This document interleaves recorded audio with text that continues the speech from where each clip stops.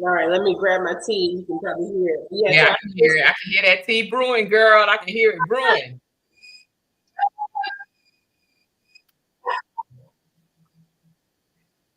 Oh, boy. Okay.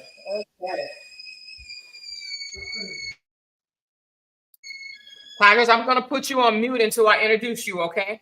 Okay, that's fine. Thank you. Okay.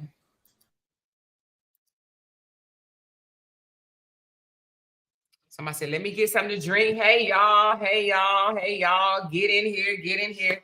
Let me go get my lip gloss. This is members only right now. So, hey, it should be peaceful, calm, loving, all that good stuff. All that good stuff. Hold on, y'all. I'll be right back. You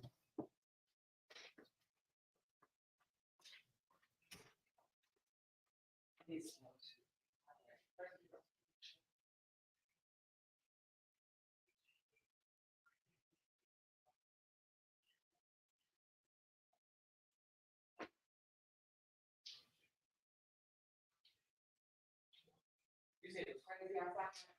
Is that my phone or yours? Let me know if you need anything.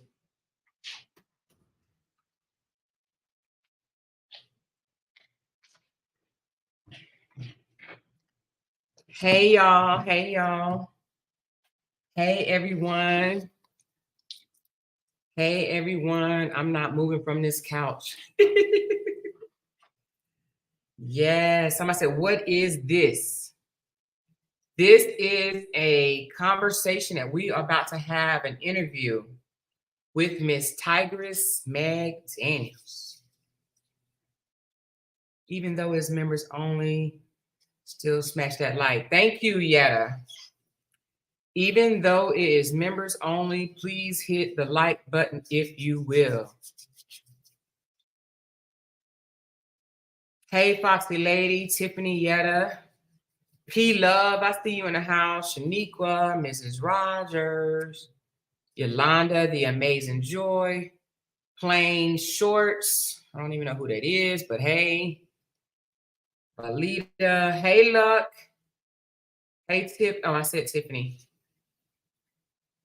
Hey, Des. Lord, I want to tell my sister so bad I will call you back more on, but she would get pissed.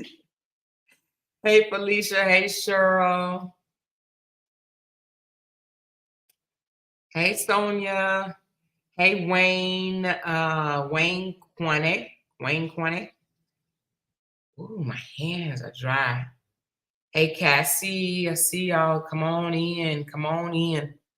Come on in. Look, I'm putting lotion on my eyebrows. Why do I look so blurred?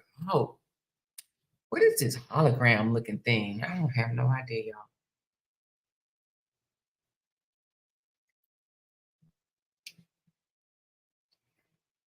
I had to put lotion on. Sister be getting dry, child. Sister be getting dry. Hit the like button. Thank you. I wonder how many members we got today just for our special guest. Yeah, I don't know, girl. It don't even say, it don't even show me.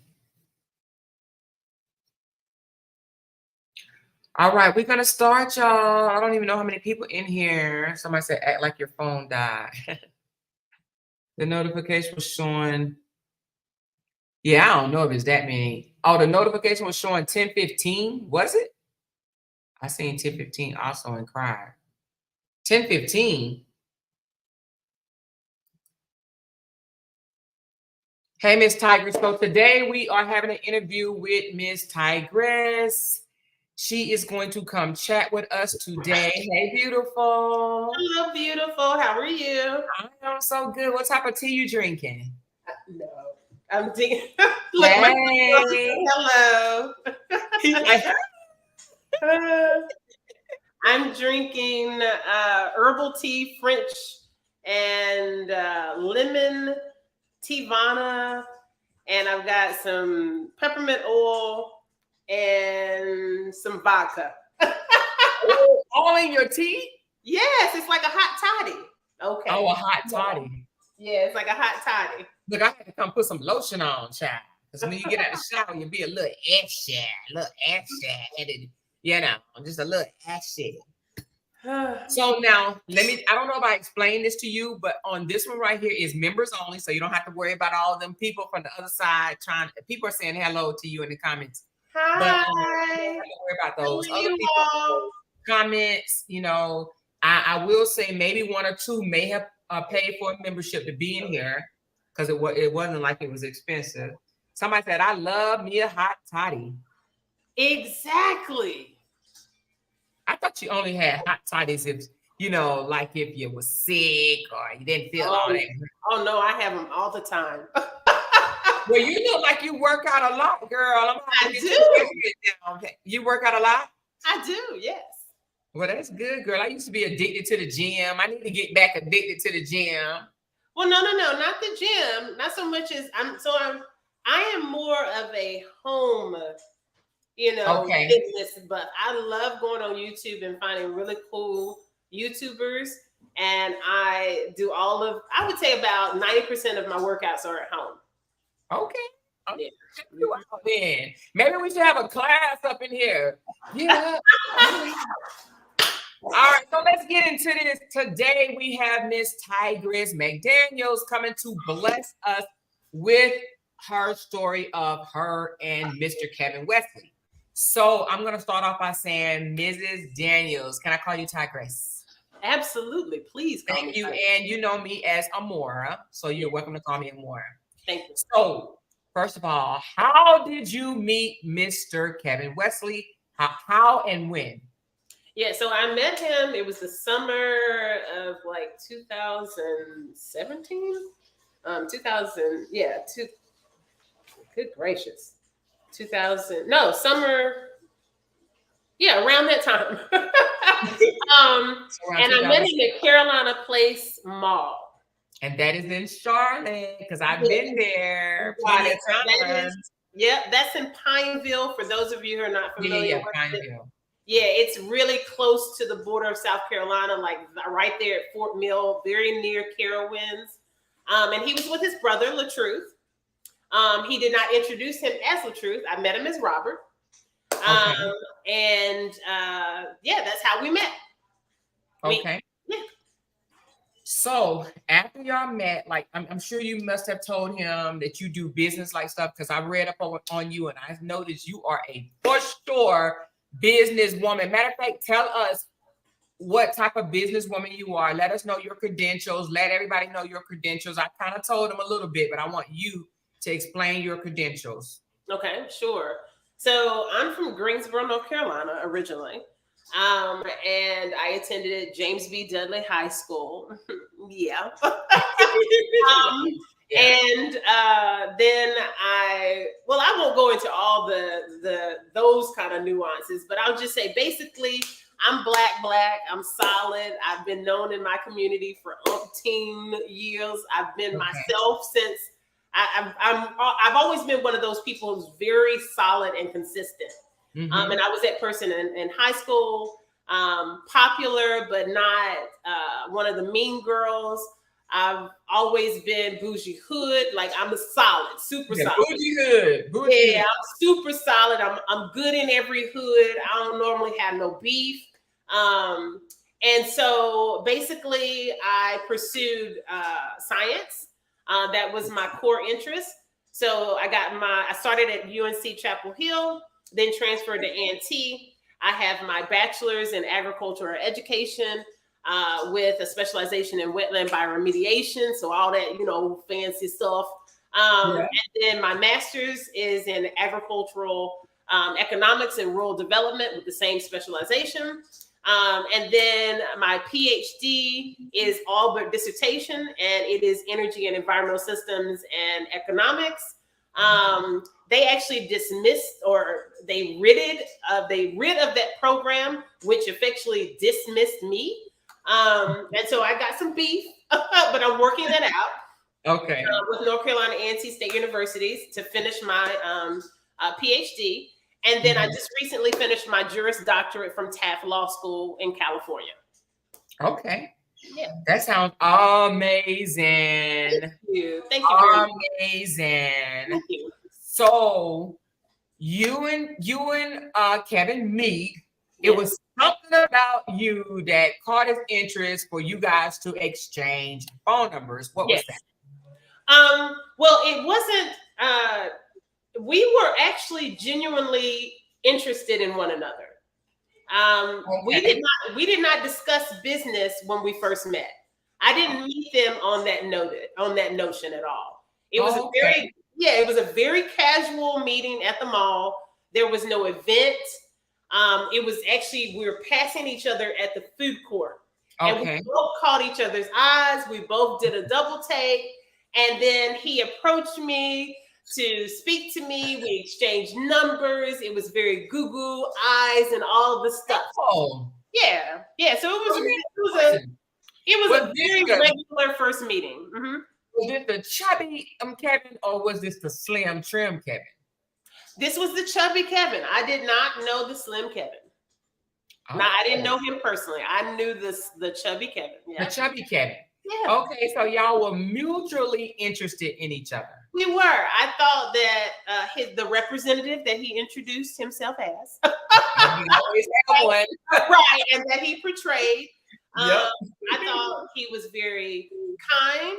I thought he was funny. I think we all admit that he has beautiful eyes. I thought his eyes were beautiful. Mm-hmm. Even my mother, when she met him, she commented on his eyes. And so wait a minute. Yeah. He met your mom? Yes, he not only met my mom, he would see my mom on a regular basis. My mom did not live with me. She lived in Greensboro. I was renting a 5-bedroom house in Berrywick in Steel Creek, which is in this area. Mm-hmm. I know Berrywick. Yep. I lived, so you know Berrywick, right? Yep. If you take that long street down, I don't know the name of it. I can't think of it right on top of my head, but Palisades. You know what the Palisades are? Yes, yes. That's where I live. That's Steel Creek. Yeah, Steel Creek. Yeah, I can't think of that road, but you know which one I'm talking about, though. I can't think of the road. Yeah. I drove it a minute. I'm very familiar with Berrywick. Yeah. They built up a lot around there now. They have, big time. Even in the last couple of years, we only recently left the Steel Creek area because after my lease was up with the house, I then rented a 2-bedroom. We downsized to a 2-bedroom, which is right across the street from Steel Creek Elementary at Cortland Whitehall. And then from there, we only moved from Cortland Whitehall because we were there from 2018 to 2022 because of the pandemic. And then we moved out to Mallard Creek. I didn't like it, but nonetheless, yeah. Yeah. That's all the way up north. So let me ask you something. So did Kevin live in Charlotte at the time, or his brother maybe? No, he did not live in Charlotte. He told me he lived in Savannah, Georgia, but that he did business often in Charlotte. And so he would often come up and he would spend whole weekends with me and stuff like that. Mm-hmm. Okay. Oh, okay. So that's how, right. So that's how he would meet my mom. If my mom was there or in passing, I remember one day he was arriving and they had a really good rapport as well. I remember I had just gotten my hair done. I had gotten it. I did a blowout, a Brazilian blowout. And he was so enamored because he was like, is that her real hair? And they had this whole little thing. And he definitely had a lot of interaction with my mom. Yeah. Now he lived in Savannah. Did he tell you he lived by himself, or did you even ask him about a girlfriend or wife or anything like that? Like, what was it? So I always it's unfortunate. So I'm a single mom and I'm Black. And unfortunately for us single moms who are Black, we get a lot of suitors who come for us believing that we only want one thing, like we're desperate or we're willing to, take less than what we deserve. So I have always been the type person, and especially what I experienced with the father of my child, because he had a whole other life in South Carolina that I knew nothing about. So I ask. I'm very inquisitive. I'm very vocal. I like to call myself positively confrontational. And so I did ask all the things. And to the answer of all those things was no. He was single. And that's what I knew. That's all I knew. And that was in 2017-ish. Yep, you got it. I thought you said he was married for 20 years. And I'm trying to make sure that I get because so much time has passed. Yeah. But around that time, 2017, 2018, maybe. Yeah, because I moved. Matter of fact, I can look at 2015 to 2016 was when I moved to Charlotte in 2015 in July. Then I moved to Uptown the next year. So then 2016 to 2017, and then the next year I lived in Steel Creek. So yeah. Okay. So he said he wasn't married. So you're like, okay, cool. You know, maybe this might work or whatever the case may be. So now, and especially because he also had children, and I can't have any more kids. So I am very attracted to men who already have kids. Right. So that that doesn't come up as, a deal breaker as far as the fact that I can't have any more kids. Now, did he ever invite you to Savannah where he was? He invited me on the notion for with his work, but not, we didn't discuss whether or not I was going to come and spend time there, because I would always volunteer my home because of me and my son. I like to you don't want to be dragging your son up and down the highway. So you come here, come to me. Okay. You got it. No, I'm the woman. I'm not pursuing you. I'm a lady. I'm a queen. This is how this works. And this is what I come with. So now did he say, did you ask, what was the question I was about to ask? Okay. So he has kids. Did you ask, was he ever married to his kid's mom? That type of conversation come on. So he just said he was divorced, or he never married? Because you said he said he was single, so never married. No. He never spoke about them being married. He said that he had children with his ex, who was also in the church, and that's how he explained her. Oh, okay. Remember when I met him, remember, he was on the cusp of his entire platform was based on the fact that he had left the church. And that's what I was just about to ask you. So were you a part of the conscious community? No. Herein lies the irony. And I was thinking about that the other day. And we kind of generally spoke about this when Bree, told you, hey, here's her number, reach out to her or whatever. So I believe that the appeal, because I actually attract a lot of people in this conscious community. But see, and I don't mean any harm, but I'm of Haitian descent, and my parents actually were the real deal Holyfield free thinkers.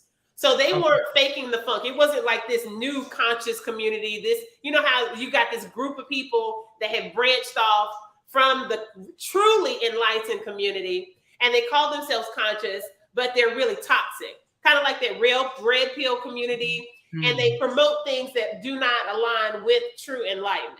So I believe that because of the way that I thought, just like I was explaining to you, because we don't celebrate the same pagan holidays, the conversations that we had, the way that I raised my son, the fact that I had been self-employed for the last 20 years, all of those things I believe definitely were attractive to Kevin because we had very similar mindsets. But as I learned more and more about him, he further revealed himself to be more like the toxic conscious community, especially with the polygamy, as opposed to someone who was actually truly enlightened. Okay, so I'm glad you brought up the polygamy. Did he ever talk to you about that?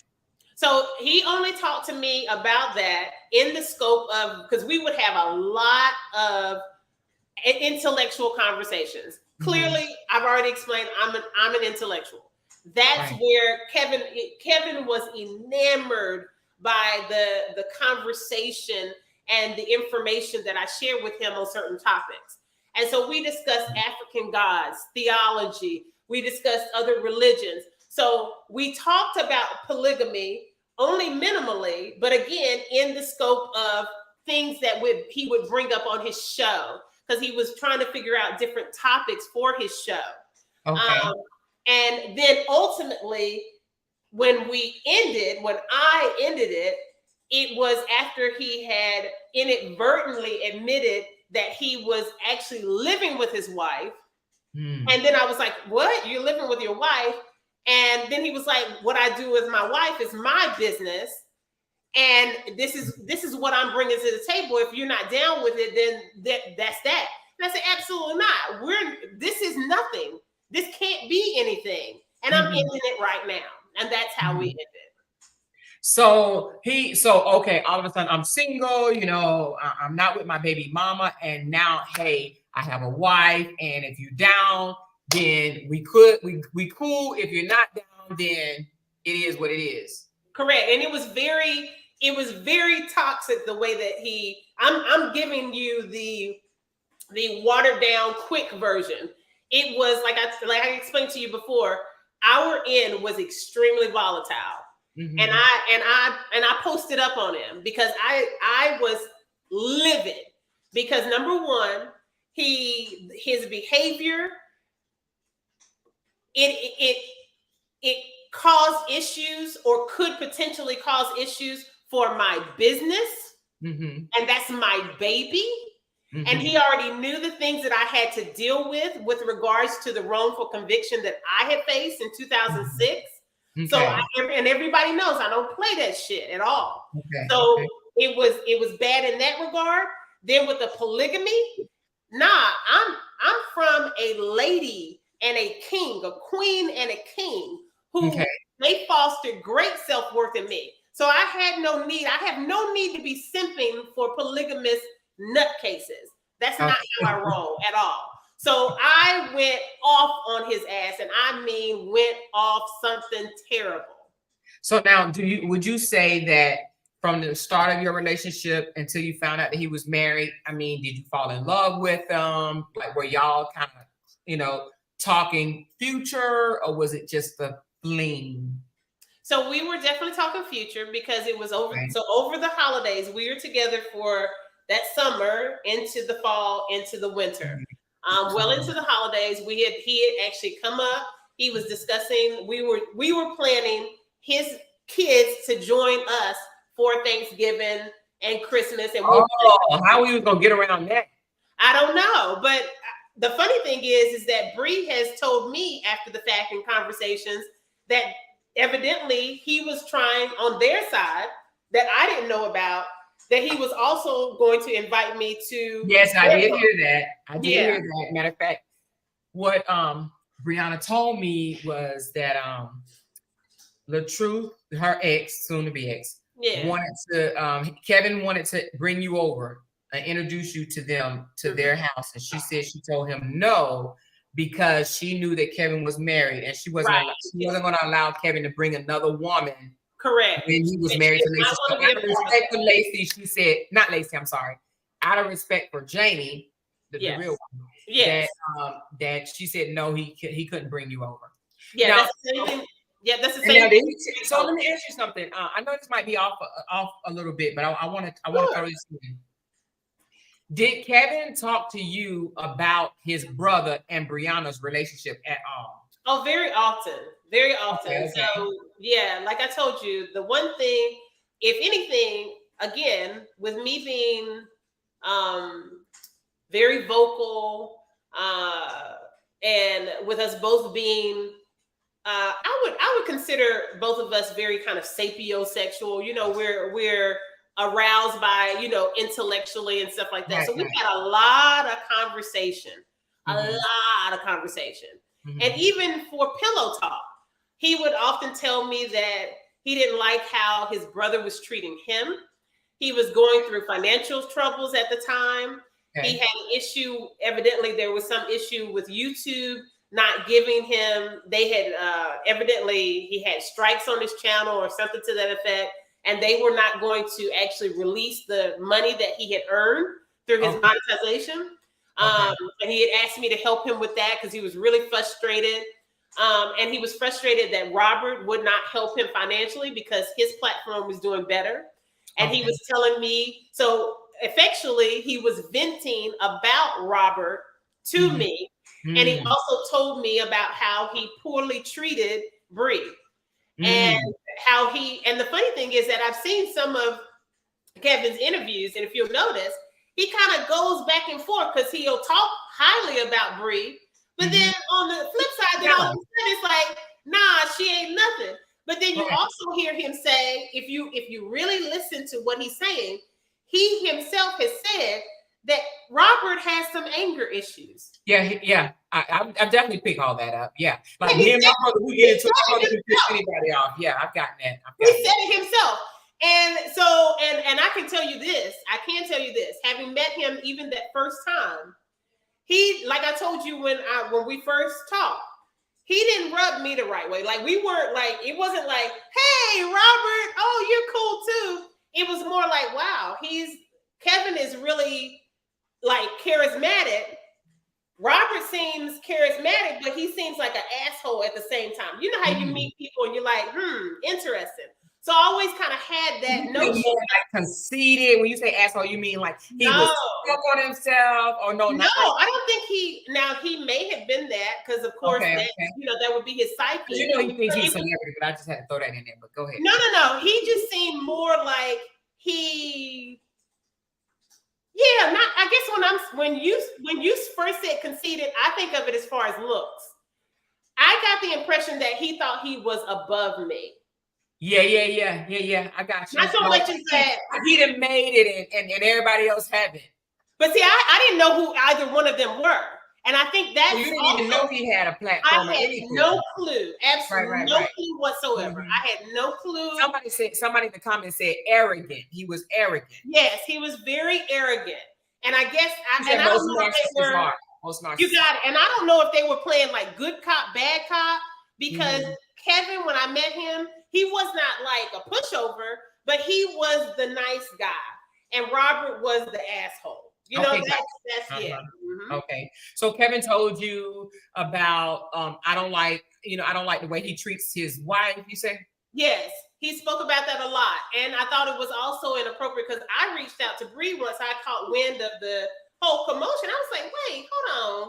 Why is Kevin playing the other side right now? Because I'm a little confused because you, my brother, you told me how badly he was treating Bree and how he disrespected her and how he was not a active father the way he needed to be, especially if he, even knowing that they were not, all his children, it didn't matter. Kevin went into great detail about how much he despised his brother's behavior and how he moved. And like I said, he ultimately asked me to help him for 3 different things. During this time frame, he was transitioning to vegan, and he was promoting himself as this, this single father. You know what I mean? That they were co-parenting, but he had children, and that he was trying to make the transition. He didn't know how to cook, and so he was like, I need help with groceries because these vegan dishes are expensive. And so I was showing him like, honey, vegetables are cheap. I can't help you with that. You can't have my money, that type of thing. And so he also had an issue with his vehicle at one point. And he told me that he had, and this should tell you also that we weren't just some fling. This was not I wasn't just someone he knew. He actually told me when one weekend he was supposed to come up, he was like, there's no way that I was going to miss seeing you, baby. And so he used his neighbor's car. And I've always I wish that someone could confirm for me, like, was that Jamie's car? I don't know if anybody can confirm that for me, but he went out of his way because and I saw the car. It wasn't his car that he had regularly brought, but he said it was his neighbor's car. And then he wanted me to help him with getting parts for his car. And like I showed you with the receipts, I allowed him to use my advanced auto parts account. And I said, you can use that, but you coming out of my cash on hand? Nah, I'm a single parent. I'm not cool with that. But I empathize with your situation. I'm your woman, so cool. I'll let you use this account. That gives you 30 days to put that money back. And he still never did. Somebody is asking me to ask you. So like me, myself, I have to say, when I meet a guy, I ain't no gold digger or anything, but I ain't messing with no broke nigga. You understand what I'm saying? So one of the, I mean, I've been married now for 15 years, so I'm taking off the market. But prior to meeting and marrying my husband, if I would meet a guy and I was interested in dating him, I would ask him, where do you work? Like, I want to know where you're getting money from. So did you ask him, or where did he say he was working? Yes, like, he said that he was a YouTuber when he showed me his platform and how many subscribers he had, and he did have a lot of subscribers. That's when I explained to you, he made it available to me. He wanted me to know that he was legitimate. He wanted me to have the passwords to all of his accounts. He wanted me to have the password to his PayPal, to his YouTube for the monetization, to everything, Facebook, and I have it. And you saw that in the records from the email. He made sure that I had all that. Yeah. Okay. So basically, you was okay because you felt like he was getting money from YouTube. Because otherwise you wouldn't be dating no bum. No one knows me to be that person at all. And so I'm getting comments saying that because he was a bum, that was probably Jamie Carr. Like he was a beggar. He was always begging and stuff like that. So here's the irony. So the first 2 months, like it was wonderful, you know. And I guess again, I met the representative, and as things continued on, that's when things started to slowly unveil. So it was not in the beginning. In the beginning, we were good to go. And that makes sense if, of course, he wanted me to meet, the family. You see what I'm saying? Okay. Hold on one second. I'm going to turn on. I call myself turning what's the name off, but okay. I just had to turn it. So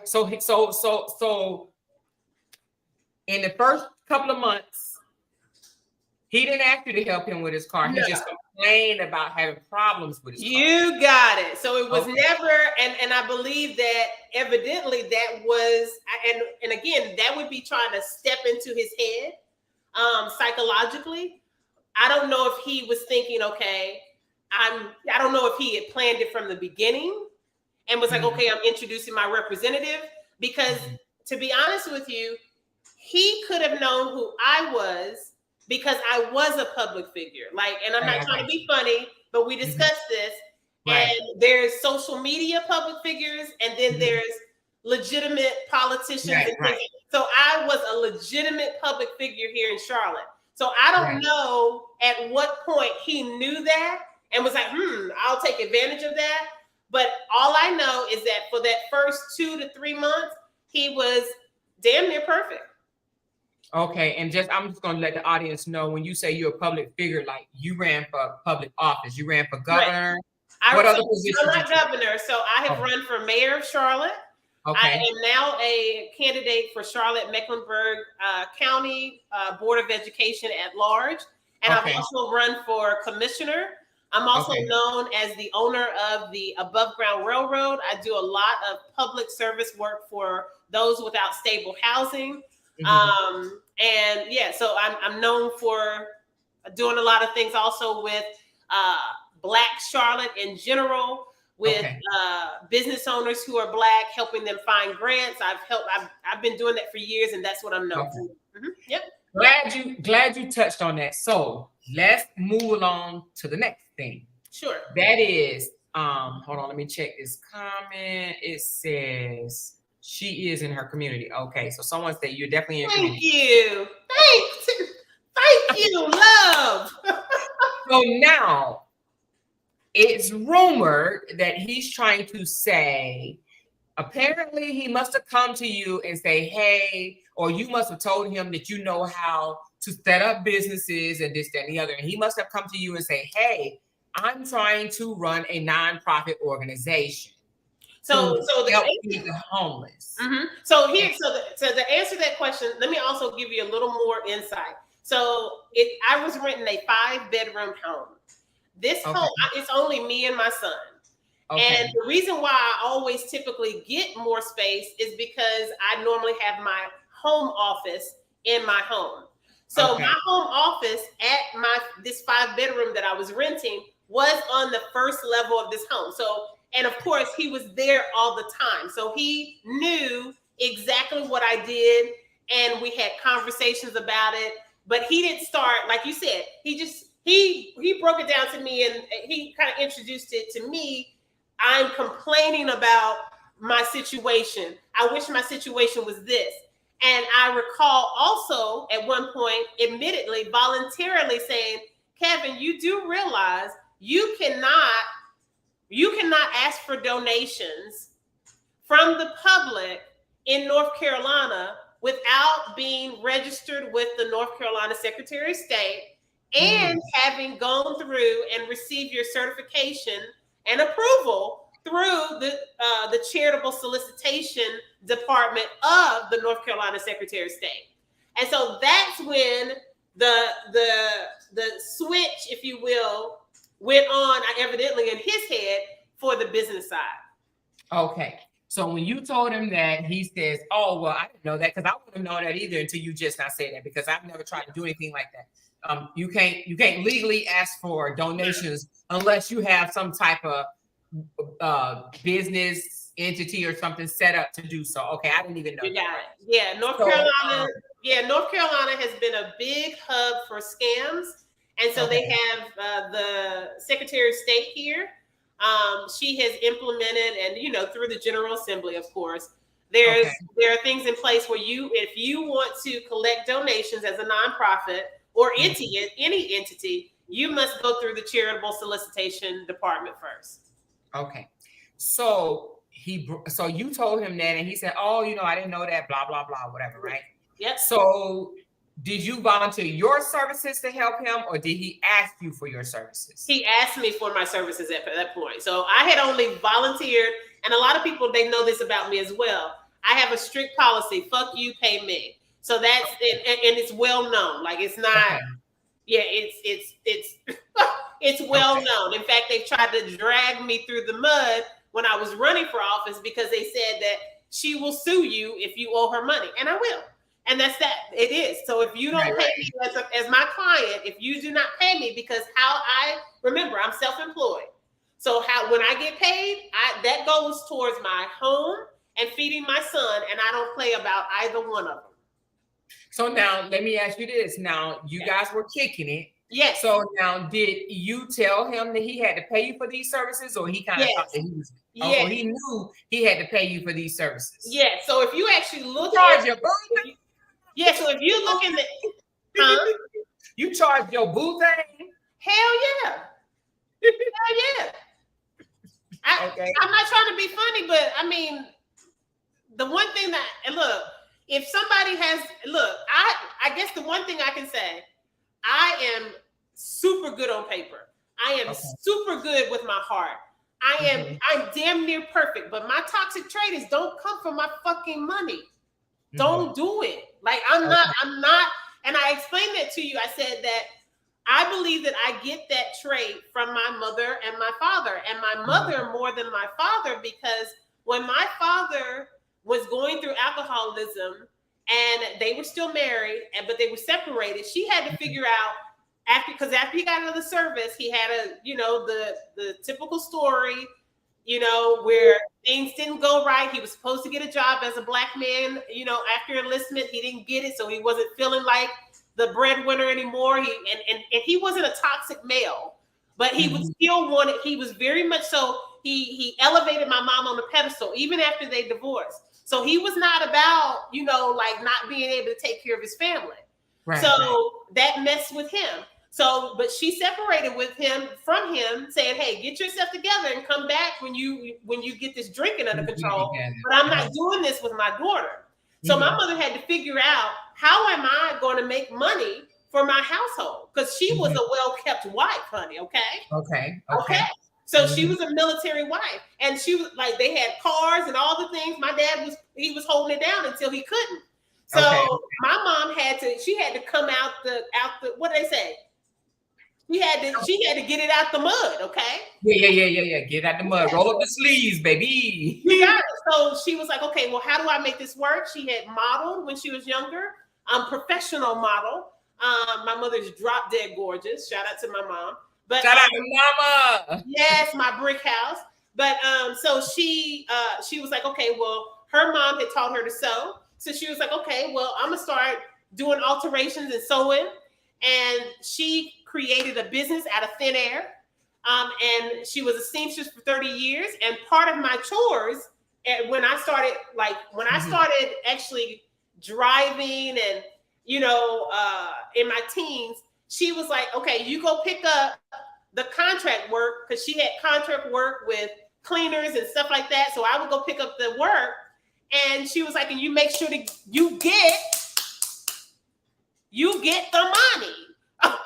So I came up. So she instilled that business into you. Honey, your money. Honey, yes. So and it was nothing to play with.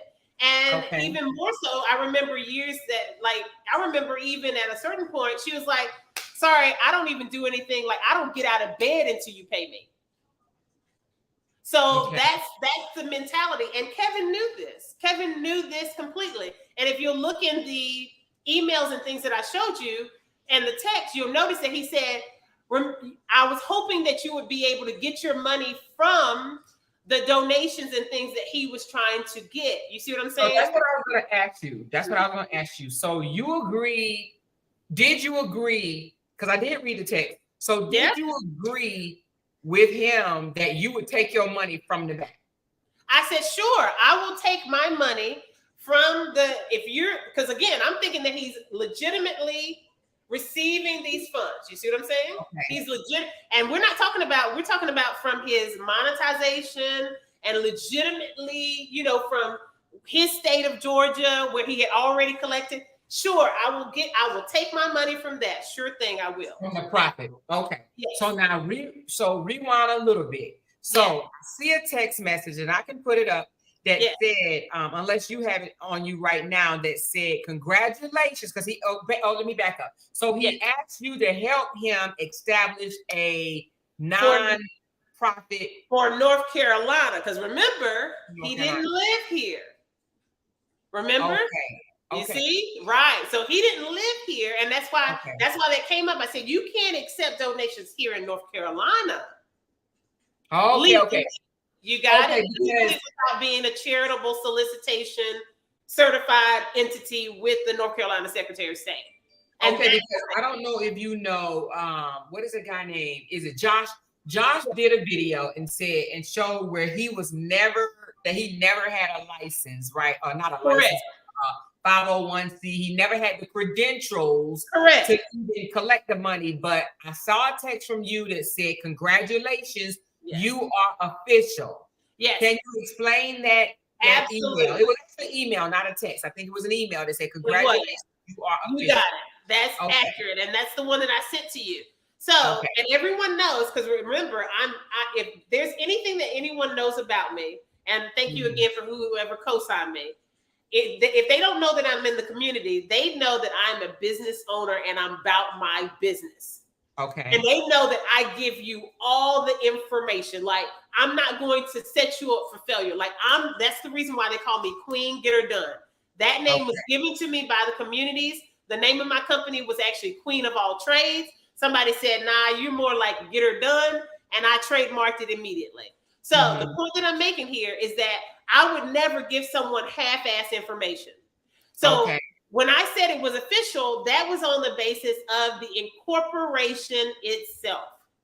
The first step in the process. There's no way that I could have gotten him a 501c3 in a month's time. It does not happen like that.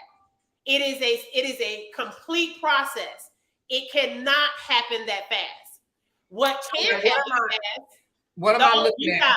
You got it. The only thing that can happen fast is an incorporation. Incorporation through the state of North Carolina is really a quite simple process. And I tell all of my clients this. I actually teach my clients how to do it themselves. And in this case, Kevin was like, no, I want you to really be front and center. I trust you, everything. Said, no problem. That's why you also see that, what did I do? Excuse me. I actually, yeah, keep going. If you go. Right there. Okay. So that is my signature for Kevin Wesley. However, what he has misrepresented is that I did not have permission to sign that with his name. That is not. I have a text message. You got it. You have the email. You got it. The email. I think it's a text message. You asked for his permission. Hold on. Let me see. No, it's an email. It's an email. All right, then hold on. Let me go back to the email because I thought it was a text message where you asked his permission to sign his signature. So now let me get back to this right quick before I forget. And I prompted for that, and I would do that because even where I had not yet entered law school and completed my law school program, the people who know me also know that I was in law school back in 2002, and when my father passed away. And so I dropped out of law school after also having a bad car accident. And I had to learn to walk again at that time. I was attending North Carolina Central Law. So the point I'm making is that everyone that has known me, even when I have been the civil rights activist and all these things at community events, speaking out, I'm even in the paper having been referred to by the News and Record as she's given a legal lesson to the community, blah, blah, blah. So people know that I have always acted from the capacity of law. So I am the one who said, no, Kevin, you need to send me an email that gives me permission to sign your name on this particular document, and exclusively so. And it actually says that. I know I had that too. I got to find it. But at any time, and I'm going to pull it up in a minute, but at any time, did you tell him that he had a 501c? No, it wouldn't even make ask you about a 501c. He not ever, no. And he would, and here's the irony. This tells you that a duck, what do we say? A hit dog will holler, right? A hit dog will holler. He's doing is, a hit dog will holler. What he's doing is clearly he's trying to come up with a story to make me look bad, because here is the simplicity of it. And remember, we know I know this stuff, right? Mm-hmm. I not ever told him he needed to be a 501c3 in order to collect donations. You don't have to be. You just have to have a nonprofit that is incorporated in the state of North Carolina with the Secretary of State. And you have to go through the charitable solicitation division, and they give you an approval. Those two things alone are sufficient for you to collect donations as a nonprofit in North Carolina. So I wouldn't have ever told him that he needed to be a 501c3. So he's just coming up with lies that don't even make any fucking sense. Okay, because he's trying to say, I'm going to get that text message. And if you have it on you, please let me know. He's saying that you forged his signature. Yeah, this one is basically he's saying that you lied on him. Let me see. No, that one is especially funny. So, and especially again telling. So, Josh brought it to my attention initially that there was a Facebook post that he believed was created by Kevin under a fake Facebook profile. And you have that too. Will you pull that up too? I can pull it up. I'm trying. I don't know. All you have to do, everybody, because I was talking. The funny thing is, the day before I met Amora, I was just talking to a friend at my home, and I was telling her about Kevin Wesley. She was like, "Oh my God, I didn't realize that you had dated him." And I was like, "Yeah," because we were talking about polygamy. And the irony is that I just ended a situationship. We never got to a formal relationship with someone who tried to pull that polygamy BS on me. And if you follow me on my Facebook and other social media, you'll see that I have ousted his ass as well, because I don't play that shit at all. And so the point that I'm making is that I said, look, let me just see if I can Google it. And I literally went to Google and I put in Kevin Wesley Tigress, and it popped right up. So that's all y'all have to do. Just go to Google, and it's the first thing that pops up, Kevin Wesley Tigress, and you'll see it. And I'm going to pull it up right now while you're looking, and I'm going to pull it up here. Yeah, I'm looking. I know I saw the one because I looked through it where you said, "Do I have your permission?" And he gave you permission to sign his signature. But I think he's trying to say now that the permission to sign his signature was for something different. And no. I see a lot of text messages where you guys ended on bad terms. Yeah, I'm going to explain that as well, because that doesn't make any sense. Hold on one second.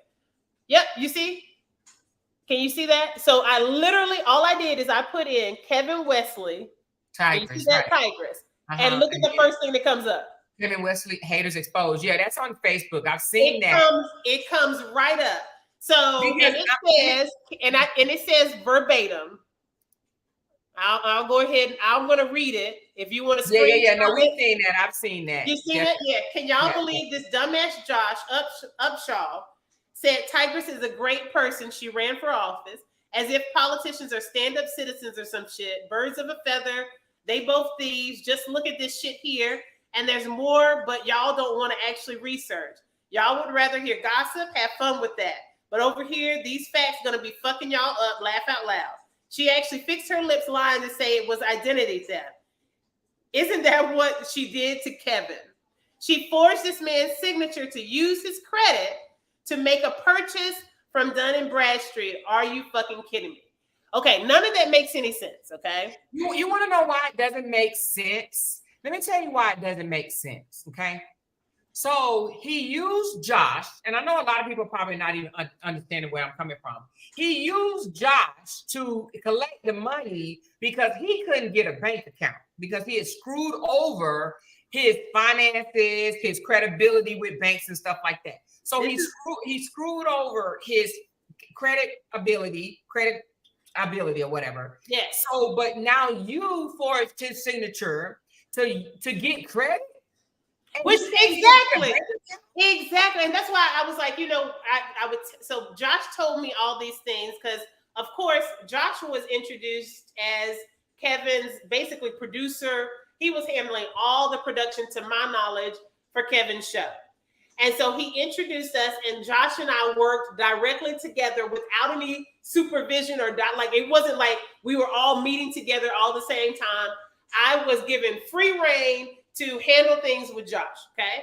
And so when everything blew up, Josh then revealed to me, he was like, how is he dragging your name through the mud? Because you just helped him, like, come up. Like, that makes no sense. And so that's why he was gutting so hard for me. And he explained to me that, look, everything that you just said, because I didn't learn about that until after the fact. But the reason why, and like you said, the reason why that is so absolutely absurd for him to say that I used his credit, I signed through Dun & Bradstreet, because it goes two ways. There's one lie that evidently I forced his signature to get a loan through Dun & Bradstreet. Anybody that knows Dun & Bradstreet knows that Dun & Bradstreet is a business credit bureau. They do not issue loans. They are just like an Experian, TransUnion, Equifax, but for a business. They do not typically, they don't give you loans. So now what was you, okay, so he's saying that you used his signature, that you asked for his permission in a text message to use his signature for something. What was that something for? Was that the North Carolina Incorporated? Yes, that was only for that purpose. There was nothing that I had to sign as it relates to Dun & Bradstreet. I have provided you with the lawsuit that I took out on Kevin. But because he has been so slippery and he did not have his own address, I attempted to serve him at the Charlotte address he gave me. I successfully served him at Robert's house in Atlanta back in the day, but the court would not allow that because It was not Kevin's actual address.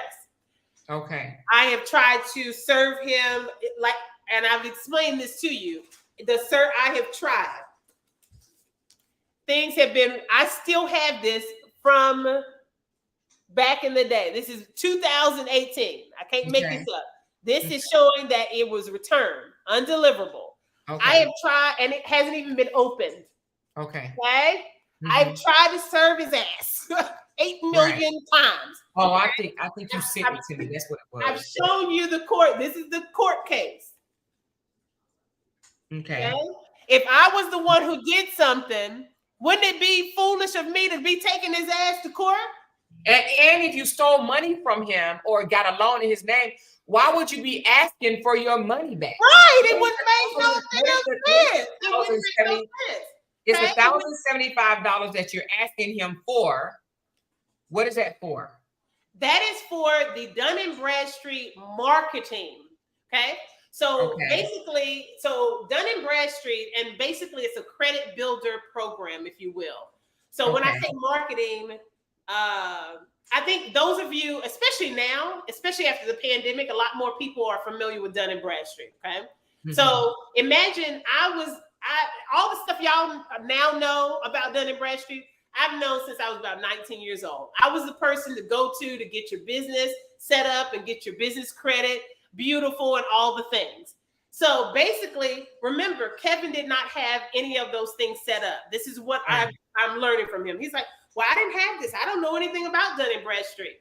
So I said, well, I have no problem with guiding you through the process. During a phone call that we were having with one of the Dun & Bradstreet representatives, one of their salespersons, she volunteered and said, hey, because she said, well, we can't allow Kevin to do this on a payment plan for himself, but we can allow him to have a payment plan if he has a backup or is a cosign by your company, because your company already has established credit. And when she was talking about your company, of course, she's talking about mine. It would make sense that I've already had business credit, honey. Mine was well established. So they were like, sure, because they were not going to allow him to have the credit builder marketing plan and make payment arrangements. He would have to pay it all off at once. And he was like, he could not afford to do that. And I said, Kevin, I have no problem with this. And I explained to the Dun & Bradstreet salesperson, I have no problem with this, but I do not want this to negatively impact my company if he does not pay, because that's what co-signing is. So she drew up an agreement, and this is the reason why Dun & Bradstreet has not come after me. Like it doesn't appear on my credit. It doesn't appear on my business credit, but it does still show a balance due, but it doesn't appear as like a negative, it's not a negative ding, but it is a debt that is due to Dun & Bradstreet. And I was like, that was, in my opinion, I felt like that was real low key, grimy on the part of Dun & Bradstreet, because I'm not responsible for his debt. But I guess they were like, well, we're going to push up on the people we know who have money and who have a well-established business. So that's where this Dun & Bradstreet matter comes into play. There was not ever a loan. There was not ever establishing credit for me, because he would sound like a complete idiot. Everybody knows I'm well established in the community as a business. I'm not a millionaire. I'm not worldwide known, but those who know me know that my business is in order, honey. It is in order. So it would not make any sense for me to call Dun & Bradstreet and say, hey, can Kevin help me get a loan? Can I pretend, none of that makes any sense. To pretend. When you went to Kevin to let him know, hey, Dun & Bradstreet is saying that you owe this. I don't even know if this is going to come up correctly. Let me see. Can y'all see that? Thank you. You see this? You see the email? Yeah. So if they're telling you that you owe money and you're saying no, this way it says, I want to give you an update Oh no, that's the second one. I'm sorry. Let me read the first one. You The got first one is when they let you know that there's a remaining balance, and you're saying, You got it. You got I do not owe the 1,500. So let me pull that one up. Hold on. You got it, huh? So now, did you pass this on to Kevin and said, "Hey, Kevin, you know all this stuff that was taking place to get your stuff done, the filing of for the business, you owe this money," or did he think for some strange reason you was gonna take care of it? Like, I'm just trying to figure out. Like, he knew starting a business he would have to pay this debt, right? Yes, you got it. And so all of But that was did y'all? and you can here. I'll show. And when you so here's this. I have it. I just gotta. And this actually date stamps again, like I said, because we ended after the holidays. So that would be 2018. At the beginning of the year, we were no longer together. So now, one more time, Tigress. I'm sorry. One more time. Let me just see if I can understand a little bit more. Yes. You use your company to co-sign and because he didn't pay, he didn't have no. You got it. How would he have credit? And because you co-signed, now you're responsible for the debt to them. Correct. How in the hell would it make any sense that I somehow benefited from this contract with Dun & Bradstreet? It makes no sense. And that's why I said a hit dog will holler. He is trying to come up with something. And of course, as I explained to you before, the one thing that everybody always tries to bring up against me is the fact that my name changed and the fact that I have a felony conviction from 2006 for obtaining property by false pretenses. Everybody also knows, because I have posted videos fully explaining and showing documentation, that I was railroaded by Cabarrus County. I've never lived in Concord. I was railroaded. Teresa, they say that I had stole Teresa Rickman's identity. Teresa Rickman never showed up to court. This had to do with my former employer when I was living in Louisville, Kentucky. She tried to play my ass to get more money from her students. Remember, I told you my mom was a professional model. She put me through John Casablanca Modeling School. That is also core to my business. I have 9 subsidiaries. One of them is called Choreographic. I've taught modeling. I've trained models. I've hosted shows. I've choreographed shows. Everybody that knows me knows this about me. They know it up and down. Okay, so oh my gosh, it is just absolutely absurd for him to suggest the things that he's suggesting, because it doesn't line up. So when I was in Kentucky, I was working for John Robert Powers as an instructor. And at that time, she was excited because I was one of the few people who was certified by the Kentucky Board of Education, because I actually had a trained background in modeling and performing arts. And I was attending U of L for my Master's of Fine Arts. So that being said, she evidently decided, okay, I'm going to make some more money off of the students and not let Tigress know. I was getting $35 an hour for teaching the students. I had a very strict schedule, and all of this will make sense as we continue on.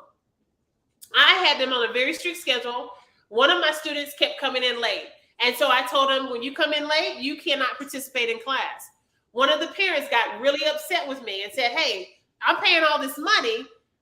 I want them in the class. And I was like, well, I understand where you're coming from, but you're not paying me $5,000. Because she basically was like, I had to pay $5,000. Said, no, you're not paying me $5,000. I get $35 an hour.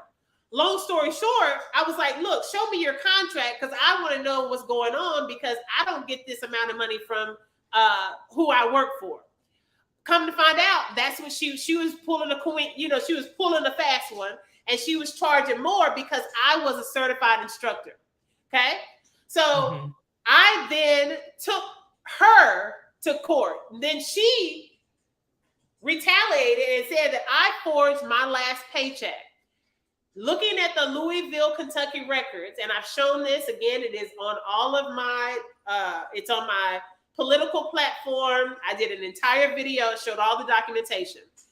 I explained that she, like I said, she tried to say that I forged my last paycheck. We went to court. They did a handwriting analysis, determined that I did not forge my last paycheck. And actually, then there was new discovery because the handwriting analysis then was comparing, you know how they compare different documents? And they discovered that she had forged her attorney's signatures on different documents. So then the case was dismissed against me. The criminal charges for forgery were then dismissed against me. I then sued them, and I sued Jefferson County. I sued the police department because they had me on house arrest and all kinds of craziness. And I sued them. I went after their asses. I was a Black woman, smart, okay? They then said, you know, we got a chip on our shoulder with you, so we think that we're going to fire back at you. So then it was like, we're taking you back into custody because we found charges against you in North Carolina.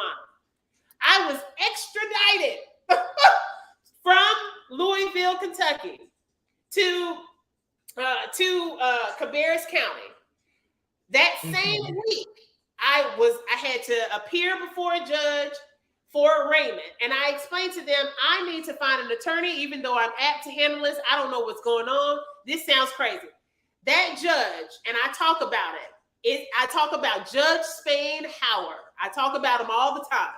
And this nutcase would not allow me to he would not grant me a continuance. And he said, we're going to have this trial at the end of the week.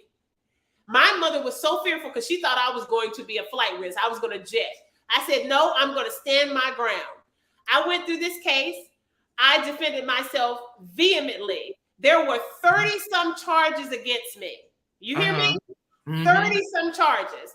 I had all of those charges dismissed, and we were down to the last 3 charges, all charges of the same obtaining property by false pretenses.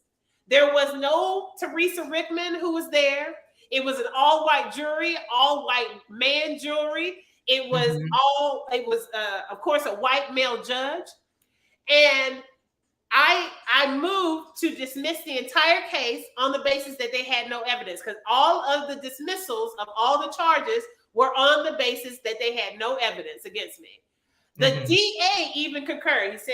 She said, I concur. I concede. We don't have any further evidence. The judge said, I will not accept the dismissal, and then proceeded to have the jury return a verdict to go and, and decide and deliberate and decide. And of course, they came back and returned a verdict of guilty. That is a wrongful conviction. And I have been fighting against that. And everyone is well-versed who knows me. They know exactly that story.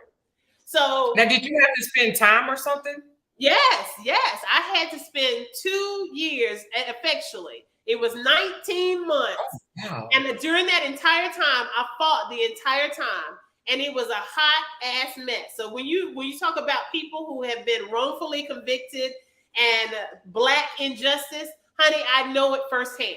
And this is something that Kevin knew, because again, while he was sharing information with me, I was sharing information with him. He knew that my name changed. Everyone knows from my childhood, from my high schools, and especially now since I've run for office, because I talk about it very openly. My name when I was born was Tasha Renee McDougal. Beautiful name. I don't have any beef with my name whatsoever. When my father passed away in 2002, my mother, when we were living in Louisville, she decided to go back to her maiden name.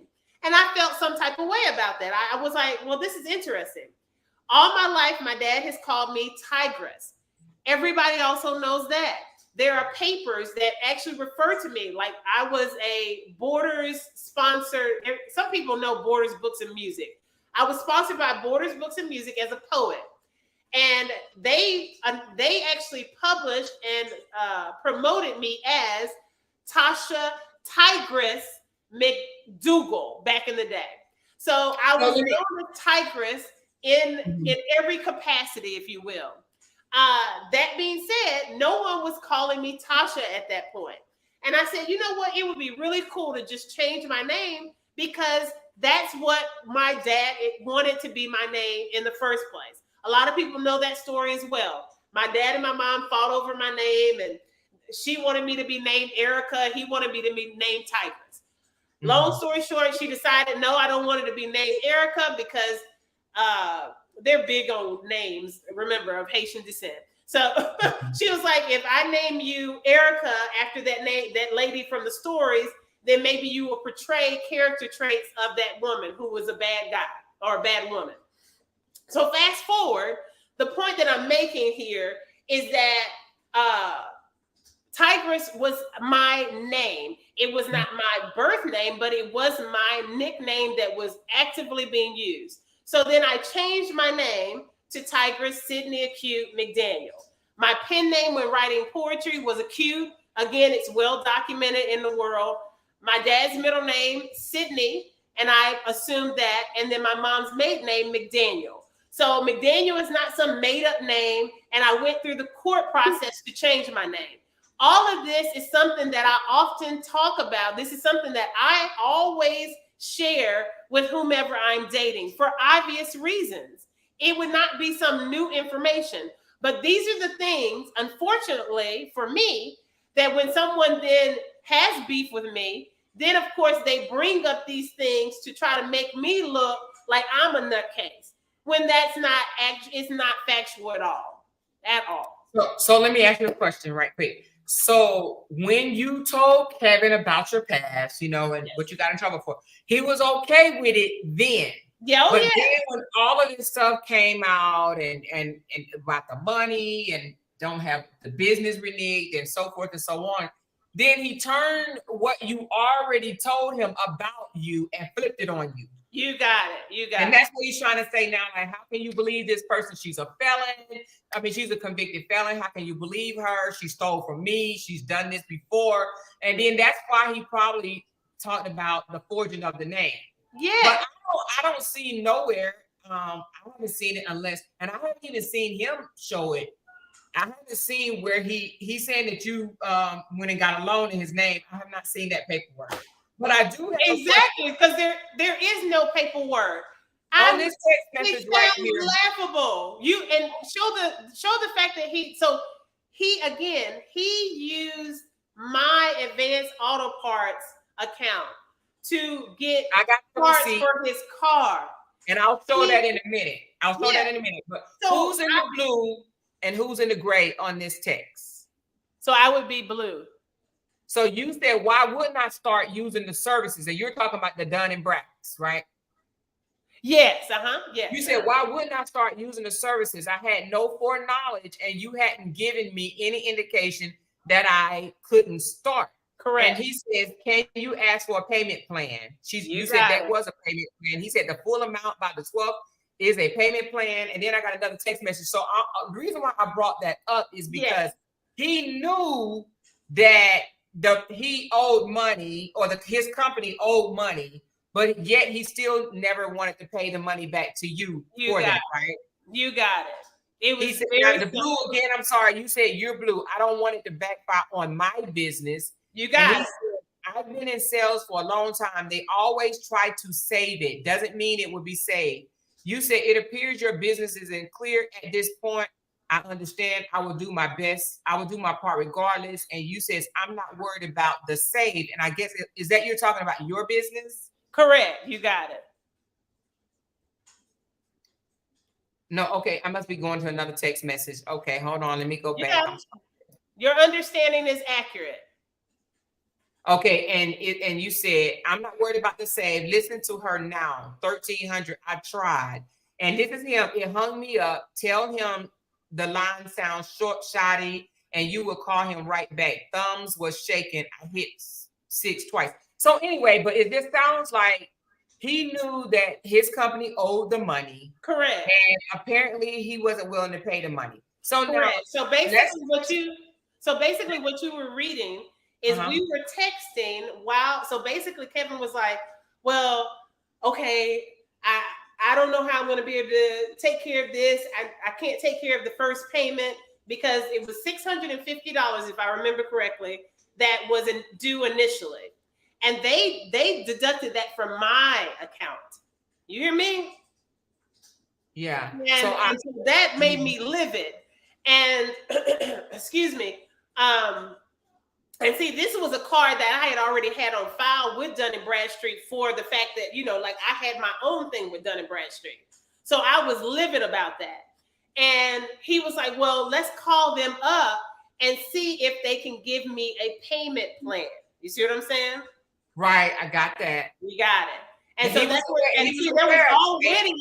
was already a payment plan because the total amount, I believe, was $2,150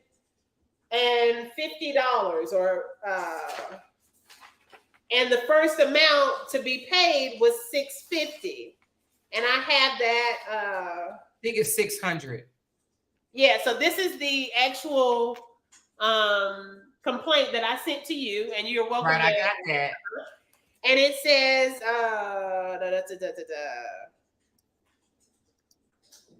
I'm showing where he said that wasn't ultimately. I promise. I literally just wanted. Yeah, $2,100 was the service. Okay, and it was discounted at $2,100 as a promotional offer for plaintiff, me agreeing to co-sign for defendant, in lieu of them having to pay the entire $2,500. So he either had the option that Dun & Bradstreet had given him was you pay $2,500 up front, and that's that, and then we move forward. Or if Tigress uses her company to co-sign for your company, then we will allow you to have this promotional offer of $2,100, and then you make your first payment of the $650. And it was supposed to be $650 and $650 because at first they only allowed two payments. It was broken up in two payments. Right. And the first payment had to be $1,300. So $650 for my company, then $650. But they took it all from me. They took the entire amount. So his $650 also came out. So total of $1,300. So, and he was like, oh, well, no, I didn't mean for it to happen like that. And I think at that point, he did know that he was about to pull a fast one. And that's what I was not aware of. You see what I'm saying? And that's where he says, oh, I didn't know. And why would you already start using the service? Because it was also available to me. Because I was off, because my company was co-signing, she said that I would have the benefit of the service as well. So and who wrote this text right here? Huh? Who wrote this one right here? I think this is you, but who is this?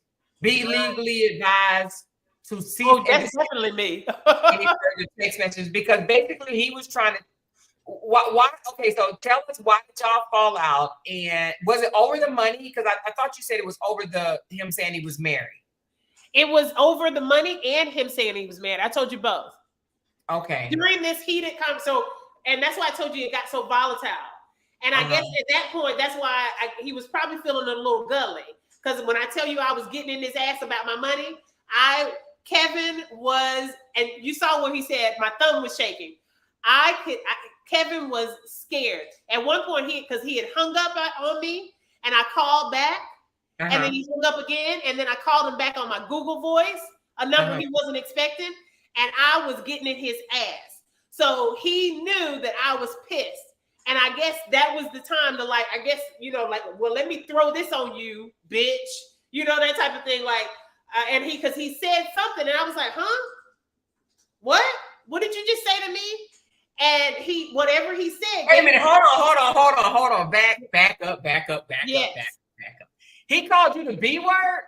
Yes. He said, wait, hold on. He said, and I'm only throwing this up. I know it's being petty, but he came on my panel maybe a week ago, and we got into a verbal spar, and he called me, he said, die B. He called me a bunch of B's and told me to die B. I call him a bunch of B's as well. But he said he never called a woman a B ever. Oh no, he definitely called me a crazy bitch because he wasn't ready for somebody like me. I guess he thought I'm gonna hang up on her and she gonna walk away and deal with it. and lick her wounds. No, bitch, you gonna find my money. That's what this is going to be. We're talking about my business. You so not allow anybody. You got me crazy over the phone. I called him back probably 3-4 times because he was trying, and I was like, for me, I knew at this point, oh, it's a wrap. Like I have already, because I set the standard at that point. And like I said, I guess he thought, okay, well, I'm gonna feel a little gully and I'm gonna try to get her back. And whatever he said, and I wish I could remember specifically what he said, but whatever he said, it gave me the impression that, like, wait, what? What you just said? And he said, yeah, I live with my wife. I said, you live with your wife? And I'm like, wait, what are you talking about right now? Yeah, whatever I do with my wife is my business. Oh, no, brother. And then that's why you see the next, because wouldn't it be such a big jump if there wasn't something else going on? The next text message you see, I hit him with the legal. You are fucking legally given notice that you need to give me my money, and this is what it is, and I'm not accepting anything less, and you need to find my money. And so that's did y'all fall out because his, I mean, I know about the married thing, but you got it. The business reneged. Yeah. But all the fees of filing, trying to stay relevant or whatever, all those fell on you because you co-signed your business. I'm so glad that you're picking up what I'm putting down. So basically, he probably would have continued on with his lies for as long as he could have allowed them to go. Because we did not have any beef. We were really good. I was really content. I thought this was a productive thing. Again, I'm considering allowing your children to come over for the holidays, honey. You see what I'm saying? Yeah. Like, so this is not we not play. And again, Bree has already confirmed he was working on inviting me to their home. Yeah, I wasn't told some random that he knew. I don't do random. I'm not trying to be funny, and I hate when women are taken advantage of. But men know, don't come to me with that bullshit. My dad loved me, okay? And I have great high self-worth. So I don't put up with that bullshit. I don't do that. Okay. And neither does my mom. Like she wrought in me beautiful self-worth. So I'm not out here in the streets looking for somebody because I'm desperate. Nah, I'm good. I'll be at home by myself, enjoying my single motherhood without all the drama. I'm not doing any of that. And so let me see what it sounds like I'm catching on to, right? Yeah. Here's what it sounds like. Tell me if I'm wrong. Okay. Yeah. So it sounds like, because this is what I've heard from this whole ordeal. Yeah. All the scandals, scamming stuff that this man has done. Yes. It sounds like out of his own mouth, he's saying, you tricked him, lied, said that he had a business, a 501c, and he didn't. Josh had stole the money, and he also trying to accuse you of getting a loan. Josh stole the money. Vanessa was his admin. I don't know. She's behind. Bring her up on the stage too. Okay. Vanessa, you don't mind, do you? I'm just gonna bring them up for a second. Please come on in. Yeah. Vanessa, if y'all can unmute for a second, I just want to ask y'all a question because I'm trying to figure out all the stuff that this I'm here. It's a lot of noise in my house, so I'll try to. Okay, it's okay. So he accused Josh of stealing the money that came in the funds. He said me, Josh, and Ricky stole the money. That's what he said on his last live. Ricky, remember Ricky is the one from the flight. Ricky stole the money. Yeah, that's accurate. You lied, Tigress, and told him that he had a business that he really didn't have. Yep, that's what he told us. Yep. But you took out a loan using his credit that he couldn't use on his own because you had to help him with his car, with the auto part thing, and you also had to co-sign on his Dun and Brad. So everybody stole from him, lied on him, tricked him, did all this dirty shit to him, and he innocent. Right. Yeah. And all of us are joining together just to make up this big lie. For like Tigress has never got on anybody's panel and talked about him. Thank you. Never. But Thank you. he was so scared that she was going to talk about him, he jumped out the window and started talking about her. Correct. So it made people come to her, but she's never spoke about him. So how Never. did everybody How did, do wait, so him wrong? how did I handle him the way that I do? Exactly. Court, honey. I wasn't playing with him. I'm not playing with your ass. I'm gonna bring you into court. So stop running and get your ass in court so I can get my money. Well, the last live he made, Tigress, he said if anybody feels that he owes them money and they were scammed, to send him a message and he'll pay the money back. Yeah, So that's I'm what gonna his send him a last damn live message. was. Yeah, I'm going to send a message. I appreciate Amor. Also share that with me. I am going to send him a letter. I now have a hopefully a viable address for him, and I will be sending him a letter. And I want the exact money that he knows that he owes. This is not, he, as the text message shows, Kevin is well aware that he owes me that money. And he should have already voluntarily paid that money. And he should have already voluntarily removed that post from Facebook. And he should have already voluntarily, especially like what Josh has already said. Josh and I were backbones for that. For that man. For that queen.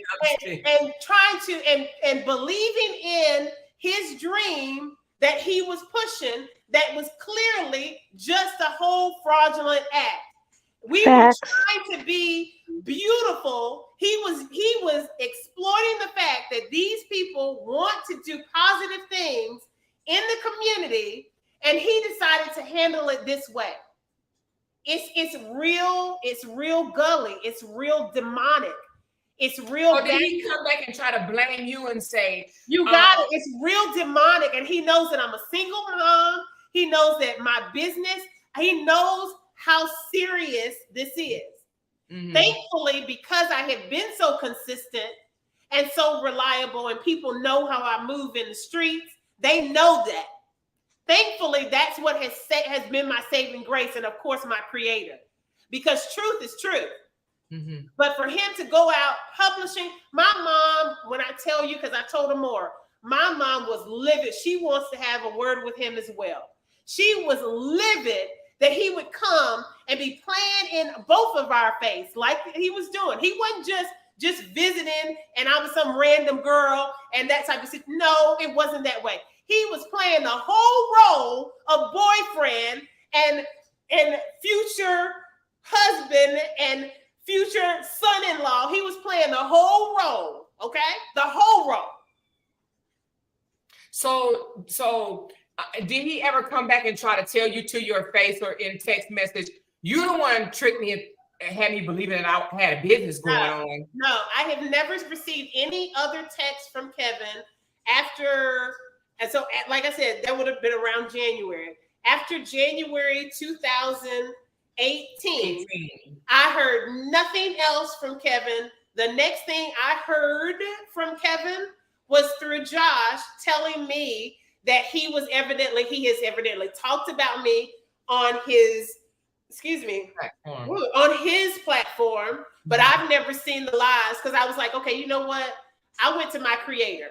And again, like I said, don't get it twisted. I'm not one of those spiritual people who won't come for your ass. Excuse me, but I'm not. I'm built different. I'm gonna come for your ass. You no, yeah, I'm very much so exactly who I am. Okay, so I said, but at the end of the day, because Josh was like, well, Tigress, this is not fair. You need to be like the truth needs to be said because you were a nice person and you were helping him, and this is not right. And he's committing fraud. How can he get away with this? And this was right before I started law school. I started law school in 2019. And Josh then said, well, I explained to him the legal parameters. And I said, Josh, I'm going to law school. I'll proceed upon him legally. Because trying to fight him on social media is just like it's not going to be a guarantee that he's just going to give me my money if I post up on social media. I'm going to hit him from the legal aspect because that's the way that I will handle business. And Josh was like, well, will you do an interview? And I did the interview with Josh. and he wanted me to share the things that I knew, and I clarified. But again, I have not heard directly from Kevin. I have only seen that Facebook post, as I have shown you, that has been shown to me through Josh. Now, do y'all know someone named Arena Jordan? No. No. I don't know who this is trying to come up on the panel. If you can hear me, Arena, tell me who you are in a private chat. But okay, so again, all these people he's trying to say, all these people that he's trying to say scammed him, stole from him, did all this stuff. Now, did you know if he was receiving any funds, Tigress? Of course, I did, because remember, he saw the money coming in. Yeah, he gave me access to all of his accounts. And I remember, as I explained to you, I was like, Kevin, I appreciate that you're trying to be transparent. And, you know, at the time, I would probably call him babe or love, you know, whatever. Like, I appreciate that. But I feel like this is too much too soon. But he had given me full access because I had the passwords to everything. Did I check it? Aside from checking the legitimacy, I did not regularly check Kevin's accounts. I did not make any deductions from his accounts or any of that. So okay, and Vanessa, so that's why he accused y'all of stealing the money. Yeah, and how could we steal it if we didn't have access to his accounts? That's correct. But you had access though, Tigress. Yeah, I had full access. Josh knows this. Kevin knows this. Now, And I know again, Kevin has a bank account though, Vanessa. I'm sorry, I didn't hear you. But Josh had the money was coming to Joshua's bank account, right? Yeah, at one point, and I think Tigress was already, that was when she was already done with them. He lost his accounts and stuff, and he needed an account, and Josh let him use the bank account for the money to come in. He lost his Cash App and PayPal and all of that. Yeah, that's what Josh explained to me after. So Josh and I have been in contact over the years, like I said, so he reached back out to me to do that interview. And so I can at least corroborate, and Vanessa and I have not had any conversation directly. And everything she just said is 100% accurate because Josh told me the same thing. So woe is me. Kevin feels like everybody just came for him, stole from him, lied on him. But the thing about it is, if you listen to his interviews, he will also say the money that came in was for his own personal use. So if he's not denying that he didn't receive any funds, he's just saying that this money didn't come into my business account. It came to my personal account, and this was for my own personal use and to help me with my surgeries. So it's not. You know what's wild? You know what's wild about that, Amora, is that I think he actually has gotten to the point where he believes his lies in that regard. He was actively asking for donations to feed the world. Correct, Vanessa? Exactly. So the thing is, if you look at the videos, he says these donations are to feed the world. I want to feed the world spaghetti. I want to do this. I want to do that. So whether it was in his personal account or not, it still was soliciting money for the purpose of helping the community. Correct. In whatever way, in whatever capacity. He never said this money is coming to me. Now, when he did get sick, he started setting up GoFundMe's for some food for tube feeding and all that other stuff. But not everybody donated to that. People were still donating to the cause of the community. Not everybody personally donated to him for that tube feeding and stuff. Correct. And remember, he went through his health battle long after, you know what I mean? Like long after long after you were in the picture. You were about that.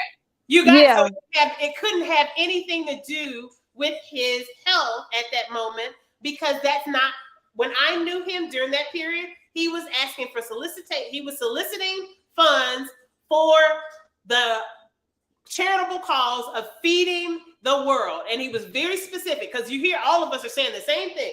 Kevin was incessant upon feeding the fucking world. And you see what the patron I sent you, his Patreon account, it says right there, and I sent you it, it says, I'm collecting this money to feed the hungry. That's what the Patreon says. It Yeah. never says it's for my personal use. Yeah. That's what And it it's said. funny when Tigress is talking about the car, because he hit me up with the same thing with the car too. And this is before I knew that Dwight Howard had gave him a BMW. He said he needed money because he was behind in his car payments. He denied that forever. He denied it forever. But on his live last night, he said, "Yeah, Vanessa, she did give me some money because I was behind in my car." What car payment? Dwight gave you a free car, so I don't even understand what car. I don't know what was going on with that. So he lied to me. I mean, I'm not saying I didn't give it to him, but he lied to me about what it was for. And again, Vanessa and I we've not talked. So this is No. now that everything is starting to corroborate. And again, this also goes back to the same fact that him trying to say that I was some random person, yet everybody knew about me in his life. Yep. By the time I came around, I knew about her. I knew about Tigress. I knew her to be his ex-girlfriend, but he denied it adamantly. Yeah, he No, she never was. She was just a business partner. She wanted to be with me. He never would admit it. But I mean, it was obvious. The word was already out. Everybody knew. I think it was even pictures of y'all. Did y'all go to the gala together or something? You got it. There were pictures. So you got it. Exactly. So this is what I was explaining to Amore, and I'm glad you brought that up, Vanessa. And y'all were dressed alike. Don't you remember there was a you love dressing like his women. But yeah, so Vanessa, you should remember, like, I remember vaguely because I explained it to Amora that when he introduced me to Josh and he wanted me to join in with the lives that he would have each week, if you look at his lives, you'll see that he talked about me. I wasn't just like a random in the live, and I wasn't a panelist in the live like that. And I was in the comments and things like that. And so if you go back, and like I said, we would have to like comb through his videos, but I am definitely in the picture without question. Yeah. So, but this is crazy. So even Ricky, I think his name was, and I don't want, he wants to stay out of it, so we ain't gonna really put him in it. But the interview that he had with Ricky before Ricky disconnected, Ricky was basically telling him like, yeah, man, the guy, the woman that you came to see in Arizona with 6 kids, I felt like you were moving the wrong way. Basically, he was misleading a woman all the way in Arizona. You heard that part, Vanessa? Yeah, and I know the whole story on that, but I'm not going to speak on it because it's their story, Oh, gotcha. But yeah, I know the whole story behind that. I don't know anything about it. Yeah, Tigress was she wasn't around at that time like that. Okay. That was after Tigress though, right? Yeah, that was after she was, because I came on, Tigress was pretty much, I think he was pretty much done with them by around 2009, end of 2019-ish. Yes, it was. Yeah. In 2018, she was done with him. Yep. So Tigress, you didn't even stick around long enough to see everything crash. No, please understand. Again, I'm not trying to. I have to tell you, to be completely honest. Again, I am a beautiful person, but when it comes to my money, right? And because I already explained to you how I move and where that comes from. That is definitely, if you want to call it a toxic trait, that's my toxic trait. No, I wouldn't call it a toxic trait. That's your coins. Get your coins. Yeah, so, I don't play by my money. I don't play by my money. So we were, I didn't have, at that point, I literally did not even want to see his face.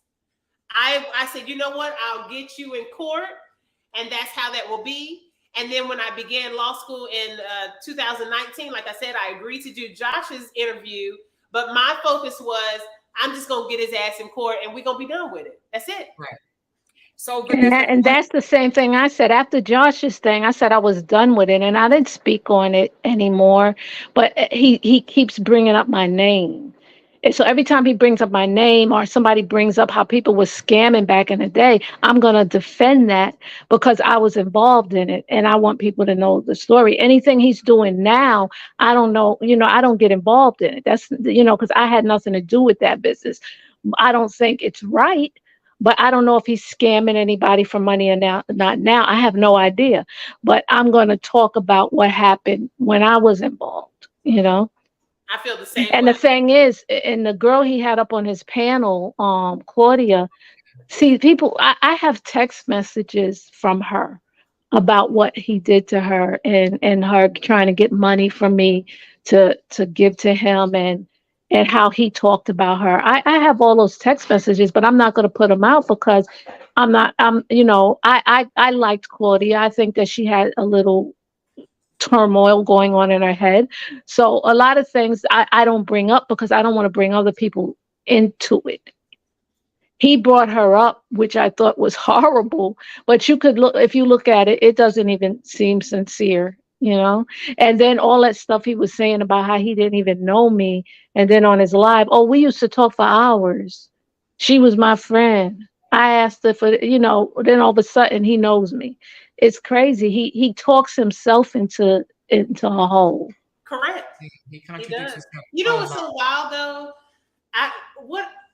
The part that I can't, how should I say? Because this is going to sound backwards because of course I know the answer. So this is more like rhetorical. We'll say that. Why wouldn't you just, if you were so Gucci and everything was so good with you and you the one that's always in the right, then why wouldn't you just give me my $1,000 and kick rocks? So now, Vanessa, but now last night he said exactly. That's the thing, Tigress. When Ricky came up on his live, he was like, man, if you didn't scam nobody and you didn't do nobody wrong, and it's women that thinking you manipulated them and did wrong, why don't you apologize and give them their money back? And he said, if any woman thinks I did them wrong or thinks I scammed them, hit me up. I'm going to give them their money back. So I sent him a letter of demand and I'm waiting to see what happens. Well, I'm going to send the letter. I just learned about this today. I'm going to send the letter as well. And he gave out did he give an email? Because it would be better. No, see, that's the thing. That's the slick thing. He didn't give an email. He gave his Instagram. Cash at me. Yeah, he gave his Instagram thing to send it. So I sent it there, and I'm gonna see. The next thing I didn't get it. That's what I'm waiting for. And after that, yes. What do you mean? So I'm sure you have the Instagram, right? That he sent. Did you listen to the live? No. She didn't. I just told her about it. Okay, so then you have the Instagram, right? If not, I'll send it to you, and you can send it to Tigress. Yes, please send it. Yeah, but the thing about it is that slick. It's a live. Let's do it on live so they see. Let's call him on his. Yeah, call him on his shit. Please. He's gonna be in his audience. You know what I'm saying? Yeah, so, let me. He's in here under some type of fake account. Yeah, it was. Let me see. One second. Let me go look for it. It was. You know what, Kevin? If you hear, boo boo, you already know my Cash App because I know you. I've seen you. You know how I tell all my clients, and a lot of people know this. So social media marketing is also one of my services that I offer, business brand identity, right? So I explain to people that when you see someone in your feed, that normally indicates that that's part of the algorithm that they've been watching. Yeah. So he's been in my feed. So we know that I'm Tigress is a verb. You know that I'm Queen Get Her Done. You know that I'm C Tigress Run. You know my number is completely public because I'm just that Gucci, and that's not arrogance. That's just love. I thank my parents for being able to walk around and not have to look over my shoulder like somebody gonna hit me in my head because I'm living dirty. Okay, I don't have that problem. People yell out, "Tigress, hey, let's talk." I'm cool. Okay. The point I'm sorry, Tigress. Oh no! I put the address in the chat room. Okay. Can you see it? Back in the private. In the back end, yeah. Wait. Okay. Hold on. Let Like, me ask y'all cash something. at me now. You want to act like you a good guy? Cash at me. Show the world. So I if he gave challenge y'all you. money back, I challenge you. And hold on, and I misspoke because I don't want to misspeak. I need because all it's my more dollars. than 1,000. It's more than 1,000. It's $2,100. I need all my $2,100. Okay. Yeah, So mine is up to 2,500 and something, and I have all the receipts. And then he So supposedly, I'm gonna give them time. no, I'm not giving him no fucking time. Excuse me. I had, ooh, I'm giving them time to read the I'm message and respond. you number one, again, if you are watching and I'm looking directly into your face, how about that? You know good damn and well that you owe me that money. You know good damn and well that I was an excellent addition to your life, and you should have just kept it moving if you had bad intentions the way that you did. Period. This is not coming from a space of I'm hurt because of the love, because you realize that at the end of the day, you knew that and again, you can call it a toxic trait, but my business is very important to me. And I don't Yeah, play about it at he all. tends to prey on single mothers, You got, and and that's no okay. Single respectable mom. man is going to ask a single mother for money, whether she's willing to give it or not. The man will usually say, "Nah, I'm not gonna do that because you have your own business to take care of." You got it. And so that was my thing. I'm not going to give you any of my cash on hand. I'm going to give you from the scope of, okay, I'm going to see how you move. I'll let you have access to the net 30 account. And of course, in order to have a net 30 account, what does that mean, y'all? Who had business credit? She, not him. If I had a net 30 account at Advance Auto, and I say, okay, I'll let you use that, but then if you need to pay that in 30 days. So like I explained to you, Amor, that was the first little ding. Like, okay, I'm trying to give you grace, but that type of thing. You see what I'm saying? Like, right. Kevin, my Cash App is Queen Get Her Done, or the Queen Get Her Done. Cash App, see Tigress Run. Any of those things, go ahead and pay and show the world if you claim that you're I guess at some point trying to make amends, then do it now. I've learned that evidently you have this $1 million home at this point. Well, then $2,000 should be a drop in the bucket for you. Send it to me now. Now. I'm trying to open that receipt. So and I forgot and that because I had to pay the Advance Auto. I believe that was $200 and some odd dollars. Oh, let me ask you something, because I'm just curious. I might be being a little messy, but I'm just a little curious. How does somebody come out of their mouth and ask you as a single parent mom to help them get their car fixed? Like how do you just say, okay, all right? Like how do that's why I said, you know what, this is definitely a little questionable. And in all honesty, he actually had to ask me 2 times because I was not in agreement the first time. And that's when he came to visit. And like I said, he said, and I guess that was his way of buttering me up. He came in someone else's car. I remember this, I remember very vividly. He was like, no, there's no way. I can't go this weekend without seeing my baby. I'm coming down. My neighbor, and I hope somebody comes forward and explains the truth about that situation, because he said he used his neighbor's car to come and see me. So now this was in January, though. Yes. I thought you guys cut it off. When did y'all cut it off? Like, no, this is just the actual, like, a printout. This is yeah, it's a printout. Mm-hmm. But on here it says, let me see. Yeah, go to it. Date January 2nd. Like, is this just when did you got this receipt? Yes, that's just a generation of the receipt. So it's not when the service was done? No, scroll in and you should be able to see it. It looks like, data service, October the 30th, 2017, right here. And so again, this gives you a timeline. Like I'm telling you, I met him in the summer. Met Yeah, him so in the summer. This is also when, and because I also had full access to all of his music. How would I think about this? If I'm some random chick, that's when if y'all remember, he came out with that album. And he had put out that music video where he was beaten up because he sent me a picture, and I was like, "Oh my God, baby, what happened?" And he sent me a Yeah, when he laughing. was shot and on the ground and all that. Yes, he was Yeah. laughing emojis. He was like, "No, no, baby, and this is just for the film. I knew it would get you. I'm so sorry, baby. I didn't mean to scare you because the makeup was good. I thought that I was like, what happened, baby?" And so it was all around that time. I even still have all of his music on my computer. I have it. How in the hell would I have that? So I see something here that says, I guess this is him saying, or if this is you, which one is this is saying, but I am thankful that he is doing this because I can't afford it. And then he said, neither could I afford paying for this, luckily.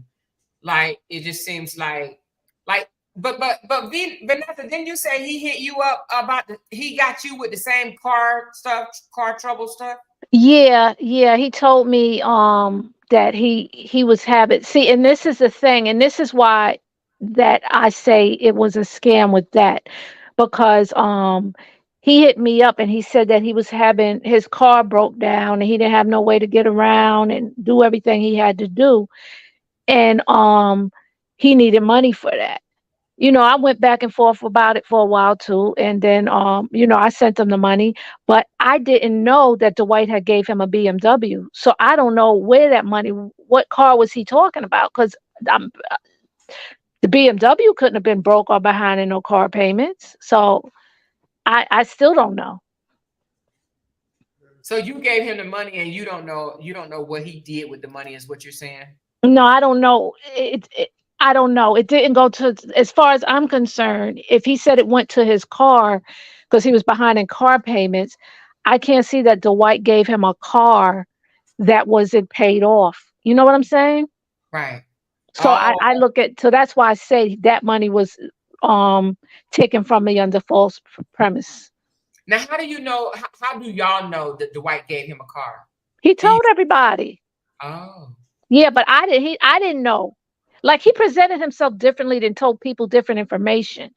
So I found out that Dwight gave him a car when we went to Atlanta. And that's when I was like, "Oh, that's a nice car." And then somebody told me, "Oh yeah, that's a car Dwight got him." And he was open about it. He didn't really keep that a secret. Mm. Yeah, and that part, of course, as y'all know, I didn't know anything about all that stuff. I only knew that he was living with Dwight through Josh, because Josh was trying to help find a servable address for me to take him to court. Oh, okay. Yes. Yeah. Well, it's crazy. It baffles me how everybody that's coming out saying this man did this, that, or the other, he makes some type of excuse. He says it's their fault. They were scamming him. They was getting over on him, or they're jealous of him. And then even his fans or supporters, whatever you want to call it, says they're jealous because of your success. But it sounds like, even though he's saying, they're saying, oh, they just jealous of your success. But at the same time, you guys got him to that level. You understand? Y'all helped get him to that level. Callie said he wanted to be added. Oh, where's he say that at? He said it in yeah. Okay, I'm sorry. Callie. Halito. Can y'all hear me? Hey, Halito. Hi, man. How y'all doing? Hey, Callie. Hello, Miss Tigress. My first time meeting you. Yes, hi. Officially, right? Yes, ma'am. Well, what do we have here? Right. Let me just say something right quick, Callie, and then I'm gonna let you talk to Tigress. So when he was broke, busted, and disgusted, y'all was his family, right? Yep. Right. But when the numbers start running and that money start coming in, now y'all scammers, y'all scammers, we jealous, we just wanted to have sex with them, all that stuff. Remember, I'm just somebody who knew. Yeah, you just some chick that his business partner that used to dress like him and go to galas. That's who you were. Right. And yeah. And I'm just a drug head. And Callie just a Yeah, carry drug on addict. drugs. Yeah. Oh my God. If Josh, something wrong with Josh, something wrong with Ricky, something wrong with you, Tigress, something wrong with you, Vanessa, Callie, something wrong with you, like something wrong with everybody. And Sure, wait till you speak to Tamasha. Wait till you speak to Tamasha. Yep. Yep. It's just all these people, something wrong with them. This man, I want to ask y'all this. If he came out and apologized and gave y'all money back, then what? Then he would apologize and gave us our money back. He'll get a point for that. But if anybody, it doesn't change the fact of what he did and who he is. But he it's kind of apologizing now is kind of, it won't hit the same. And giving the money back, thank you. Give me my money back. But it doesn't change the fact that everything that he's done and all the things that he said. Maybe because he read y'all name before just admitting his fault. You got it. For me, I'm gonna be honest with you. His apology is like trash to me. It is like chalk, nails on a chalkboard. He needs to do it for his own deliverance. That's but right. As far as him seeking some type of, I'm not trying to be funny. I walk in peace. I walk in love. But that does not mean that I have to okay your nonsense. You have been doing dirty. Definitely not. For years, and you've been keeping up this act. So I'm not going to give you any type of Derek Jackson comeback opportunity to steal, because he's going to twist it to get people to give him more money, probably. Yeah, you know he is, of course. I'm not co-signing that. I've co-signed once. I'm not co-signing nothing else for him. Right. But he needs to return my money for sure. Let me jump in real. Let me jump in real quick. Turn your volume up, Callie. Turn my volume up. Am I still low? It's a little low. Can y'all hear me? Let me try to get some headphones. Okay. Yeah, the thing is, yeah, I want my money back. And if anybody say, hey, Kevin said he gave you the money back. He said he was going to give you the money back, and he did. I'm gonna be like, okay, so he kept his word for once. I'm not going to say he didn't give it back. Yeah, I will agree to that as well. If he returns the money, I will definitely confirm that he's returned my money. But we'll see. I bet let's all convene again in a couple of weeks and see if any of us have got our money back. Yeah. Well, that's why I was asking you. Send me the thing now. I just sent it so she can read it. So somebody send it to me now. I'll do it now. Do it on live. Because if he's in this live and he's living in according to what everyone is sharing with me now, that he's doing well, then cash app us, honey. Cash app me. Cash app me now. I ain't got no dings. I ain't get the little ching sound. Give me probably gonna cuss me out because I was getting ready to Instagram them and say, this is hey, I know some of these people in here because I already saw it. Cha-ching me, honey. Cha-ching. See, the thing is about that Instagram that he sent, it's a private page. So you can only send one message to it. And if he doesn't accept it, that's it. So he ain't gonna, I was getting ready to say you owe these money, but he's gonna block me, so I'm not gonna do it. No, give it to me. No, just read the Instagram so people know where to ask for their money back. So I'm gonna put it right here. No, just put it if you want to put it in the private chat, just give it to me. This it right here. That's his Instagram. Kevin. Okay. So what do I do to this? What am I supposed to do? Instagram. I'm supposed to send a message. Yeah. And then you hit him up on Messenger. I feel like this shit is beneath me as well. You need to just send money. How about that? I love this. I love it. Show me my coins. I got to run behind you. My 13-year-old son acts better than this shit. All right. Come on, man. Can y'all hear me now? Yeah, Callie. I love this. I love it. Callie don't look so crazy now, do I? No, Kelly, you didn't look crazy the other night. You was at work. Yeah. You said you was at work. I said I was at work. I said I was tired. I said I'm in my community. I said I'm traveling. I said I got a whole docu-series I'm doing. I said I'm tired because I do shit. Right, I don't just talk. I do shit. Just like Tigress, just like Vanessa. We're in our communities. Everybody notice. All of us that he's got so much to say, we're all in our communities doing something. We can show us in our community, not just feeding the homeless, but doing something in our community. And man, let me break this down real quick. Real quick. So I see him waving the white flag over there. He over there waving the white flag, right? But didn't I warn y'all? I warned y'all. Don't play with me. Don't play with me. I'm made for TV. I told him that. I told him that. I said, don't play with me. I'm made for TV. I know too much about this dude. I know him for real in real life. Y'all know him from the internet. You see what I'm saying? Now look at you. Now look at you YouTubers. Now look at all you YouTubers. Your boy, your king, is over there waving the white flag. He wants us to back up off of him. No, you don't want to know why he wants us to back up off of him? Because this heat done got too hot. Because everybody's not fanned out like y'all are. Y'all are fans. Y'all are fanned out. Y'all can't see nothing. So the rest, I told y'all, the world, the universe is bigger than y'all little cult over there. It's bigger than y'all. The truth, don't give up, don't care shit about your feelings. The truth is always going to be the truth. You know what happens when the truth stands through your feelings and your emotions? You know what happens?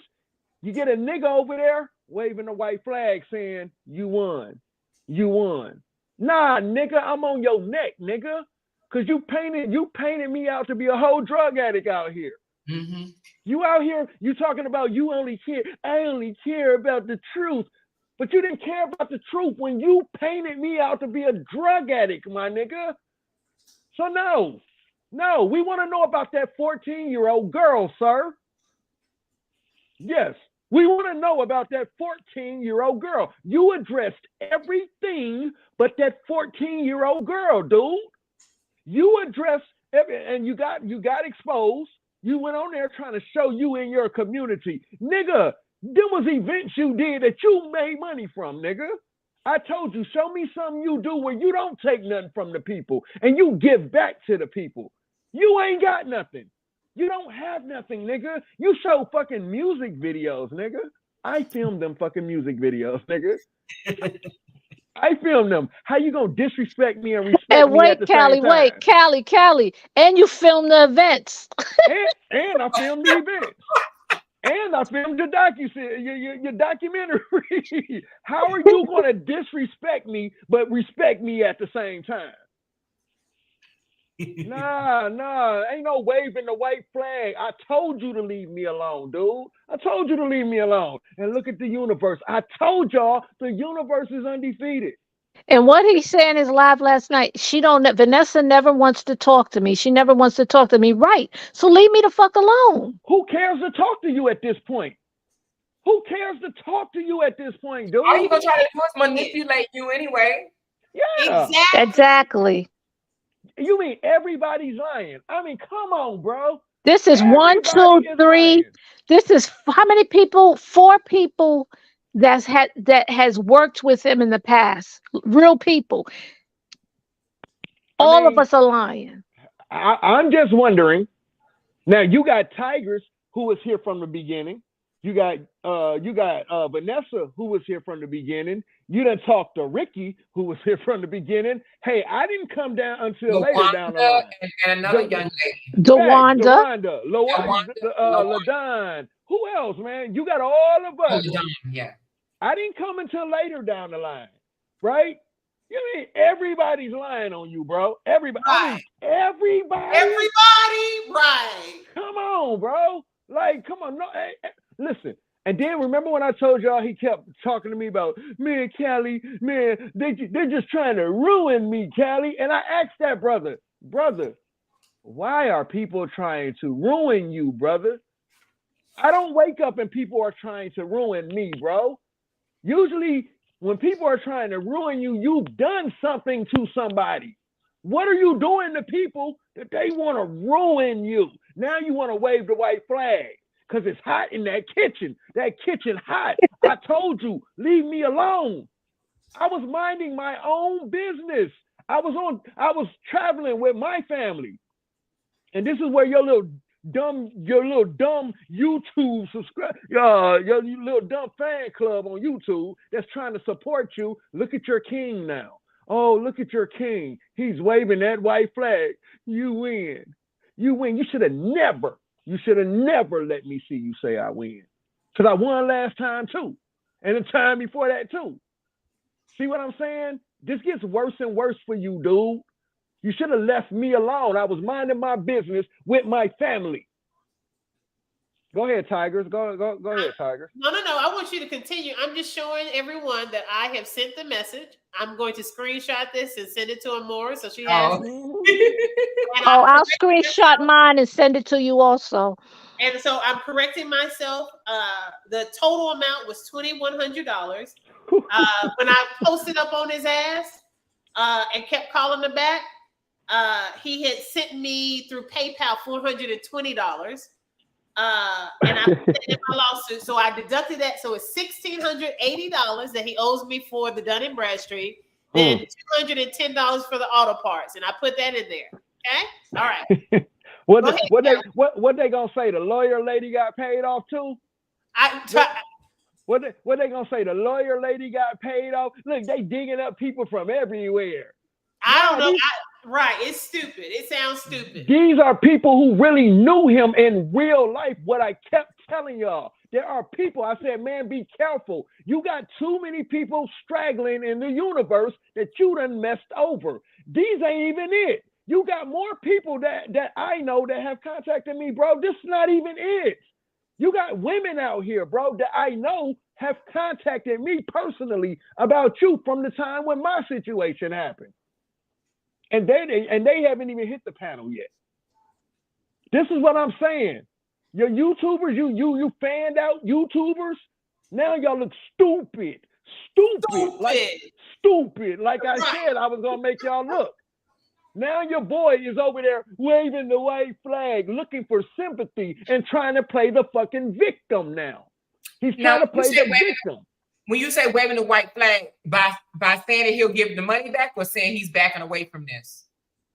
Yeah, I got a clip. They sent me a clip of him last night. He brought Ricky on that live, thinking Ricky was going to come over there and say something different than what Ricky said over here. Ricky went right over there in his face and basically said the same thing he said over here. So bringing Ricky on didn't help him any. So at the end of Ricky told him, he was like, man, you need to just apologize to people, man. You messed over people. Well, before the end of his live, he was like, man, y'all win. You got it. Y'all win. I'm done. I'm not. Yeah, nigga. He ain't done yet. He need to cash up all of us. He not done. Oh, hold on. And you're not done. Because here's the thing, brother. You got a whole team of YouTubers over there talking shit about me. Right. So every time they punch me, nigga, I'ma punch you, nigga. Every time. Every time I see a video of them dogging me, nigga, I'ma dog you. See, Kev, I told you, you think you're smarter than the whole fucking universe, nigga. You think you're the smartest man walking, and you let the drug addict nigga get you again, nigga. You let the drug addict nigga get you again. How about that? How about that? The drug addict nigga. You let him get you again. You're not so smart then, right? You're so, didn't I just tell you the other night? You're so smart till you're dumb, Kev. You're dumb. You're dumb. You should have left that video alone. You went and dug that video up 2 years that was 2 years old. You went and did that. So your little dumb fan following over there talking about I keep bringing this up every year. No, motherfucker, I didn't bring this shit up every year. I was minding my own business with my family. Brianna said something. She said your brother was questioning you. Then, instead of dealing with Brianna, your dumbass goes and pulls up a video from 2 years ago. You did that, Kev. I didn't go pull that video up. You did. So what happens? Somebody messages me and says, Kev is doing a video on you from 2 years ago. I go see the video. That's when I made the video. Y'all remember the infamous video with me sitting in Starbucks? Yeah. And I'm politely telling him, hey, brother, listen, just forgive yourself, brother. You know you did something wrong. I wasn't rah-rah. I said, brother, I don't even hate you, brother. Just do your thing, brother. Just get your shit together, brother. Like, that's all I was saying, right? And you could have left it at that. But nope. You go do a 4-hour live on me, nigga. You do a 4-hour live and shit and expect me, now you want to wave the white flag. Because now I said, okay, now I'm play. Now I want to play. All right, I'm here now. Let's play. You wanted me to, you called me like Candyman. Candyman, Candyman, Cali Man. Cali Man, Cali Man, Cali Man. And I showed up. I showed up. Now you mad because I showed up. Now you want sympathy and now you want to wave the white flag, nigga. I'm smarter than you, Kev, whether you believe it or not. Yeah, you talk all intelligent. You're not no street nigga, Kev, and you're not no nigga who know how to play the game, nigga. You're just you got your little intellect, but you're not that smart, nigga. I bait you, nigga. Do you not realize now I control you, nigga? I control you. And the thing is also, you know what, Callie? The thing is, people want to know, like, why people try to paint us out to be jealous of him and stuff. People need to see that. But no, check this out. No, what I'm saying is people need to see that he was dealing with people that had good hearts, and people that are manipulative and are narcissists and that are con artists. They look for people who have good hearts.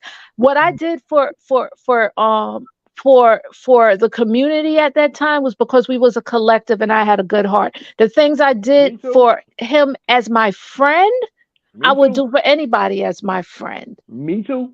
If they were honest. And then if I found that they were bullshitting, I'm gonna have a problem with that. You got it. I think also, Vanessa, that Callie pointed it out very specifically. And I'm sorry, and now it's really all coming full circle. He was also on his opportunist. Yeah. So he was looking for, we were all people, we were all who did something. You got it. Who were active in the community. Yeah. So he was leveraging his connections to his own exploitative goals. Yeah. For things he needed. He needed Josh for that computer thing because Josh elevated his computer thing. Yeah. He was a beast. And I remember Kevin was so excited to have me and Josh working together. Yeah. So excited. And he I needed everything he was with regards to filming the video. I remember this things, Callie. I remember. Yeah. We all did something for him. We all offered something to him. And I don't care what you say. Yeah, Callie came along and I was the video nigga. Like, oh, this nigga can edit. He can video. Okay. I shot that video of him laying on the ground. That video with him all bloodied and all that. We shot that. I shot that. That was his first video I shot on him. Him with all the blood laying on the ground, getting beat up by the police. That was me. I shot that. And I shot everything after that with that nigga. So he got a nigga on his team who can shoot videos and oh man. So then we go to Alabama. Oh yeah, let me touch on that too. That Alabama shit. Now, I listen to you, brother. I listen to you. Nigga, you knew what you was doing when you brought us all to Alabama. I don't care what you say. He did. You knew what you was doing when you brought us to Alabama and we ended up at that World Venture shit. Nigga, you knew it. And if y'all just go look up World Ventures on y'all own, man, and y'all see all of the lawsuits and stuff people have filed against World Ventures, man, come on, man. This is why we said, me and Ricky, and I don't know if it was Vanessa, but I know me and Ricky was against. Oh, yeah. I told him from the beginning. Was against the World Venture shit. I told him from the beginning because play with it. you know what's crazy? Remember the guy? What was his name? That was the head of the World Ventures. I was trying to get him in here. I can't remember his name. I can't remember his name. He lived 3 blocks from me, so I knew who he was. And I went around to his house. I said, "Yo, he's acting like he has all this money. He lives on the hood side of town. He lives in a part that you know you don't really want to live in if you don't have to." So somebody that's promoting that he had all this money, he's putting all these videos up, and he's living in that part of town, something isn't adding up with that either. And I told him that. Yeah, and here's the thing, y'all. That man knew what he was doing when he brought us all that. I don't care what that man over there trying to tell y'all. That man knew what he was doing. Now, he told y'all last night on his live, even when they came to Atlanta, I was so mad. I was so livid that we was doing a World Venture shit after I told you I don't want no parts of that World Venture shit. Yep. And you left and I left. I walked out. I was like, I don't want to see this shit. Walked out.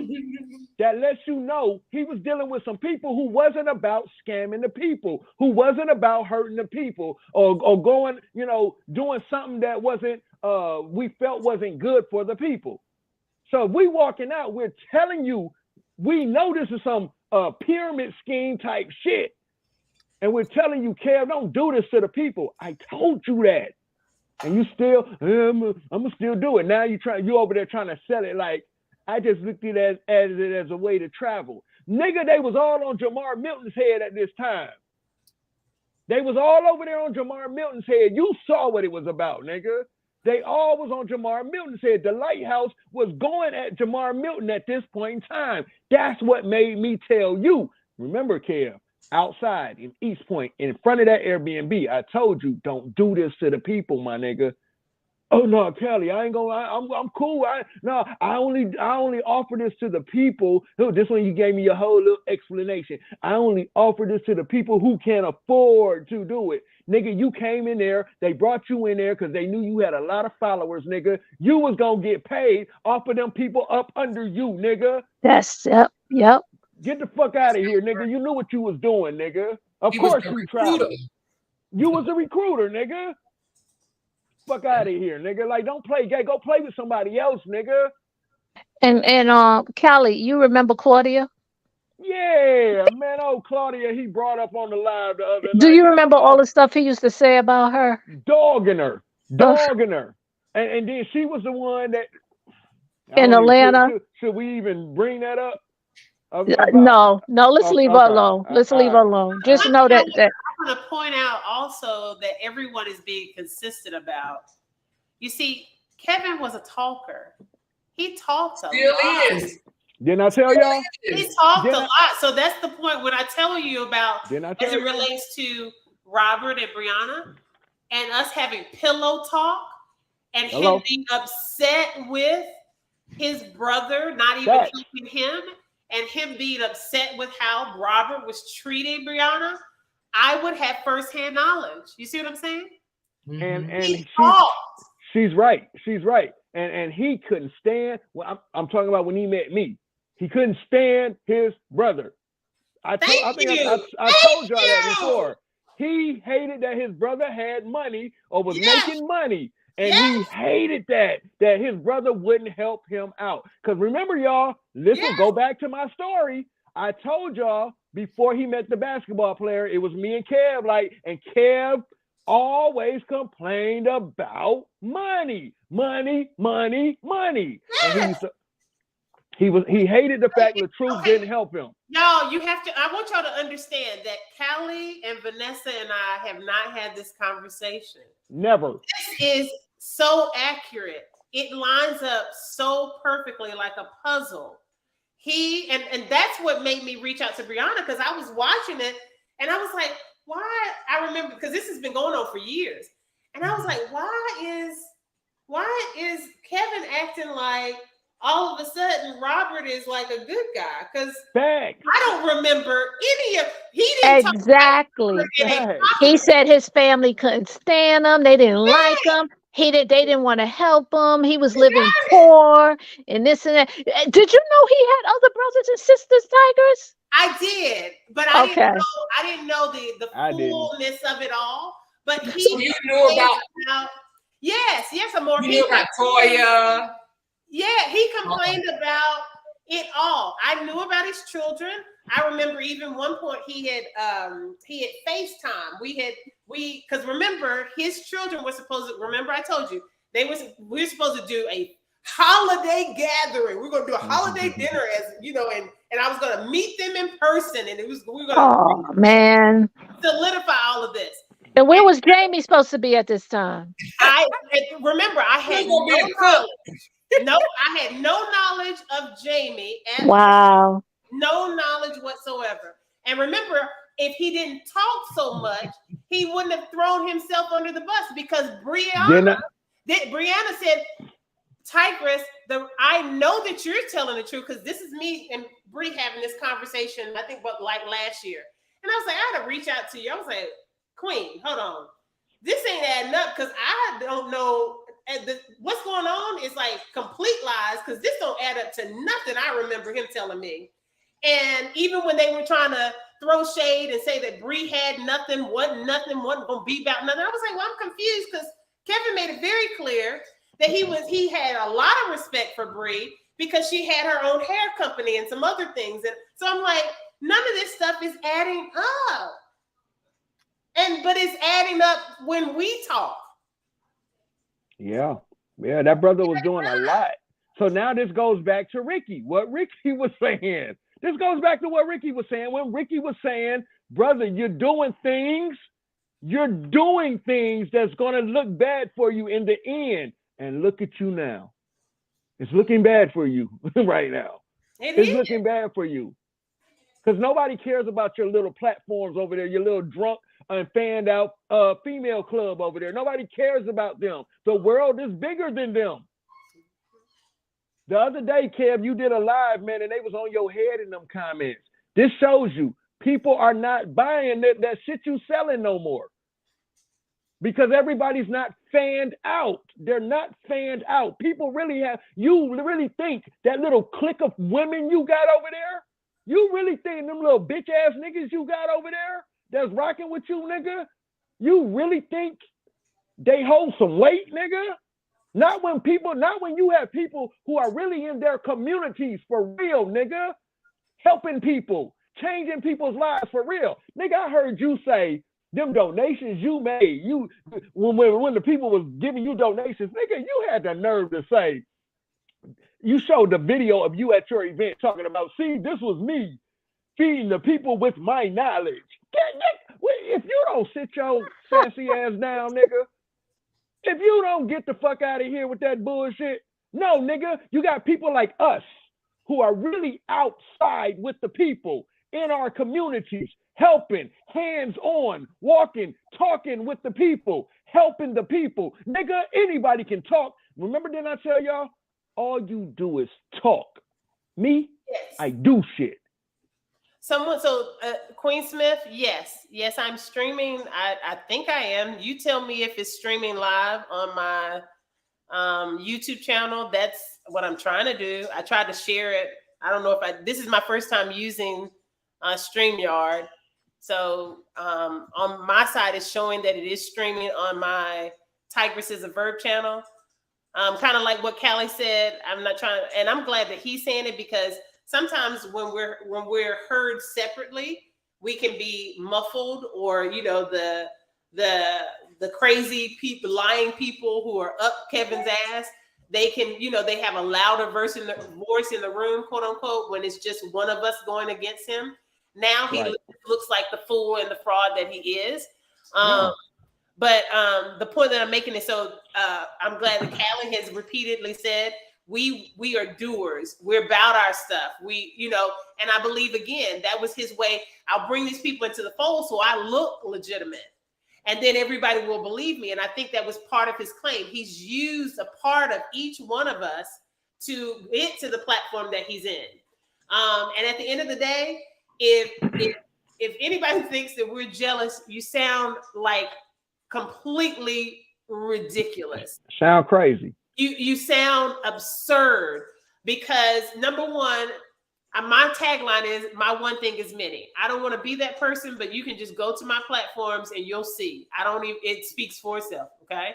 I may not have the following that he has because everybody likes trash more than, you know, good stuff.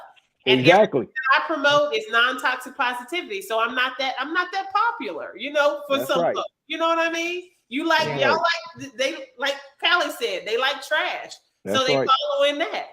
But yeah, right. I think I am, and it's on my YouTube channel, Tigress is a Bird, not my other YouTube channels. I have 3 channels, but yeah. Uh-oh, we got somebody else. I'm gonna drop the link. But here's the thing. This is somebody else. I don't know if you know her, Tigress. She was also involved in all the gifting and watching and waiting for, I guess, things to happen that didn't happen that was supposed to happen. What's her name? It's LaDon. LaDawn? Oh yeah, LaDon. Yeah. LaDon was around. Yeah, LaDon was around too.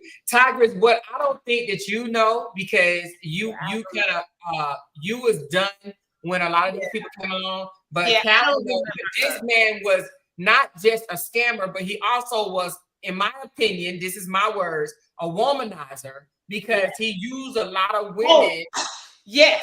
I'm so glad that you said that. Amora, I want to also make sure that the world knows this as well. Let's be very clear about this. And he said it to me.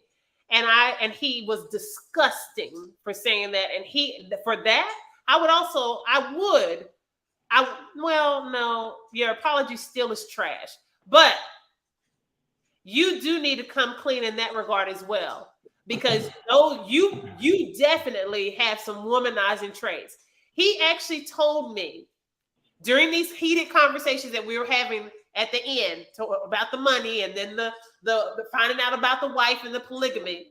He said that if I continue to pursue justice through the courts, he would release pictures that I had texted to him of me in lingerie, the things that you send to one another as girlfriend and boyfriend. He said that that's what he was going to do. And you'll notice that I have said publicly that he had tried to extort me, and that is extortion. So and wait a minute. I haven't let up. I ain't trying to be funny. I'm cute. You can show my pictures in So he threatened to release your nudes? Yes, he did. I never sent him any nudes. He had, I would say, about 3 pictures of me in lingerie. Okay, with lingerie. But let me ask this, Tigress. Yes. So you release these pictures, and then what? Right. That's my point. And that's why I haven't let up. And he never released the pictures either, because I let him know that was extortion and that was a crime. And I will go after you. So I'm waiting on. I'm tripping because he threatened to release your pictures, but yet he's trying now to advocate what Brianna did to the truth was just horrible. Good Lord. Anyway, he tried to release pictures of Callie too, right, Callie? Yeah. He's supposed to be releasing pictures of me and Terry, me and my affair. This is me and my affair. What I'm trying to figure out is, what are these pictures that you're going to release? I mean, it has to be something to the effect of me and her intimate somewhere, right? And how would you have gotten those pictures? Right. Exactly. Where would you have gotten those pictures? That's how I know you ain't got shit, bro. And anything else would be us outside in the public, nigga. So what pictures are you releasing? What are you talking about? This is bitch shit you talking about, nigga. Like, this is shit. And he did the same thing with me. He said he was going to release nude pictures I sent to him or that I sent to Callie, that Callie showed him. It's a pattern. It's a pattern. Wow. And y'all ain't seen nothing. And we were like, go ahead, release them. Let us see. We want to see them too. And what was the purpose of him telling y'all that he will release your photos? So we can shut up. Oh, because he's trying to shut us up.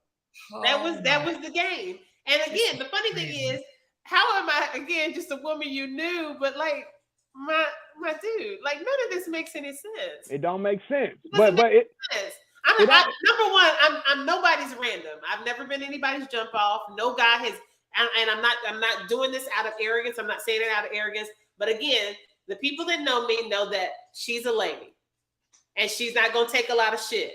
The guys know I'm that woman. I'm that woman.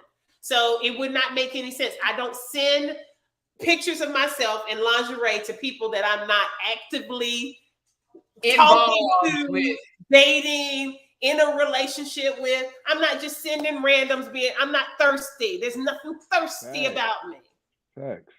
But most men don't make those threats anyway, though. Yeah, Correct. that's men. Not listen, real men. You got it. Listen, this is what I'm saying. This nigga is on a 4-hour live tattletelling on me to strangers. Right. He's this is a grown man tattletelling on me, right, on another man, and where another man is putting his thing at. Right. What type of man is this?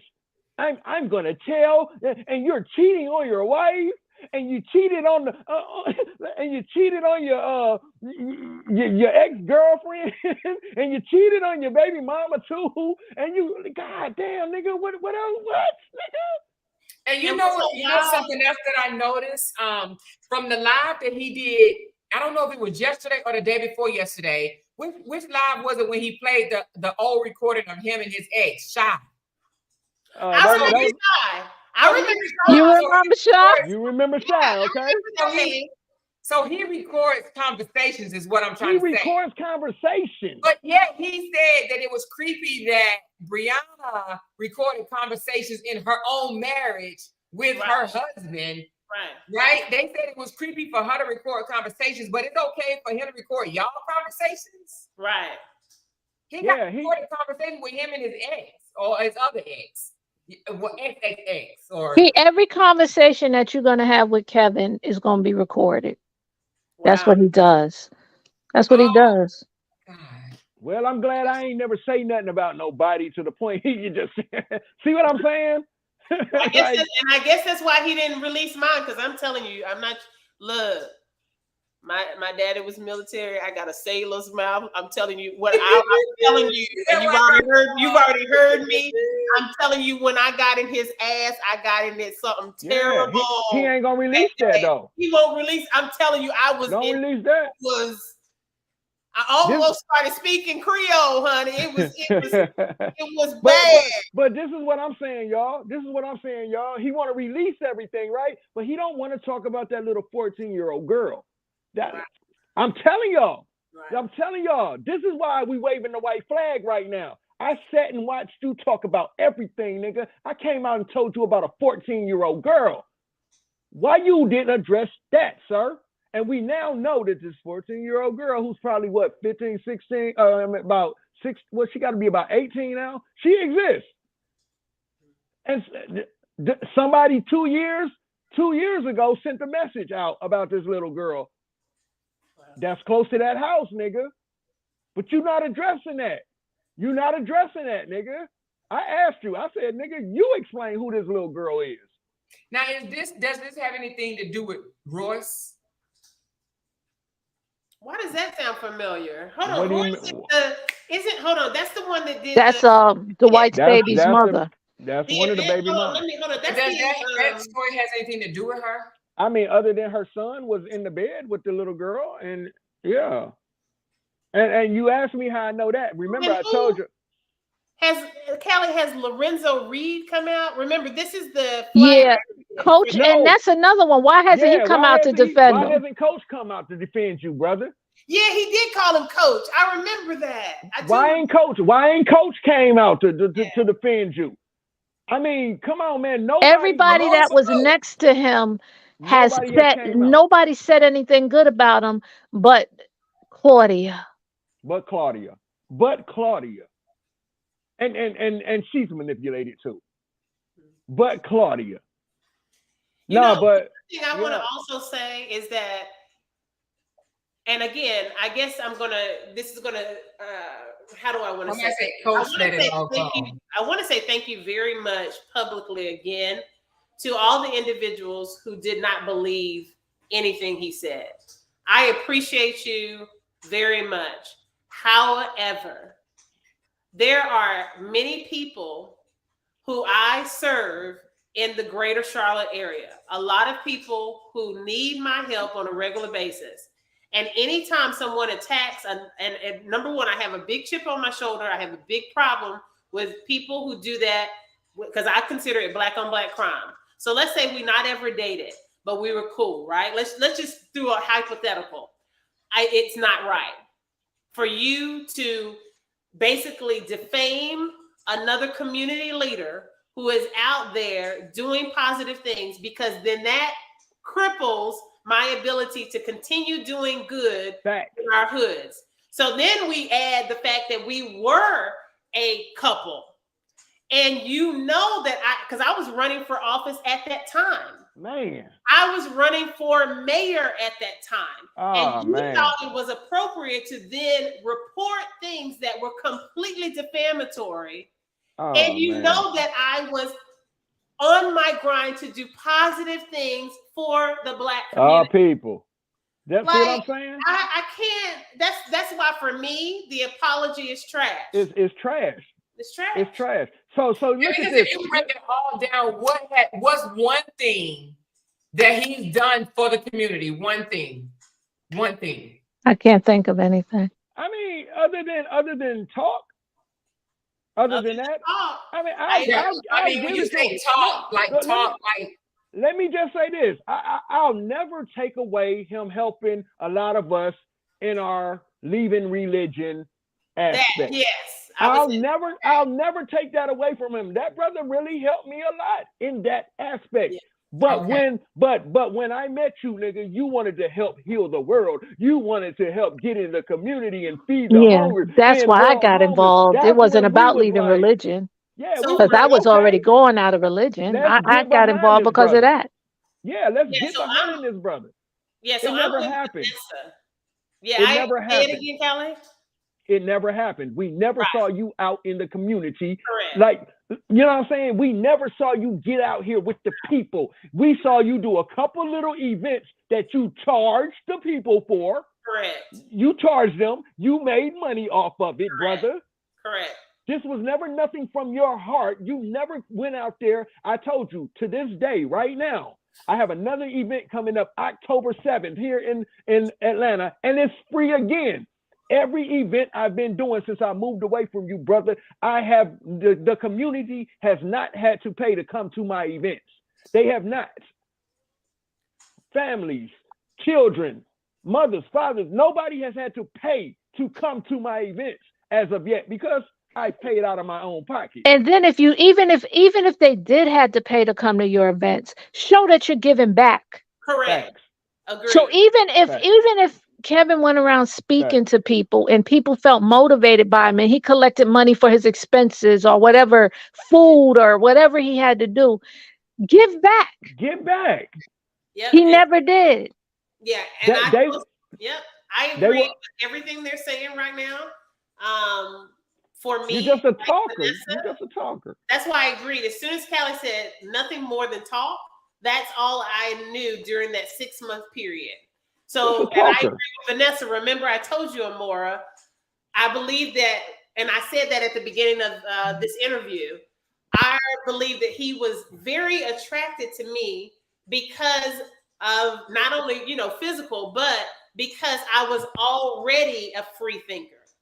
So for me, I was not in the church, but I do believe, just like what Callie said, if he has provided any service at all, minimally, it would be as he has talked about how to free yourself from organized religion. Right. And I'll say this, Amara. Let's just look at this, right? Let's just look at this, right? He had a woman in Tigress who was in a position to really, really help our people. He was an intelligent man. Do you know how powerful a couple those two could have been alone? You feel what I'm saying? And then you run into people like myself who have a good heart, who would have got behind that powerful couple. Vanessa, who would have gotten behind that powerful couple. We from Atlanta to New York to North Carolina, Then you had people like Ricky, who would have gotten behind that powerful couple. Who else? Coach Renz, who would have gotten behind that powerful couple. And then you messed over everybody. You messed over everybody, sir.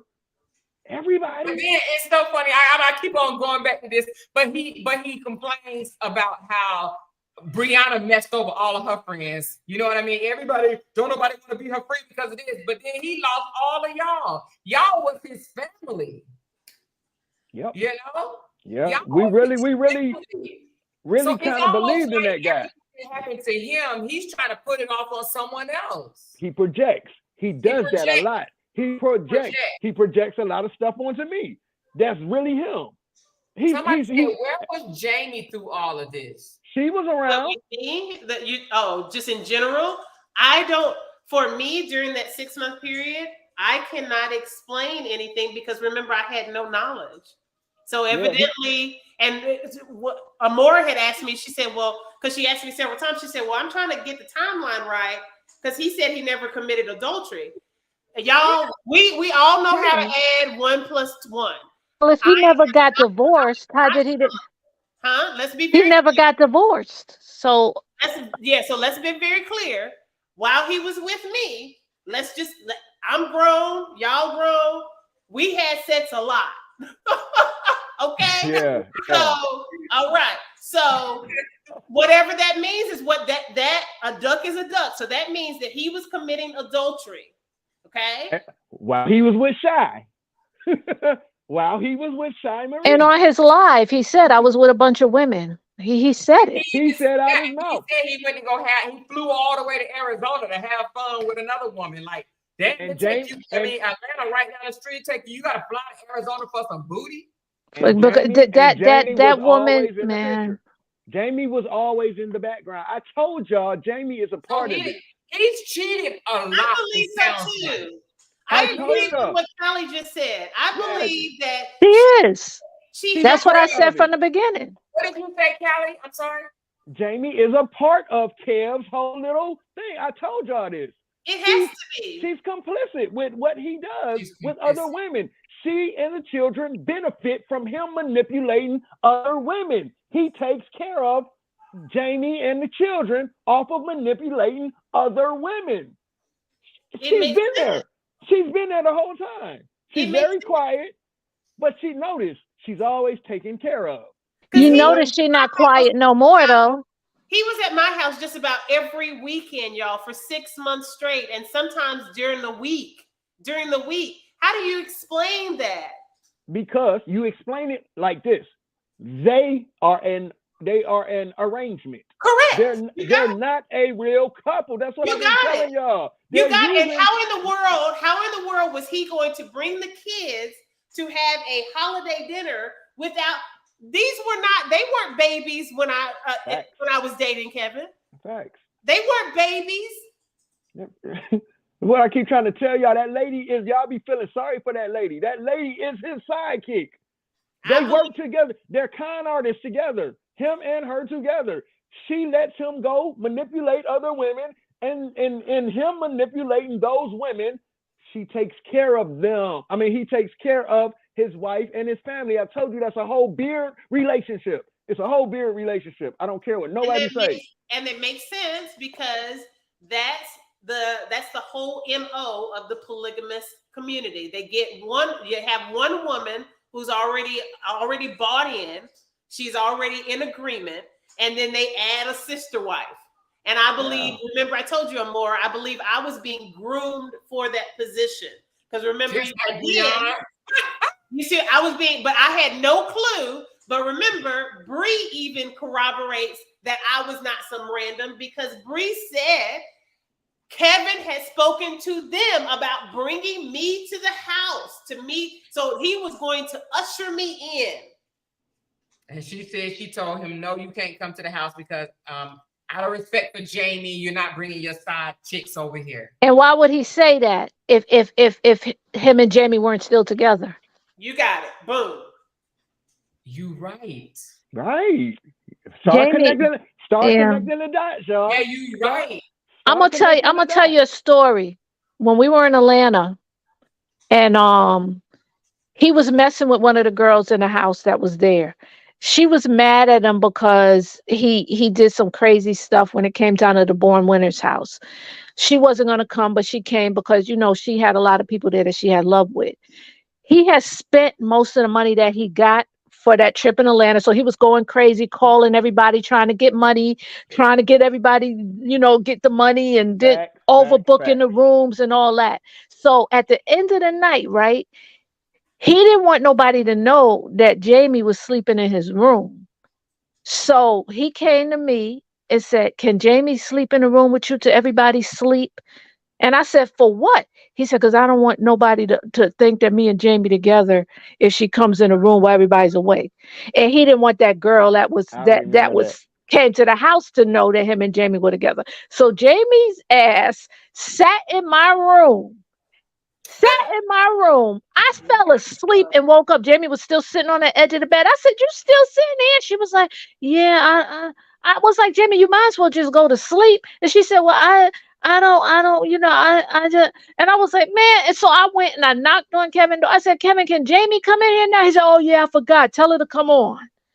And it was about maybe 4 o'clock in the morning. So wait a minute. He was there with another woman and Jamie was there. Yeah. And he made his wife Jamie stay in your room so that the other woman wouldn't know about her? Yeah. So then Callie and she let it happen. That's why I was saying she knows what's going on. That's what the polygamous community does. That is the process. That's it. And remember, I told you that unfortunately for me, so I've only been propositioned twice in my life for polygamy. And it just recently happened. And like I told you, go to my Facebook page because I just posted it again on my story.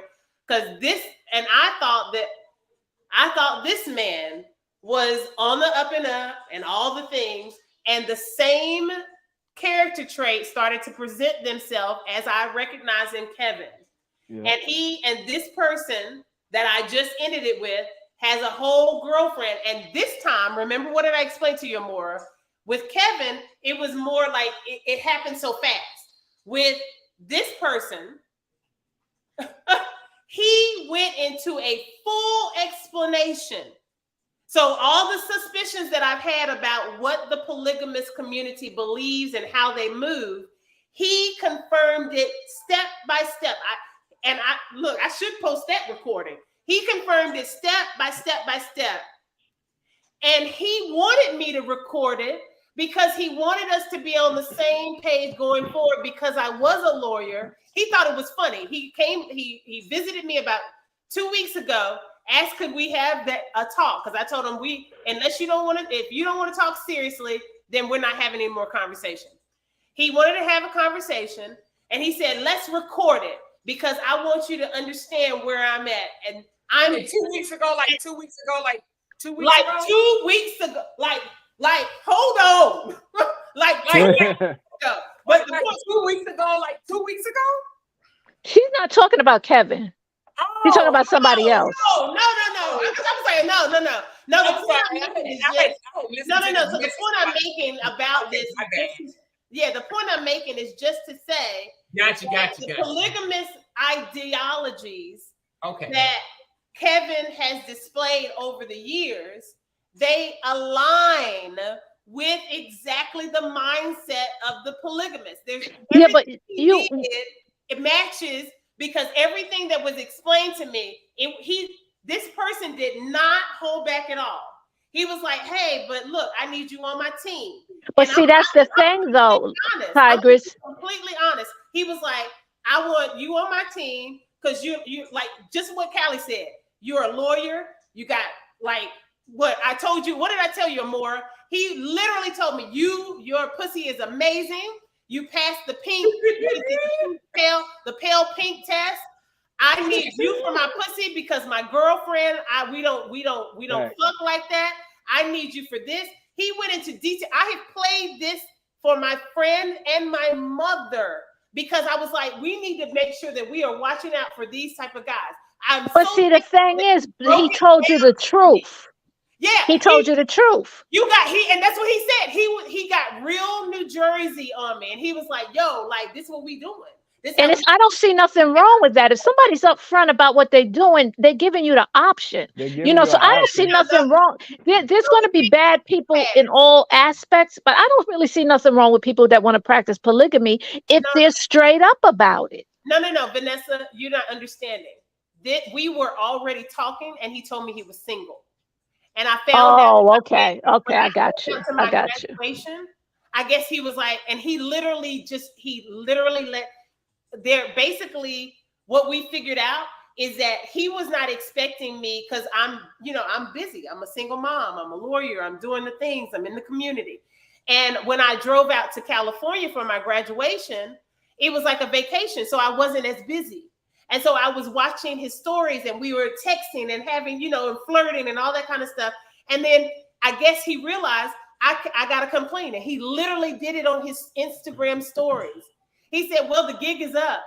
And he was attending his girlfriend was getting her wings from her flight attendant school. And that's how I learned about it on Instagram. Yeah, so we're not giving that nigga a pass. Excuse my language. We're not giving him a pass. No, I misunderstood you. I thought you said he told you from the beginning. So that's what I'm saying. Like I don't have nothing against the polygamous lifestyle. I mean, me myself, I really don't want. I prefer to be with more than one man. I don't like. I don't settle down. I'm not monogamous with one person, but I'm very honest about it. I haven't, so I don't, but it's the lies for me. Yeah, no, it was definitely lies. It was a whole thing of lies. And the only reason why I'm using that story to match up with this one is because the mindset matches. And exactly what Callie says, it makes perfect sense that Jamie was in on it. Because just like him, Jamie, and Kevin, this guy that I was dating, it is very clear that she also was in on it. You got it without question, because he made it very clear. She knows her role. I need you in this primary role. So basically, I was going to be the main side. The main, yeah, that's right. Yeah, definitely. No, but now you see now. Now you wait a minute, you said you was gonna be the main side chick, right? Right, because he always the main side chick, the one that can provide for the family. Right. Like Lacey, she's doing the providing. And it's so sad because that girl is being used, and she don't know. And you got to think she was in love with him for a long time before he decided to get to bring her in. It wasn't until he didn't have nowhere to go. It wasn't until the basketball player said, "Get out," and it wasn't until the Chicago lady, because that was next move, was the Chicago lady. Y'all ain't talked to her. Y'all haven't heard from her. It wasn't until the Chicago lady, I know because I was talking to the Chicago lady at the time, and she was still on the fence of if she was going to allow him to come or not. When she saw my video and she got to talking to me and asking me questions, and she realized that I didn't know who she was, that really hurt her feelings when she said, "You don't know who I am?" You no, lady, I don't. No, I know Shai Marie. That's who I know. That's who I know, Shai. I don't know you. And that hurt her feelings. And that's when that lady said, "Nope, you can't come here, sir." And all of a sudden he ends up with this wife he can't stand. This wife he didn't even want to go live with when what happened with that time? I forgot, but I remember him saying, "I don't even want to live with her. Therefore, I gotta be forced back to live with her now." Yeah, I gotta go live with her. Remember that? Best friends. I'm sleeping on a cot in this house, and I don't even want to be here. Yeah. So he magically see that also sounds familiar because and again, so with this new guy, evidently the relationship is there because he explained they're in the house together. But she's no longer willing to be sexually active. They have a child, and you see how this is it all makes sense. So I agree. I Yeah, this all Oh, you know what? I remember what happened, Callie. That's when him and that girl, I won't say her name, they were going to buy the Born Winners house. So remember, he moved all his Yes. stuff out of Jamie's house, Facts. and he was going to move into that Born Winners house. And then she found out that what was going on, that he was trying to Facts. move Jamie up in there, and she Facts. pulled the plug on it. And Facts. he had already moved out and everything, and they already gave up the place, and they had. Yeah. Yeah. That's what I happened. would love to have been a fly on the wall to hear their conversations when I was dating him. To hear the conversations between Jamie and Kevin. I would have loved to hear those conversations. Well, I'm gonna tell you, the conversation between them was just basically, hey, this is what I'm gonna do with her. This is what I'm trying to get her in for. And I'm sure Jamie sat back and she said, okay, like she's doing now. Okay. Hey, Jamie, I ain't got nowhere to go. Listen, they was about to be messed up bad when the basketball player kicked him out the house. He didn't have nowhere to go, because at that moment, that's when he was getting his little money from, like, he was being taken care of, right? So how do you end up in a house with the wife you can't stand and this new girl? All of a sudden, bam, all of a sudden. Yeah. The wife is in on this shit. And y'all, and that they say that girl has always had her stuff together. That girl, they say that girl has always, I mean, I don't know her, but I know some people who used to follow her. They say they were already following her. And they say that girl has always had her stuff together. And from what I hear, that girl has always had a thing for Kev for a long time, and he would not give her the time of day. I don't know. I could be wrong about that, but from what I heard, he would not give that girl the time of day until he got kicked out that house. And he had nowhere else to go. Yeah, that makes sense. Now, here's the thing. The universe is undefeated. I keep telling y'all. So whatever, if this story is true or not, it's going to tell in time. That girl, she got a baby on the way. And maybe she didn't know all of this information about her man. Because I'm sure he hid all of this. When, So maybe when Kevin lived in Dwight's house, did he ever bring the kids over?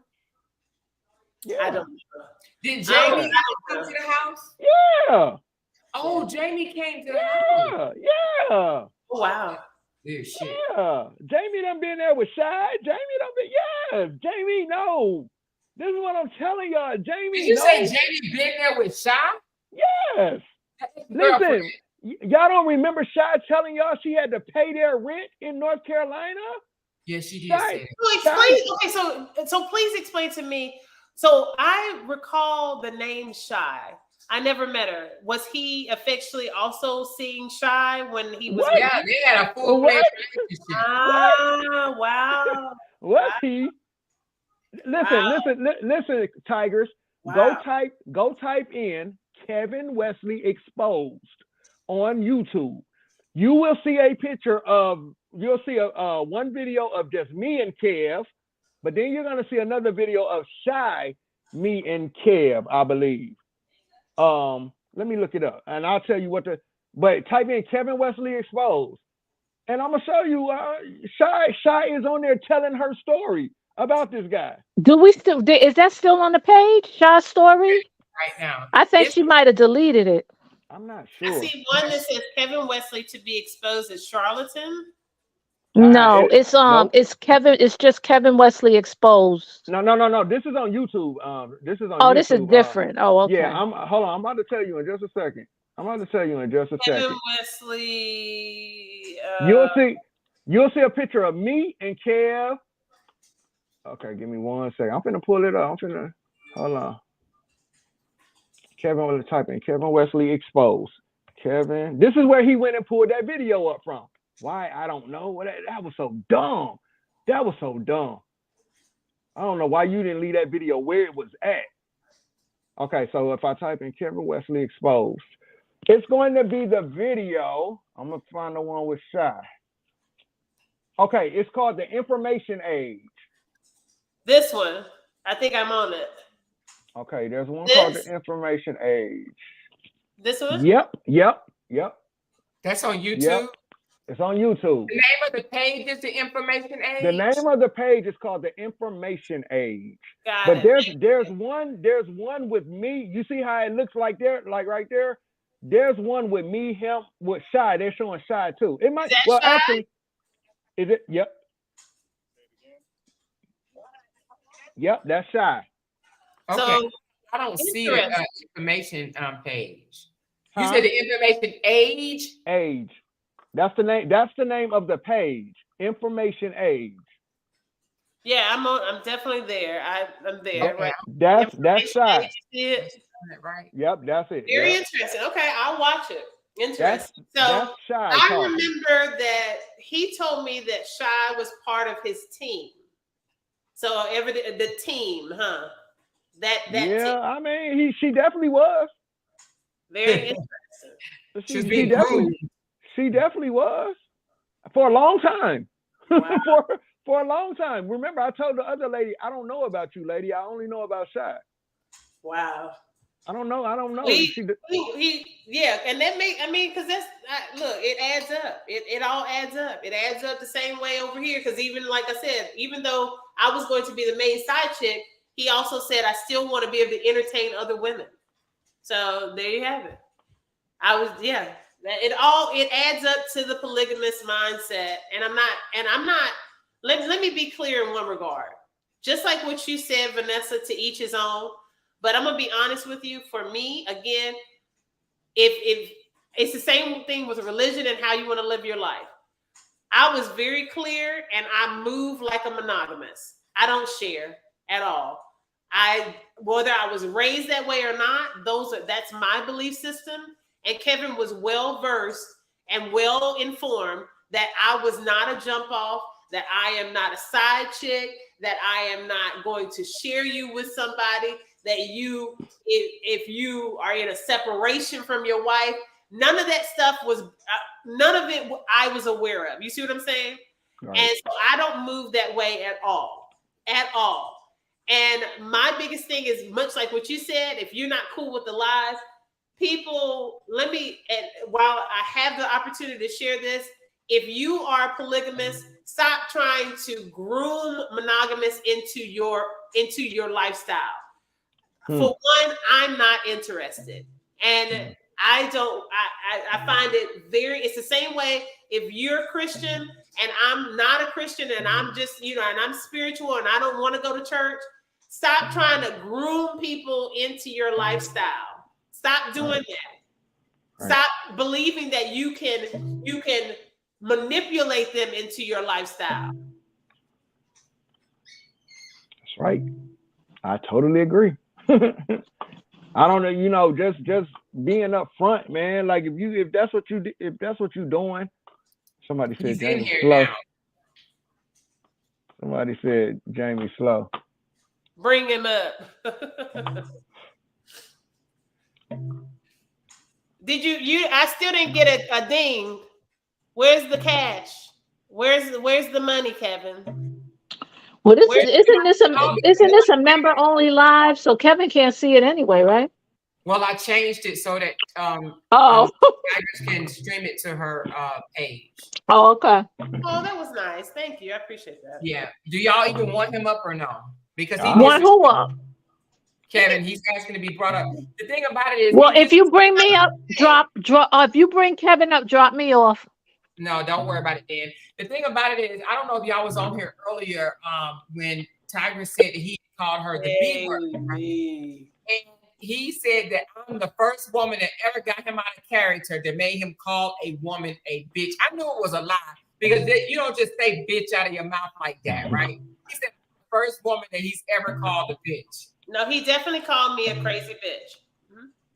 And I believe it. I can't say anything, but I never heard him disrespect a woman to her face or anything. No, I've never heard it. Yeah, you were the first time. Yeah, I can't say I've ever heard him. I can't say that I've ever heard him to a woman's face. I've heard him use it. I've heard him say it. Yeah. I just can't say I've heard him actually call like how he was going at it with you. I can't ever say I've ever seen him do that with anybody else. So.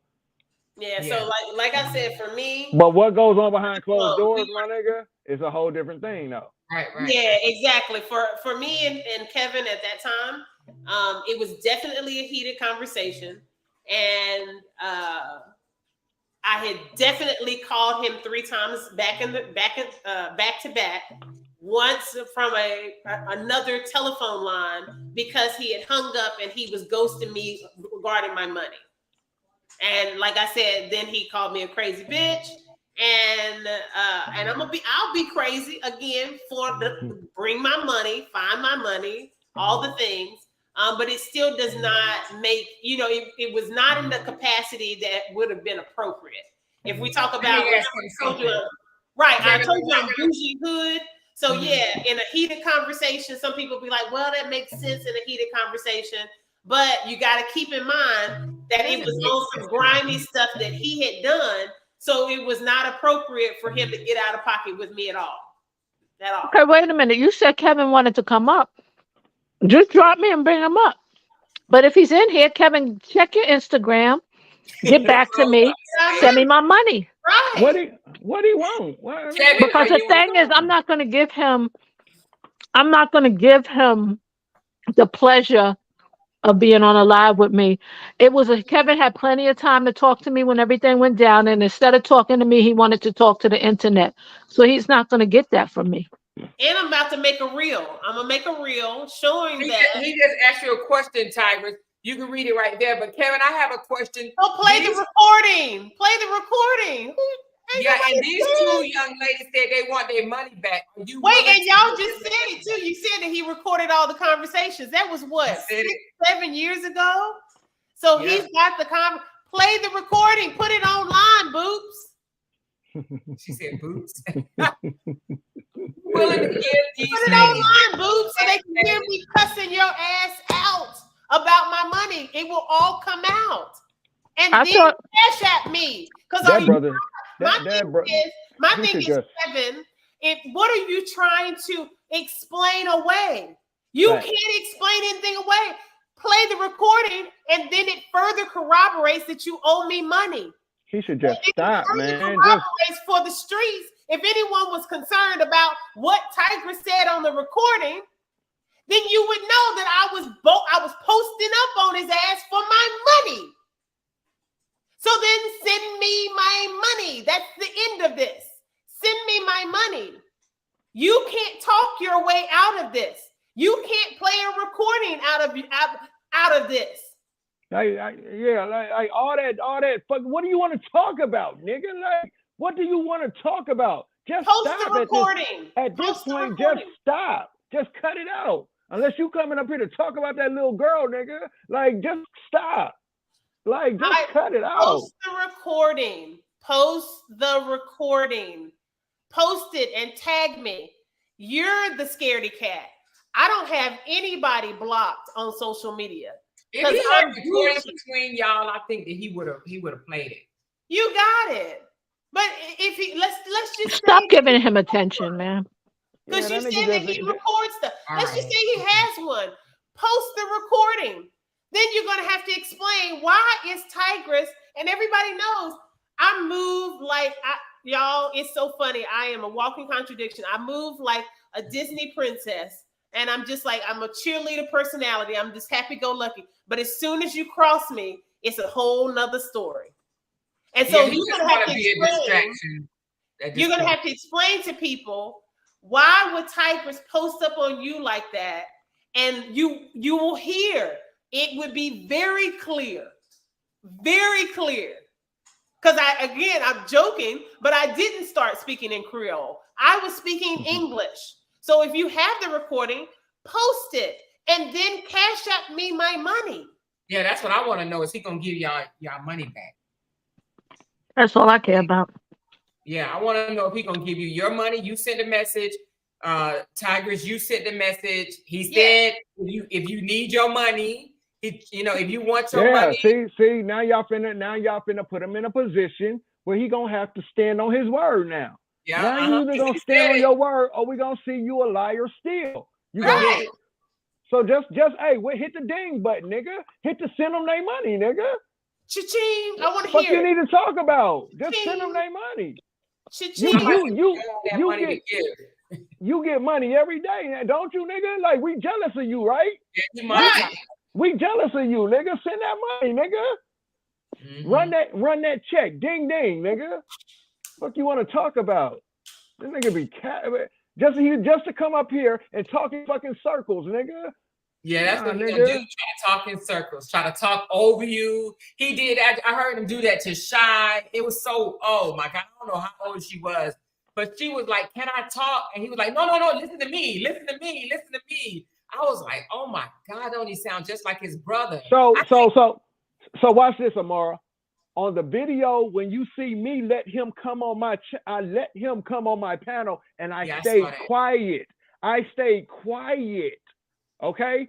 So y'all better than me. You know I can't do that. No. You listen. I stayed quiet because I don't want to give him no excuse. Because I told him, get it off your chest, my nigga. Right. Say whatever you gotta say. Right. I'ma stay quiet, nigga, and I let that nigga talk. I let him talk and talk and talk and talk. I let him show me his little video of him moaning and groaning in the bathroom off mushrooms. I stayed quiet. I let him talk. I sat there like this. Get it out, nigga. You know what I'm saying? Because at the end of it all, I don't ever want you to say you never got a chance to get this shit out. I sat here quietly and I let you talk, nigga. You said what you said. And at the end of the shit, I said, you feel better, nigga? You done? You feel better? Because I don't care.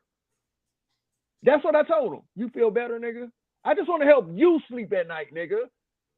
Because you over here in my it's 50 people in my fucking chat, nigga. 50 fucking people in my chat. He said it's on. What's on? My money? It's on there? You mean you sent Let it? Be on, nigga. Oh, I didn't hear. He mean it's on. It's on. I know what the hell he mean. I'm saying focus, Kevin. Send me my fucking money. I mean the money is on. He gonna send y'all money back.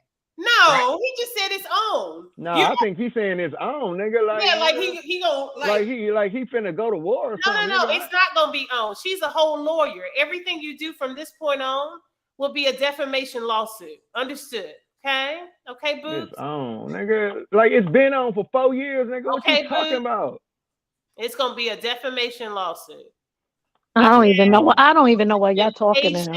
I have been kind. I have been especially kind. And when I say kind, I mean as it relates to the letter of the law. You have no other stones to hide under. Ain't nobody coming to your defense, nigga. You got it. It's a wrap. Yeah. So I thought he said he was done with this. I thought he said he was finished. He's just going to send everybody the money back. He's a liar. He's a liar. It's on. It's on. I don't see it. I don't send it to y'all. Because if he don't, then he just made himself a liar again. He's a liar again. Once again, then that's another lie. No, here's the thing, though. Here's the thing. I don't like the way you tried to play Ricky when he came on your panel. You tried to act like he just came up randomly. You didn't tell people that you were talking to him for the last 3 days, begging him to go live with you. I don't like that shit. You see, that's my brother. He's not going to defend himself like that because he don't want to get involved in no stupid shit. But you were wrong for that. And it's cool because you know what's going to happen. You'll see what happens if you don't send me the money.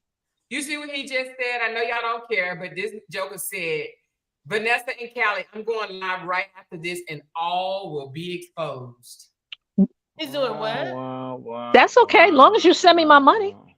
And then what? And then Where's he going live? Tell me where you're going live. Where is he going live? I don't even care. I mean, I can't see him because I have him blocked on everything, but I don't care. Just send me my money. Hey, that's all. Tigress, hold on. I am asking Tigress one time, did I call you a bitch? Kevin, come on, boobs. You called me a crazy bitch. You were upset because I kept calling you back and forth about my money. It's very straightforward. It's straightforward. There's nothing else to say. Send me my money. let's hold on. Let's say this. Okay. Because again, just like what Callie said, we're in one regard, we're here because you have continued to drag us through the mud, not the other way around. Thanks. Vanessa has said it. Callie has said it. Bree has said it about me. I have not been running a YouTube channel throwing you under the ground. I have 4 YouTube channels. None of them are about you. Yet and still, you find the time to talk about me and defame my entire character. You've told people that I have taken out a loan in your name. You know that to be a complete lie. You've told people that I changed my name to avoid being caught for a felony for fraud, including this purported fraud of taking your identity and using it to get a loan through Dun & Bradstreet. Boots, Dun & Bradstreet does not issue loans. They're a credit bureau. You sound stupid in the streets. You don't even sound logical. At this juncture, let's just say, let's throw out a hypothetical. Let's say I didn't call you a bitch. Or you didn't call me a bitch. Because very likely, I ain't gonna lie, I might have called you a bitch as well. Because at that juncture, if you don't have my money, I guarantee you that this mouth right here is gonna get real rank. Okay. I don't even know why all of this matters. Why is it like? Why are we talking? Why it's like who? The point that I'm making is no. What I'm saying is why. The point that I'm making though, Vanessa, is that none of the stuff that you're asking, and he already knows it. Because I'm not trying to be funny, but we know that the people that were close to him in that type of capacity, romantically, I would get under his skin. We know that. And that's the reason why he's jumping in this feed. That's the reason why he's jumping in his feed, because he needs attention. And right now, we're giving it to him. So all I'm saying is, if he wants to make a live, let him go make a live. If Amora wants to let him up on her live, then let him come up. But as for addressing him in the comments, it's just pretty much feeding in what he wants people to do. Kevin is a narcissist. So like you said, when regarding attention, it's never going to be enough. He has enough attention over there. I have 4,000 followers on Facebook. I have 500 followers on Instagram. I only have 240 subscribers. So I'm not going to get the same exposure for any of my videos that he would get. Now, mind you, this is not me dissing myself. My insights are beast-like, and that's why I'm monetized. So I may get 400, let's say I may get 4,000 views on something that I post and I only have 500 followers on Instagram, or I might get 20,000 views, but I only have 500 followers. The point that I'm making ultimately is that he's not seeking attention. He's literally coming for me specifically. He's come for me like he's come for Callie. He's coming for the people very specifically that were that close to him, and he knows we're under we get under his skin because we were there that close specifically. I mean, I hear y'all. I guess I just don't care about. Well, he just told me to shut the fuck up. You have my address. Pull up. Because I'm not really into this. All this internet stuff doesn't bother me because I don't make a living off of the internet. So you telling me to shut the fuck up when you just said you don't talk to women like that. It doesn't affect me because I know that you won't say it in my face. All I'm telling you is you said you were going to send me my money back. Send me my money back. Anything you do a live about, it doesn't matter to me. It's not going to do anything. I mean, it doesn't matter. So do what you got to do. You just making yourself look stupid. I'm gonna leave this all alone, and I'm sorry. And she was a good friend to me. You're just making yourself look stupid. So anything other than that, when it gets to the real situation, and when it all comes down to it, I'm not playing the internet with you, bro. Pull up. Pull up, pull up. Your little followers, are waking up to you, nigga. The people on your own pages waking up to you, nigga. Like, hey, bro, like everybody can't be fucking lying, nigga. Everybody not brainwashed by you. That nigga thinks everybody is brainwashed by him. Like, everybody thinks. There's no live. Kevin, just ching us. Cha-ching us. Why would he tell a female to shut the F up? He's so, oh my God. Because it's the internet, man. It's over the internet, you know, and that's how females talk to each other sometimes when they get angry. You right about that. Somebody said Vanessa is straight New York. She said, pull up, son. Oh, you know. That's all that really matters. All this internet stuff is really nothing. I mean, the people that know me. The people who don't. Yeah. Most of the people on your side wouldn't even know my name if you didn't keep bringing it up. Here's the thing, though. He'll go live once. This is what I keep telling him. He'll go live. He'll go over there and go live. He'll talk his little heart out. He'll tattletale, try to tattletale, and then the night ends, and then what? It affected nothing over here. Nothing. Affected nothing over here. Guess what? We all still gonna be cool and laughing tomorrow. Now that I know Tigress, hey Tigress, I'm gonna give you a call later. You know, we all gonna go out to lunch and like, and shit. then what? Like, then what? What's gonna happen? And then what? Okay, you went over there and tattletale, nigga. Like, and then what? After that, and then what? It didn't affect nothing. Nobody cared. And nobody cared. Please, anyone and everyone who's watching this, if you do happen to watch, because some of you all have given me the impression when you commented on when you learned that I was going to do this interview, and you said, well, you know, Kavina's side is saying da da da da da. We already know what Kevin's going to do, so that's none of that's surprising at this point. But if he does, please do send me a link so that I can add these videos to my defamation lawsuit. Please, thank you so much. Yeah, I don't watch his lives. The only live I watched was last night because, you know, my brother was on it, and you know, I don't watch his lives. You know, people come and tell me that he says stuff, and I really haven't been saying anything, but he just always keeps bringing my name back up and shit. And then when it comes down to what has happened, I'm not going to be quiet about it. So, I mean, all this personal shit doesn't matter because believe me, I got all my emails too. Especially the ones you said about Claudia that you brought on your live. I got all those emails. So it doesn't matter. It's nothing you could do to me because I don't give a fuck.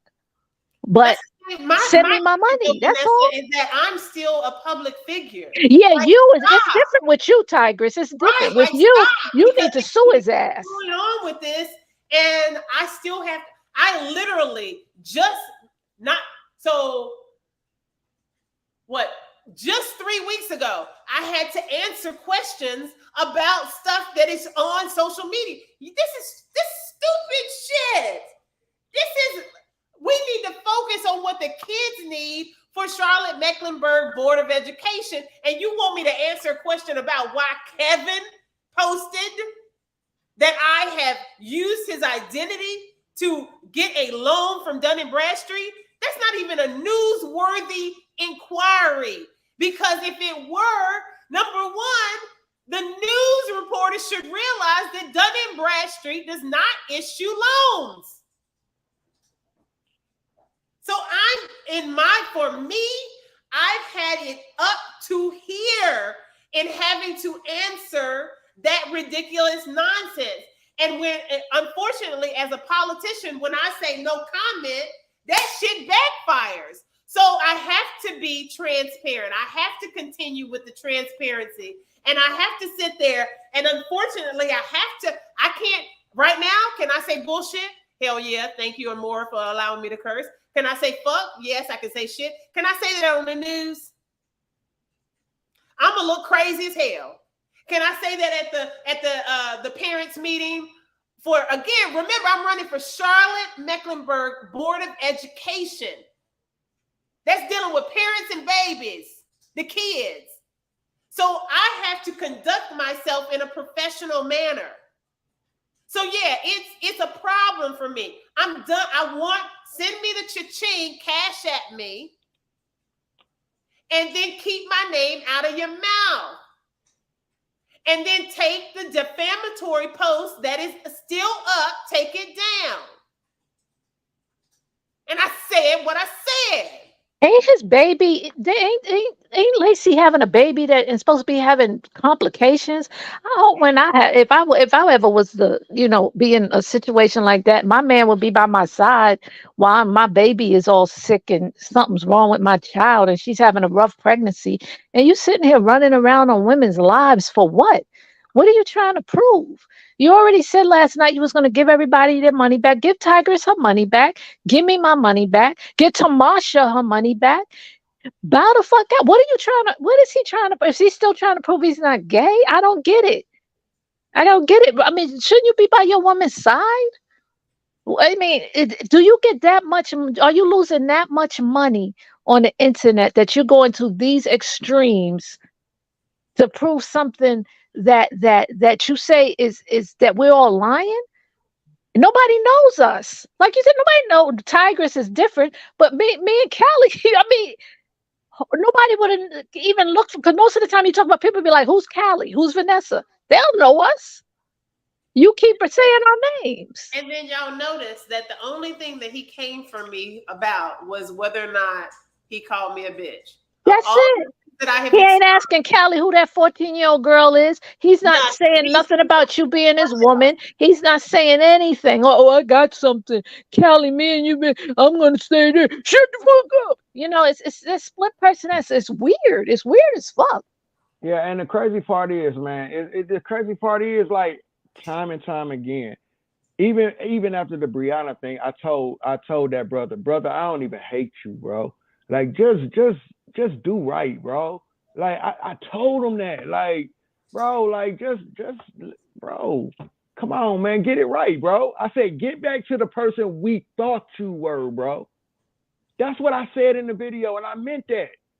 Get back to the person we thought you were, that everybody was attracted to, that we thought you were this righteous person, bro. Like, and you I don't give a fuck like, what you get back to. Like, you. I don't give a fuck what he does. I just, Vanessa, I agree with you. I'm just speaking for himself. Like, so he can sleep. So he can sleep at night. So you can sleep. I agree with you, Callie. The one thing, the reason why I say that I agree with Callie is because he does have a huge platform.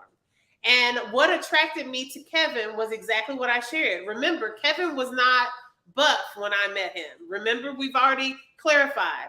So even though Kevin was always attractive, I was not attracted to this powerhouse. I didn't know who he was. I didn't know he had a following on YouTube.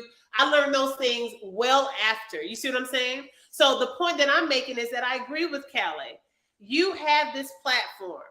If you really want to continue this platform and do something positive, if that truly, at any point, that was truly part of your intentions, then get back to it. And I'm pretty sure that you'll be able to pay out people, just like with Derek Jackson. They were very, very able to air out their dirty laundry and then keep making money and keep moving forward. But you can do it in a positive way.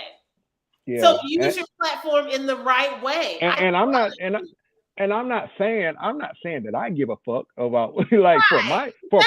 for my I'm talking about for you, brother, for Correct. You. Correct. Like, so you can sleep in this, so you can be a better person in the Correct. Universe. I don't care. Like, listen, I'm doing what I do. I don't need you over here in my lane. I do what I do. You know what I'm saying? I since I've moved away from you, I've been outside.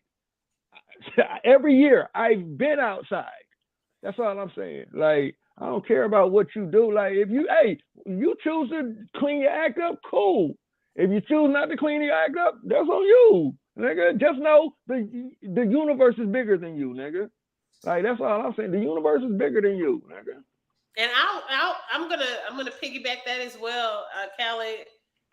I agree with you in one regard, and as much as I sound the way that I sound, everybody also knows that at the end of the day, just like what Vanessa says, remember, I told you I skip around like a Disney princess, hopeful that I can help everyone in the world. That is, I move in love. I move in love. Really I move in love. You see what I'm saying? So I do challenge you, you know, Kevin, because I imagine that you're still watching because you ain't doing a live. I done checked. You're not doing a live. You ain't posting. He will. Day, be honest with yourself and stop this. And you also, more than because how do I want to say this? Even though, because I don't subscribe to the whole strong Black woman thing. I subscribe to the new TikTok mentality where somebody posted, no, treat me like I'm fragile. I deserve it. I feel the same way in that regard. However, because I am emotionally intelligent, your apology has absolutely no impact on my life at this point. However, Josh has pleaded to me and has poured out his heart so much because he was rocking with you something hard. He was on your team something terribly hard. And he could not believe that you did all the things that you did. And I don't know where he is. I reached out to Josh and I told him more. I said, I reached out to Josh. He hasn't, I even emailed, when I emailed Amora, I CC'd Josh, but he hasn't responded. So I'm hoping Josh, I'm talking about Josh Upshaw, who was his producer. I hope that he is hearing this. And if anything, Kevin, that you know, because these people were with you longer than me. Because remember, I posted up on you when it got money funny. Okay.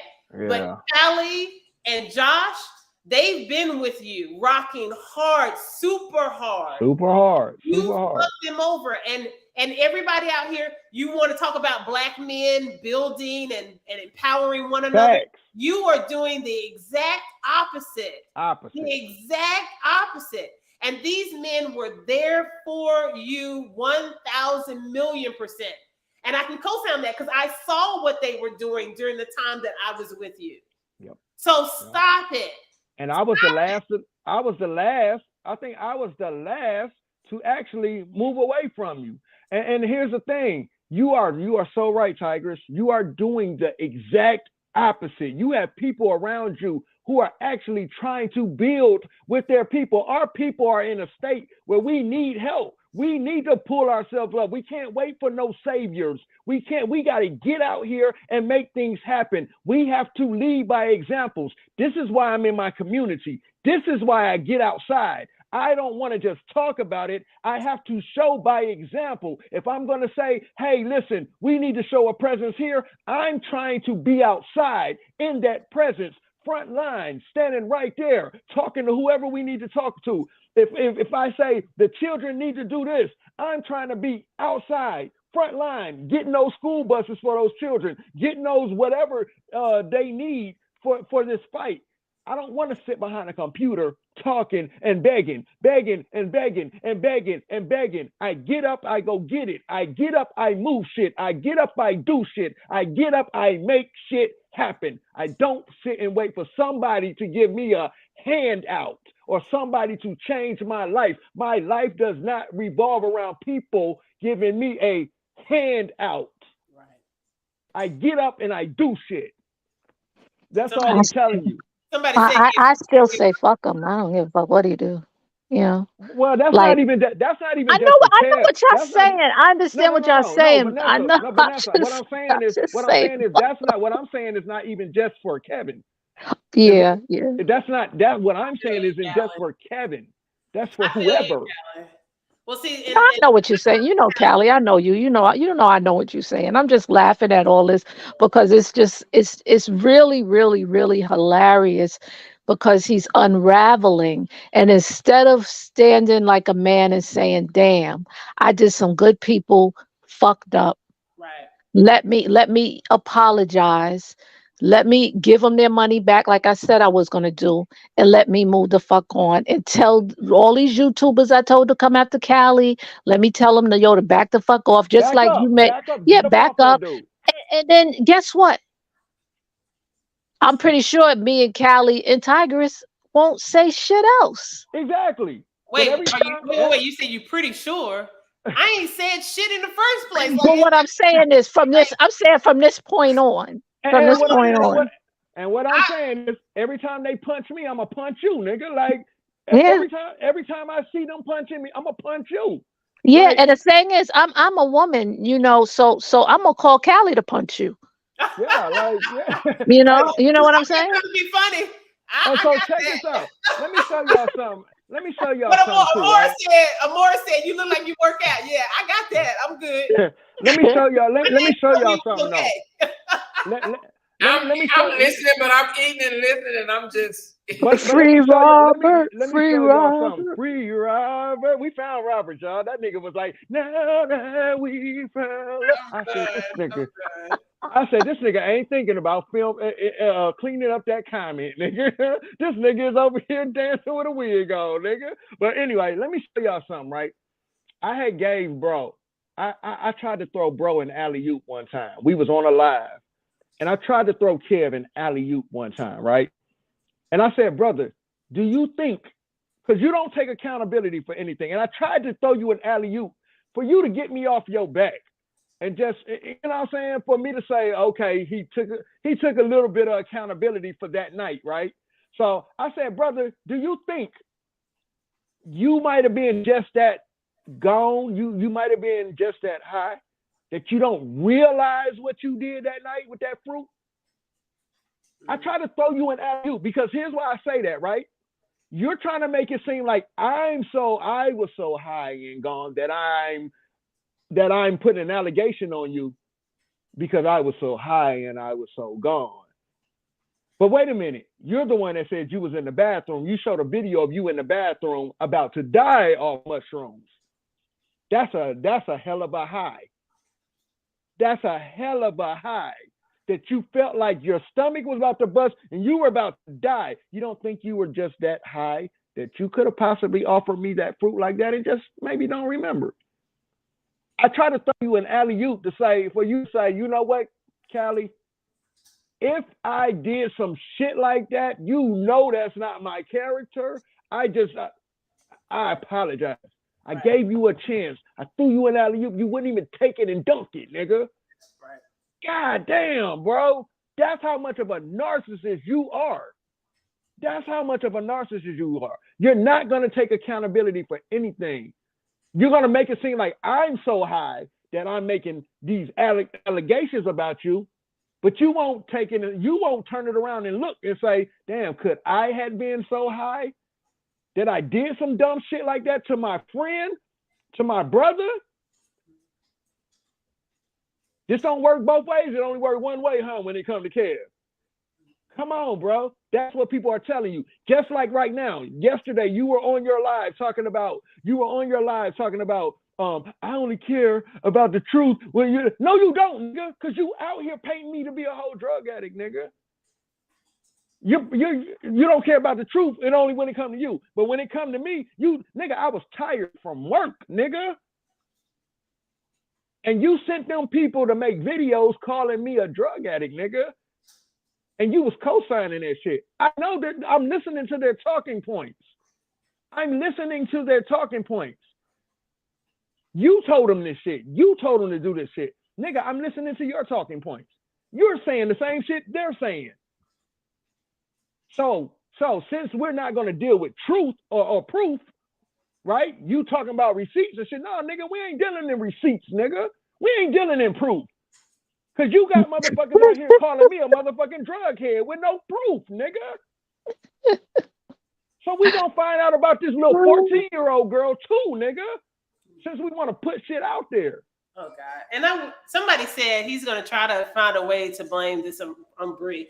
I really wish he would also leave Bree out of this, especially. That's what got him into this. Yeah, you're playing exactly. Thank you, Callie, for bringing that up. Because again, remember, I ain't said shit for years.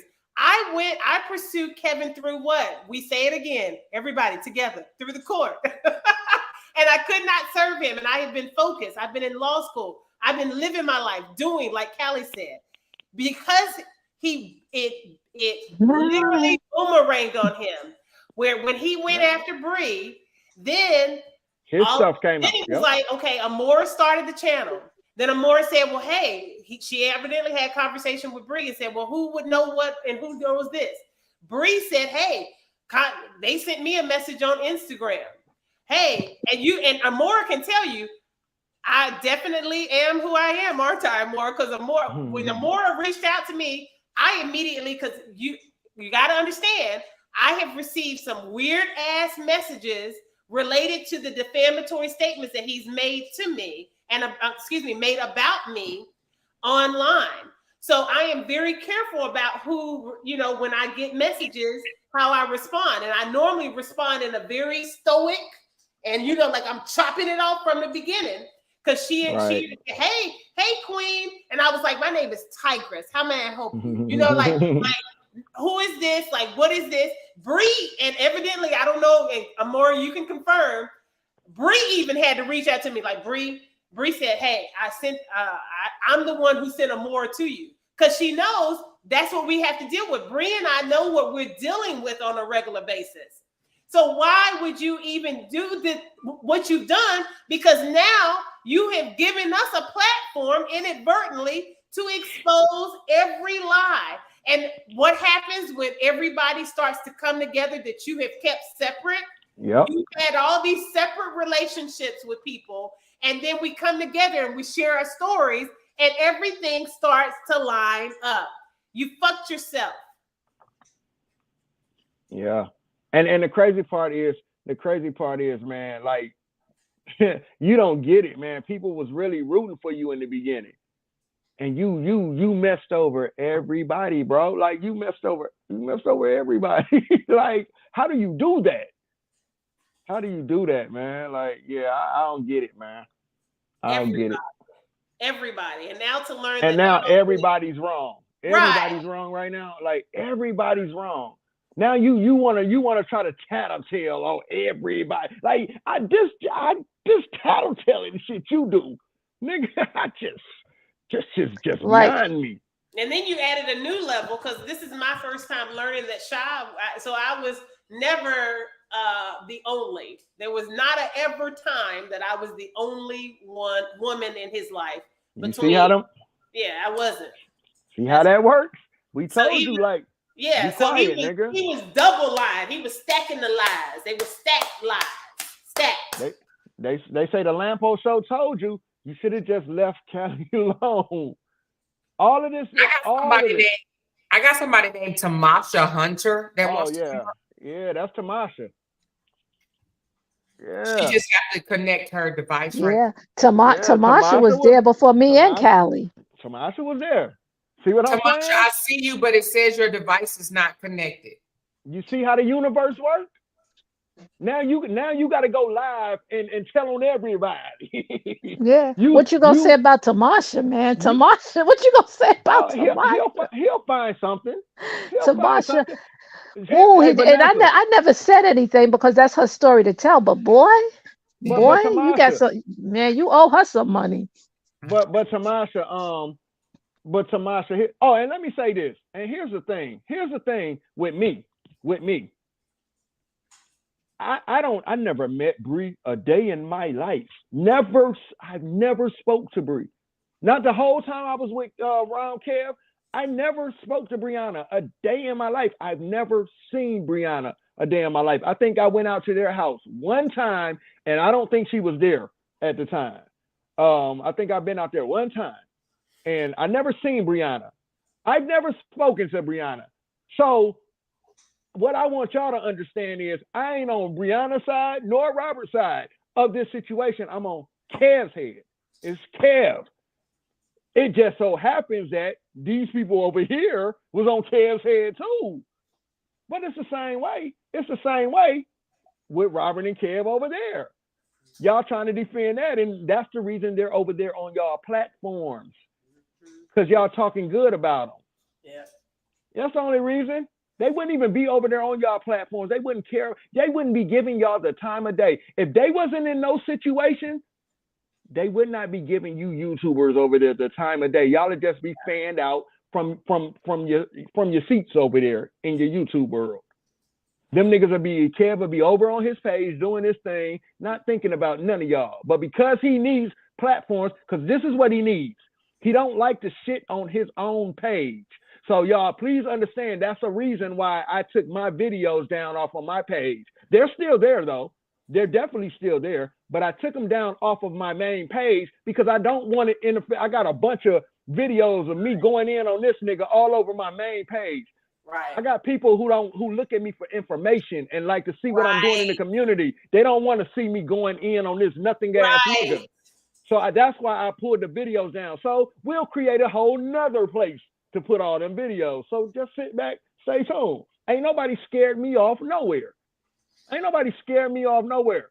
So just chill out. You notice he doesn't shit on his page either. He goes to those other YouTubers, those YouTuber ladies. He goes and shits in their yard. But he keeps his page clean. Okay, so he probably is not live on his page. He's live on somebody else's page. Yeah, he's probably live on somebody else's page. Let me ask Tamasha, you don't have to just go ahead and this is what you have to do. You're gonna have to go out and come back in, and when it says, do you want to allow camera, say yes. And before you get up on the panel, then click your camera off. I'll show you how to do it. So go out and come back in, but say yes when it says, do you want to connect your camera and audio? Say yes. And then I will show you how Vanessa has hers right now. You don't have to show your face. Well, she says something about I can't wait to hear from her because she says any receipts y'all need lie at the beginning and end of every video on my channel. Is that I hope that you're talking about for defamation too? Because I can't apparently I need to find out like what she mean when she says she's gonna come next time. Yeah. You said what? Who is hey Chief, who is this person, Jordan person? Who is that? Is that you? Man, this nigga killed them. Who? Somebody Jordan. Well, I don't know who Jordan is. Callie, mute your mic. I'm beautiful. I think he stepped away. Somebody is back here and they're seeing everything that we're writing. I'm just trying to figure out who is it. Where they in the chat? No, they're in the backstage and they've been back there the whole time. Oh. Oh yeah, But I don't know who Jordan is. Maybe and it doesn't say Josh, right? Not Josh. No, it doesn't say Josh. It's a girl. It's a lady. I don't even see her. Yeah, I don't know. I see somebody named Slots. I see that. Jordan, the Jordan person. If you hear me, say something in the chat, or I'm gonna have to kick you out because I don't. But the fact that I don't see her is somebody that I must have blocked or something because I don't see anybody with that name when I look in the chat in the back room chat. Yeah, that's interesting because I don't see it either. They have been up here. They haven't said not one word. I haven't seen it either. Kick them from the chat. The only way. Oh, here, kick from the studio. Here we go. Now it wasn't Ladorn. It wasn't Ladorn, was it? No, because her name shows up. No. She said, "This is me." Who is me? Tamasha. Who is me? No. I see it. Ariana Jordan. Who is that? Yeah, who is that? Just let me. She said it's Bree. Come on, that's not Bree. No, hell no. No, I gotta go. So it must be Kevin, right? He must be trying to find ways. Bree, girl, chill. You know, Bree don't even talk like that. Hey, no. Exactly. Man, the lengths they will go to, That's Kevina. They gone because it ain't no damn way it was Brianna. That's Kevin. Brianna got my whole phone number. Like, come on. Plus that was some old whack ass shit, and Bree don't even have fake pages. Whoever that was a right. That was completely lame. So like everybody has come up here has come as themselves. Why do they have to keep coming as different people? Bree, girl, chill. Bree don't even talk like that. Y'all got me bent. I mean, you want to be nosy that bad? Like what? And like you said, Bree would have messaged us directly, or she would have. Exactly. Bree is getting nailed to the wall. Like, come on, and that's why they mad. He's gonna let me up. Tamasha couldn't figure out the thing yet. Bree, girl, chill. I guarantee you there was somebody from across the dang on hall just being nosy. Somebody said they would have been better off saying they was RH. Right. Tamasha's gonna come back in. I told her to go out and come back in. Okay.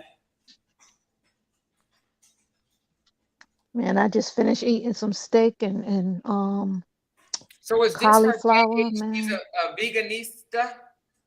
Voluptuous bed. That's Tamasha. She said any receipts y'all need, like at the beginning. Yeah, and me and Tamasha was really good friends, and we stopped talking because of Kevin. She cut me off because, you know, Kevin told her something that I was supposed to say about her, and then we found out it wasn't true. And so now he's trying to, I guess now he's trying, oh, Callie may not even know he's on mute. Callie, you know you was on mute? Oh, he'll come back. But the thing about it is now he's trying to say, Callie is a setup, Callie. Hey, Callie, they trying to turn against us, Callie. After all of this, now you're trying to say, now you want you and Callie to be friends after you have all these YouTubers come after him? Like, make that make sense. Callie is a setup, Callie. You're going to laugh when you hear all of this, Callie. It's a setup, Callie. We both been bamboozled. We both been tricked, Callie. Come to the light, Callie. Like, are you serious? So now I guess somebody must have said, hey, you need to get Callie back, reel them back in and put it against the women. Like, what? It ain't just Callie. You got Callie, you got Rick, you got Josh, you got a lot of other Andre, you got a lot of other brothers that saw you for who you are. Callie, I see it clear now, Callie. They trying to play us against each other, Callie. Really? Somebody said, ask Tigress about what Kev shared with her about his brother, how his brother treated Bree. She's already said. Sure, I can say it again. Pretty much. So he would often tell me that he respected. It always came up because, again, he didn't like his brother. Callie has also said the same thing. His biggest beef with his brother is that his brother was always condescending toward him. And when they were both evidently, you know, growing their platforms, that further enlarged the fuel between them, you know, the heat, the disconnect between him, because LaTruth, you know, his platform, Robert growing as LaTruth, was growing bigger than Kevin's at the time. And so he would often tell me in the context of talking about how he didn't like the way that his brother moved and how he had a good woman, but treated her badly on a regular basis, talked to her inappropriately on a regular basis. He told me very often that they would often get into arguments, and that he was really mistreating Bree on a regular basis. And he told me, you know, they were married, the whole shebang. Because remember, I wasn't just random. And did he say anything about his brother abusing Brianna? He did. He verbal abuse. He did call it verbal abuse.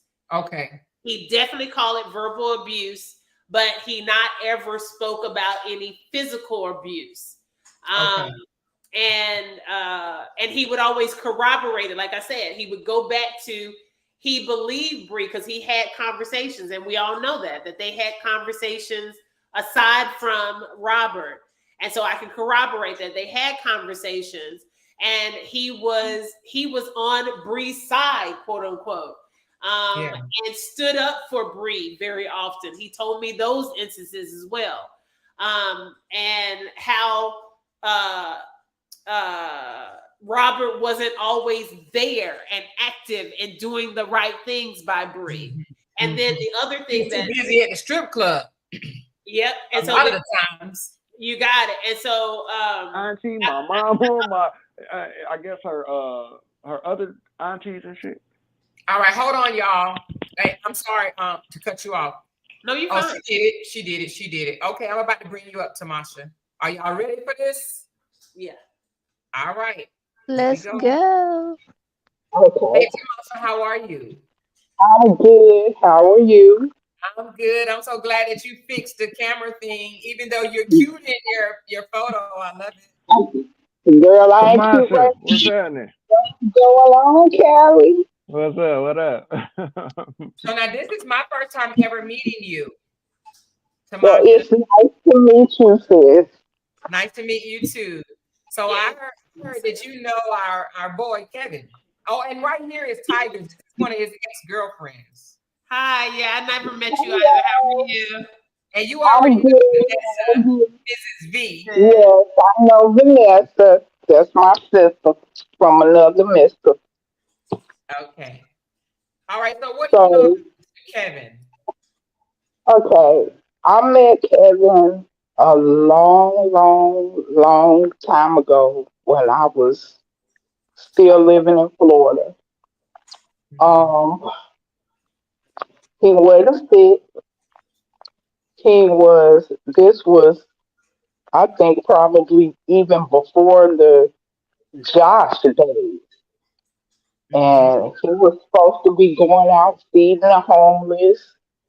And we was sending money through the YouTube. We was donating money for him to go out and feed the homeless. And he was making this big deal about what he was going to do in the community and all this stuff. And even when I didn't have money, I would borrow money from LaShawn Wow. to give to Kevin to go feed the homeless. So you would borrow money from someone else to Yes, give to him? Wow. yes. Wow. So this whole thing, my my my mother is even pissed at Kevin because later on down the road, after I became a vegan, um, and I started sharing my recipes or whatever. Like I said, the receipts for the arrangement that we had or had to be found in the beginning and the end of every video on my YouTube channel. And I stopped making them because I was so pissed off. Okay. Kevin and I had an arrangement that he would promote me and I would promote him. Okay. So in every single video that I did, I was like, hey y'all, check out my boy Kevin Wesley over at BeTheEvolution.com. Get yourself some fly gear. I put his logo and pictures up on my page.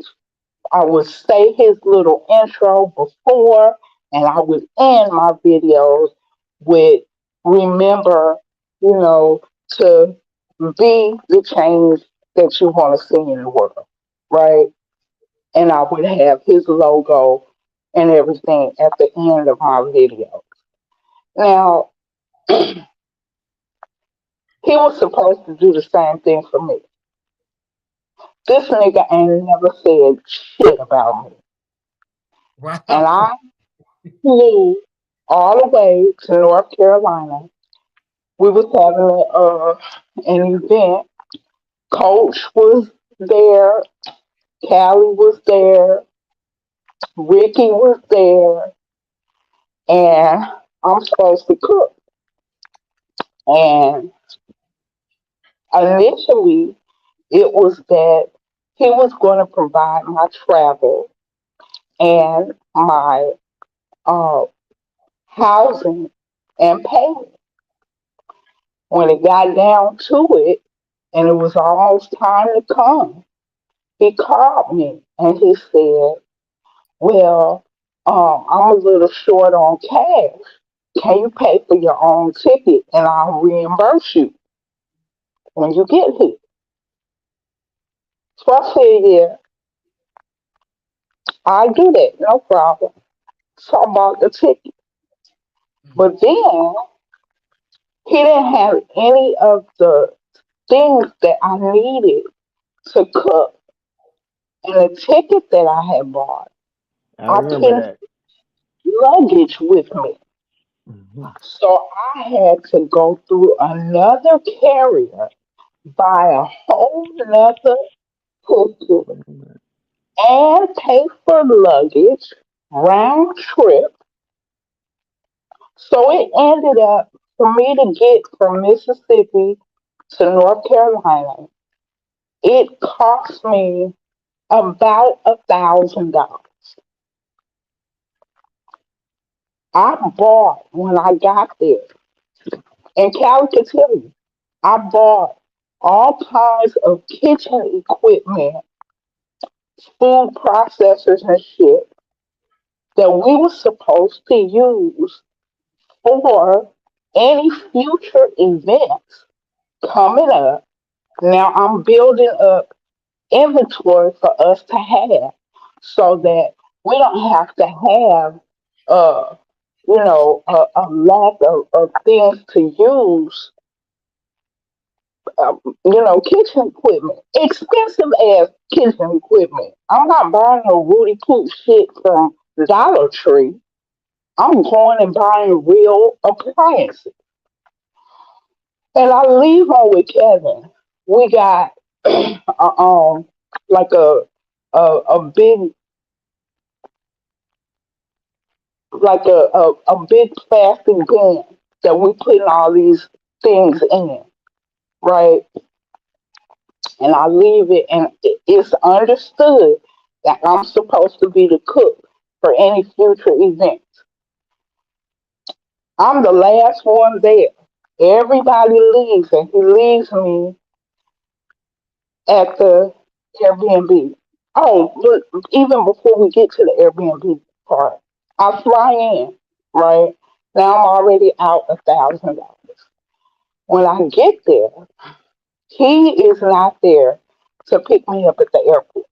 Now I'm in Charlotte, North Carolina. I don't know anybody. He sends an Uber for me, and it takes about 3 Ubers to get me because I'm not him, clearly. And the Uber is looking for the person on the app. Finally, I get the Uber. The Uber drives me all the fucking way to South Carolina.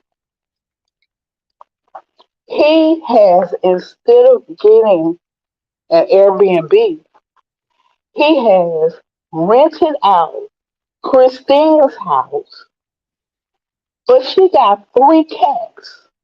And And he she didn't is rent it out. He didn't rent it out. He asked Christine if he can stay there. Christine didn't even know y'all were coming, but go ahead. right. So she got 3 cats. Now I'm in this strange woman's house with her 3 cats. I'm allergic to cats. And her cats are roaming all over the fucking place. And you cannot cook commercially. And there's cat dander and cat hair everywhere. That's no. So I tell him, yo, this is not gonna work. And so he's upset, pissed off. Meanwhile, Ricky is left at the airport. This nigga don't pick Ricky up from the airport, and Ricky is so pissed off, he's getting ready to get on a flight and go back the fuck to Arizona. So somehow they've talked it out, and the next day I have to stay in this cat infested situation, and I'm like severely allergic. Ricky slept in the airport until he saw you the next day. Go ahead. So Kevin comes and picks him up in the car that Dwight has purchased for him, and they drive from North Carolina to South Carolina to pick me up. Now I don't know where the fuck I am. Um, there's no TV for me to watch because all Christine had was a fire stick. Um, and there's no food. I'm like far away from everything. Like I was just like incredibly uncomfortable. But anyway, I'm like, okay, I'm gonna be a good sport. They picked me up the next day, and magically now there's an Airbnb. But there were so many cats in Christine's house. Ricky sucked up his own allergy to change Christine's cat's litter box because that's just, you can't leave like cats for the weekend and it's gonna be okay. And there's 3 cats. That's not gonna fly. So we end up at the Airbnb. Come to find out, Sean paid for the Airbnb. This Negro ain't paid for shit. You said Shai? Yeah. Oh wow. He paid for the Airbnb. He had done talk to her and got the money for the Airbnb from her. Wow. So Ricky is driving the car, and the conversation in the car was like crazy. Now, this is what bugged me out about Alexis reading because the conversation in the car was, and I don't know if Ricky remembers this or not, but I distinctly remember this.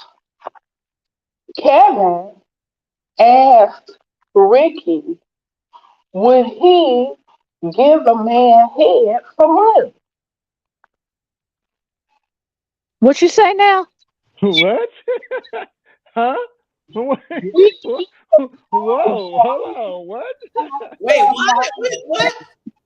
I swear to God, we was driving in the car from South Carolina to North Carolina, and the conversation in the car was Kevin asked Ricky, would he give a man head for money? Oh yeah, I remember. And Yep. I was told. Yep. She ain't lying. so when I Alexis mean, but said, why did that even come up? Like, He probably was filling them out. that's exactly That's what how he he was felt. doing. That's how Ricky felt. Yep.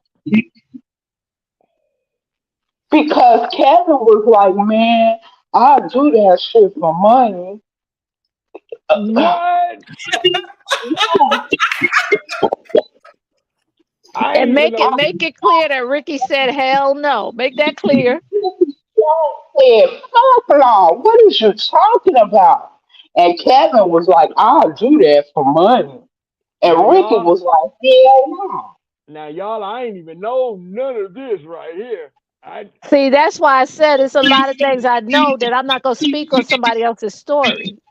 Go ahead, Tamasha. None of this. I don't know. no. So Vanessa, your mic is making some noise, baby girl. Vanessa, your mic is making noise. All right, I'm muted. Okay. So it's like so much shit went down on that trip. And if you notice, if you remember, Callie, Ricky was so uncomfortable on that trip. Like he wouldn't even get in a bedroom with nobody. He was like, fuck He that sure shit. wasn't. He sure wasn't. Ricky slept downstairs. Ricky slept Oh downstairs shit. on some chairs. Yup. That's how fucking uncomfortable he was.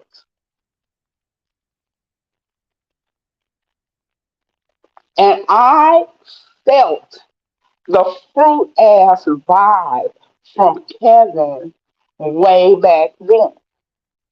Because this was also right about the time, because that trip happened directly after Kevin supposedly had some death threats and he was afraid to go out.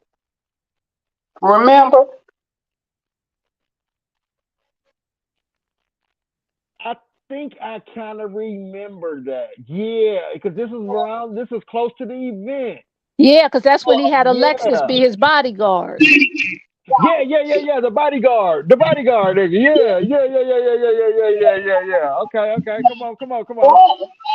What grown ass man needs a woman for a fucking bodyguard?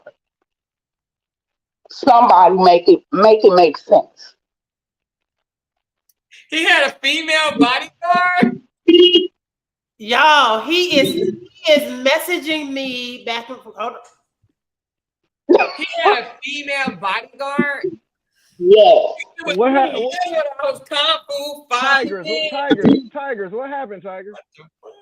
Y'all, he is messaging me. Okay, so. Oh my goodness. All right, so the first message came in. Y'all saw my message to him, so everybody knows that. And then I text to that's why. on there. Then I sent it to you. It said his response at 11:07. I can't believe you're up there lying like that. I wish you knew all that was going on.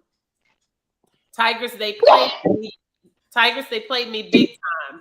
So my response was, Kevin, just cash at me my money. Then I said, and what am I lying about?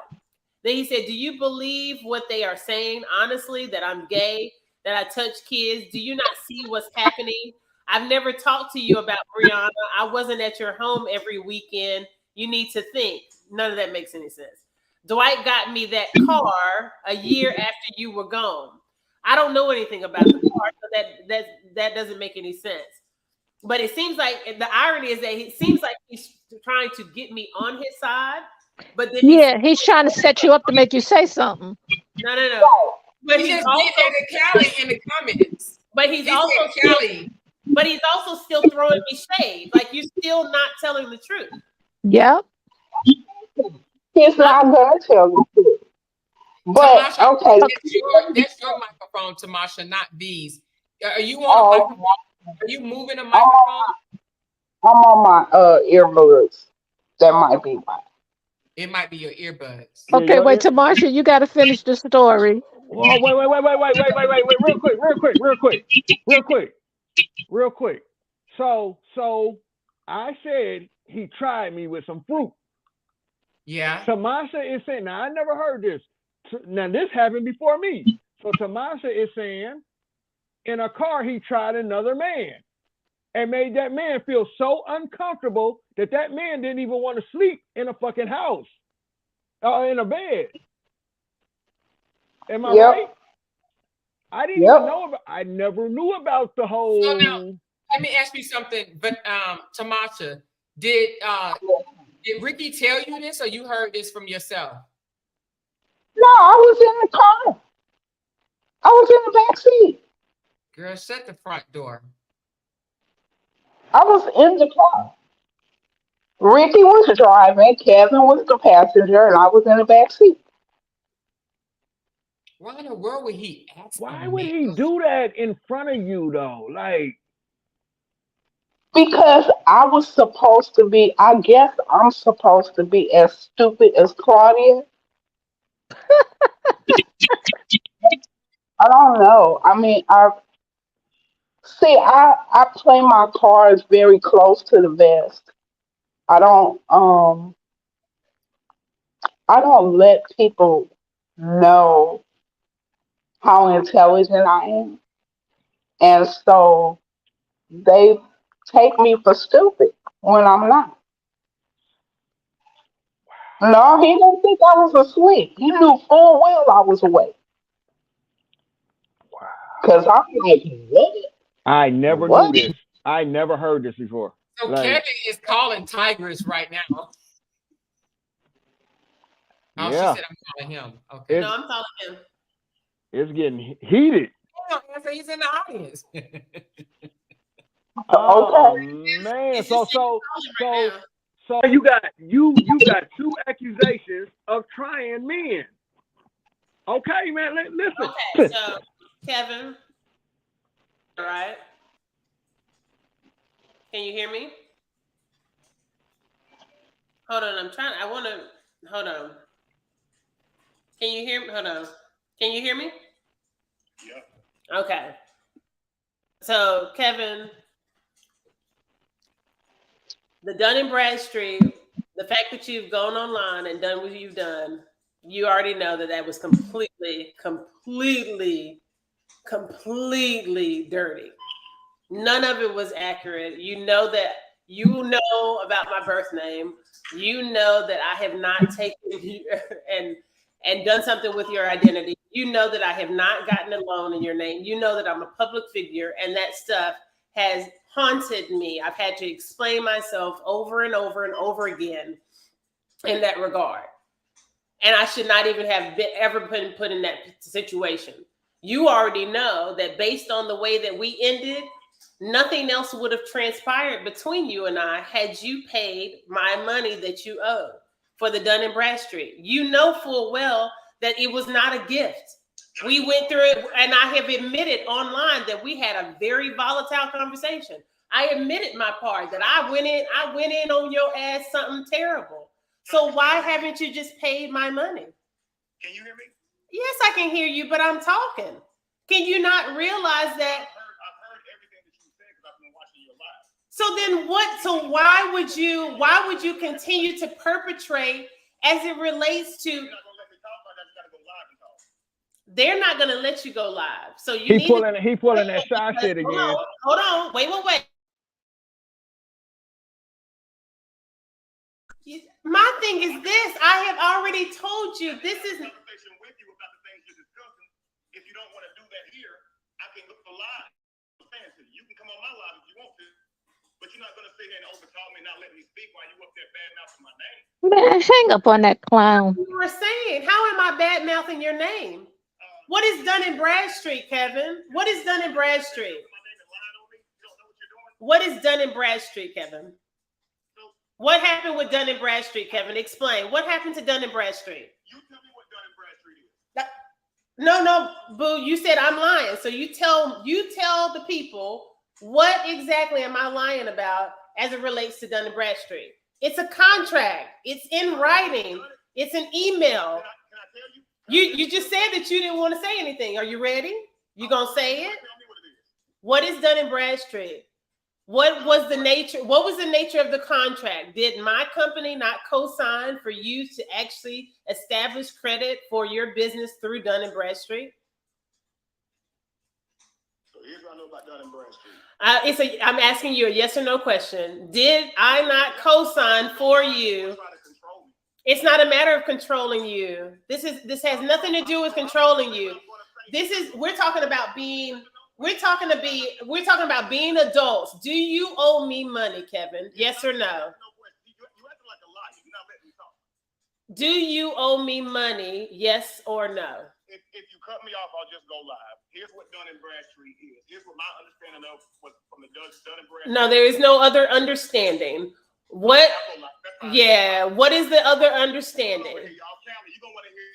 You do realize I'm a lawyer. I'm a whole lawyer now. You realize that, right? Because it gets bad from here. So you either go ahead and cash at me my fucking money, or it gets into the court, and I'm not joking. So he just hung up. Y'all heard that whole thing, right? Yeah, I wouldn't talk to him. No way. He's trying to somehow tell you that he's being played. But who is he being played by? Who is he being played by? I got the message that you said it. I don't know. He's weak-minded. Me. He's weak-minded, so I'm gonna call him back. He's gonna answer. Why? Who's playing you? He's weak-minded.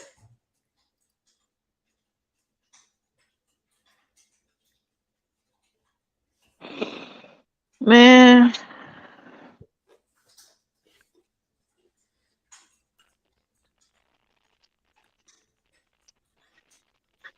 Tell him to talk about that ride. Who is Yolanda Bradstreet? Oh, she was with him too. Damn. Yep. That was one of the. Yep. Yep. She was with him too. Somebody said we need to mute that conversation. Hang Yeah, I mean, seriously, like I want to hear, like Tamasha's shit is more interesting. Oh, y'all said you couldn't really hear him, huh? No, we can't hear him. Tamasha, your mic, baby. It's your mic, Tamasha. Take that Bluetooth off, Tamasha. Okay, let me hang this Bluetooth up. hang the Bluetooth up and talk regular because they're making noise every time you move. And Yolanda, I see you backstage. You're gonna have to go out and come back in and make sure that you say yes to audio and camera, and then you can turn it off before you get up stage. Do you hear me, Yolanda? She says, okay, all right, Yolanda. Oh Lord. Tamasha. Yolanda Yes. was with us in Alabama. Remember when I told y'all about the world ventures and all that? Yolanda was with us there. Oh my God. And they gonna think I done went to the quicksand to get all y'all. This is hilarious. Nah, the thing is, we This didn't. ain't even all of us. This is what I'm telling you. This ain't even all of us. Tamasha. So Tamasha, when y'all was in the car, All right, I'm going on mute. I want to finish hearing about this car ride. Hold on. Oh, you got the floor, Tamasha. Okay.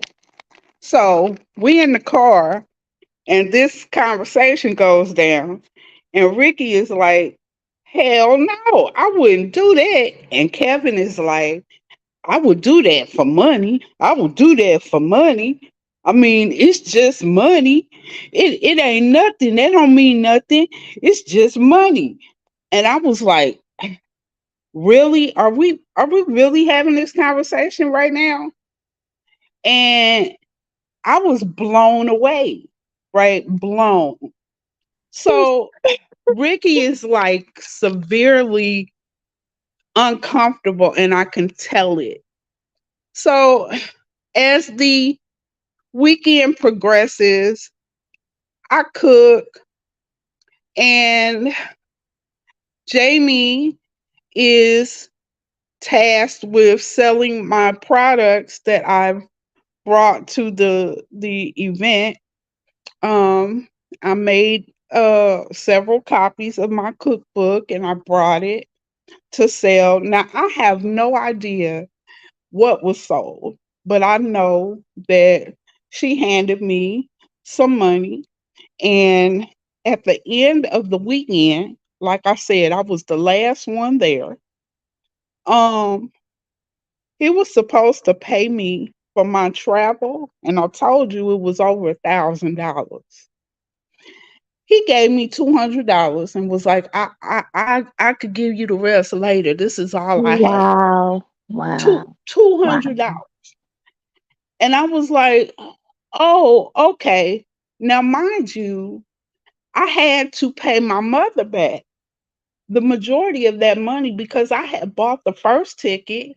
But then when I wasn't going to be able to get there with all of the materials and stuff that I needed, she went ahead and loaned me the money to get the secondary ticket and the luggage on Delta, I think. So I ended up paying her. So that was just like a loss of $800. Then I'm doing all this promotion for this nigga, and he ain't never promoted me, not one time. I believe that Callie made one promotional spot that I ever saw for the North Carolina event that mentioned that I was cooking, and I only saw it air once. That's it. But in every single video, every single cooking video on my channel, before the video and at the end of the video, I'm Oh, fully yep, you sure pumping this did. nigga up. You sure did. And I stopped making the videos for that reason.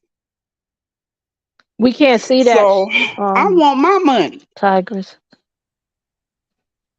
Yeah, I'm gonna text it to Amor. yeah. Tigress, look at his response. He said, F you.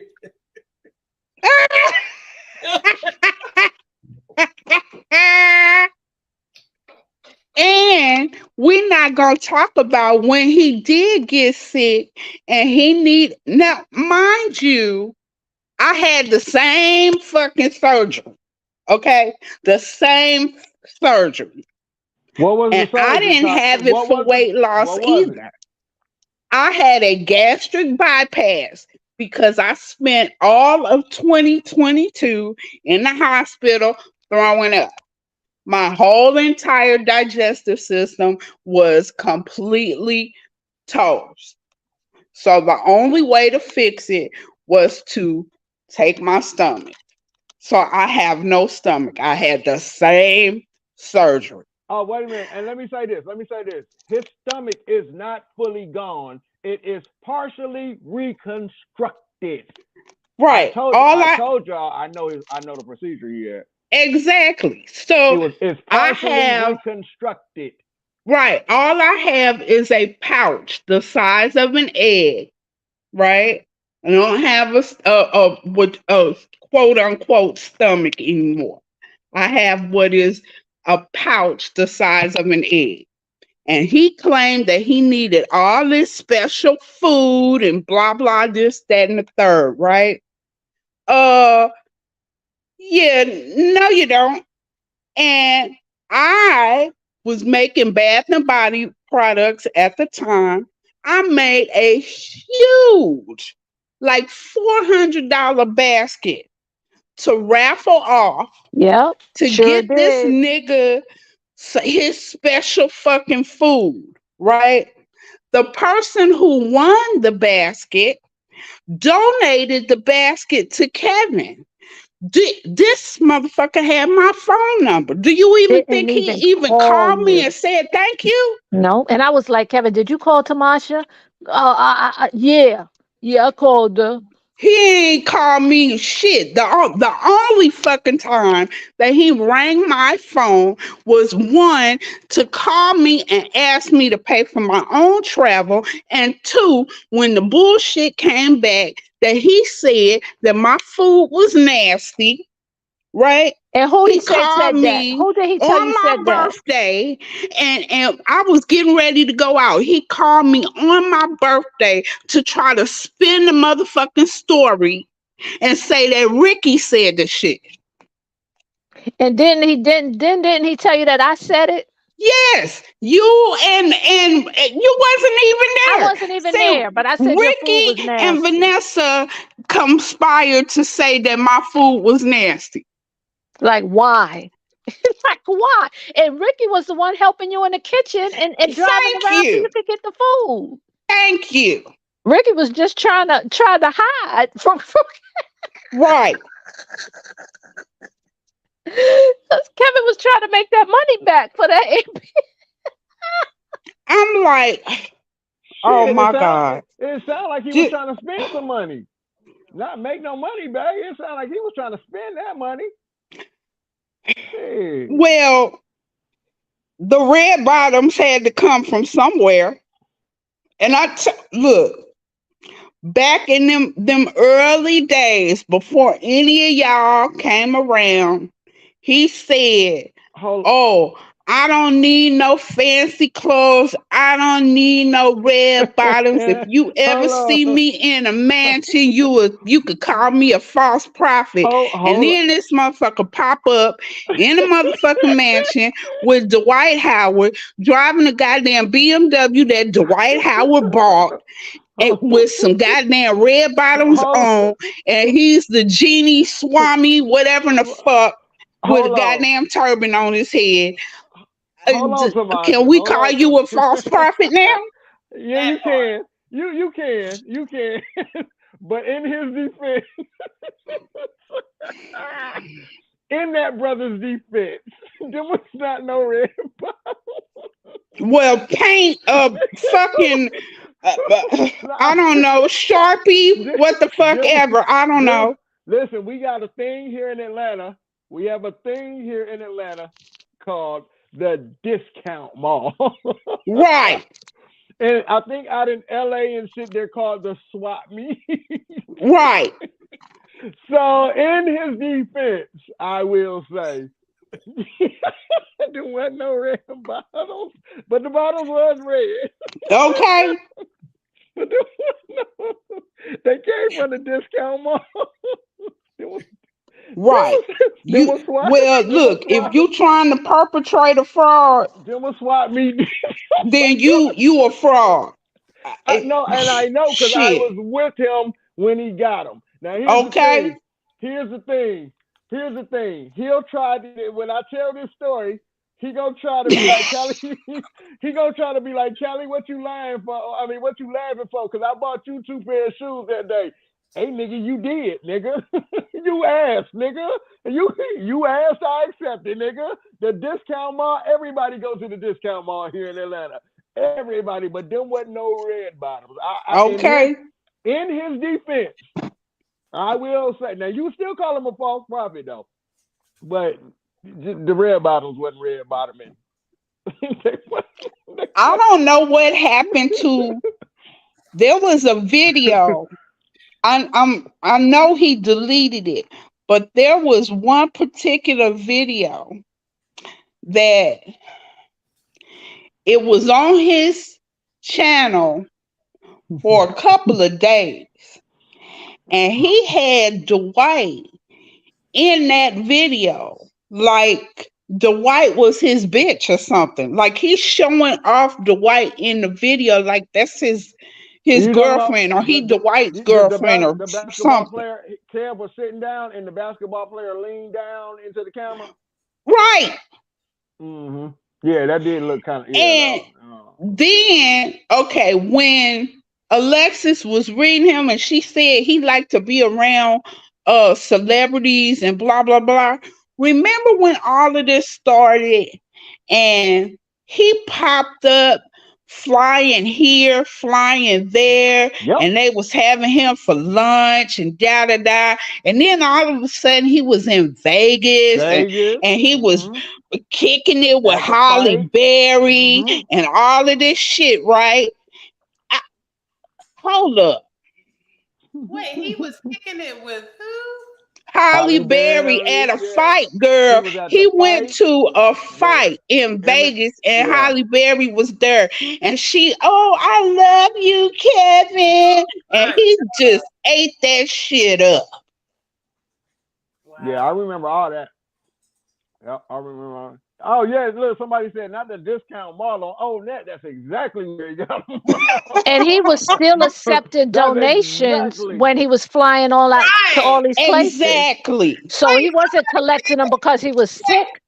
Wait, somebody said, y'all, DD, honey, I feel like I need to just go. Because y'all read her comment. The lawyer back there asking how many women he was with when she was with him. I'm tired, honey. I'm tired. What happened?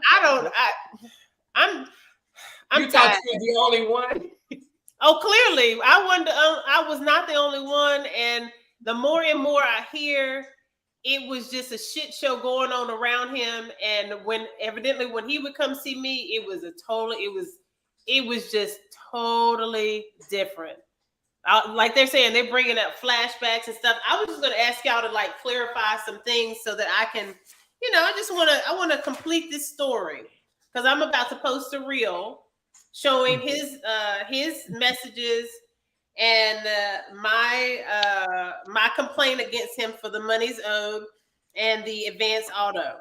So who lived at 15026 Callow Forest Drive, Charlotte, North Carolina 28273. Does anybody know that address? That sound like the Wasn't that Jamie? That sounds like the Airbnb. That was Jamie's Airbnb. No, I think okay, so thank you. So this is the address that he wanted me to list, and he said it was actually that of his brothers because he said that they had, I believe, according to Kevin, they had just bought the house in Atlanta. And does that make sense to y'all around that time in 2017? It may be Who bought a house? Who bought a house? Robert. Oh, I don't know anything about Robert. I don't know too much about Robert. Okay, and then can you just clarify for me? That may be the townhome that he lived in Charlotte. Okay. The brother. Okay. And then can you tell me, okay, so there was an event that he had me and Josh planning at Mary Mac's in Atlanta. Do y'all remember this for December 2017? Where's Mary Max? I don't know nothing about that.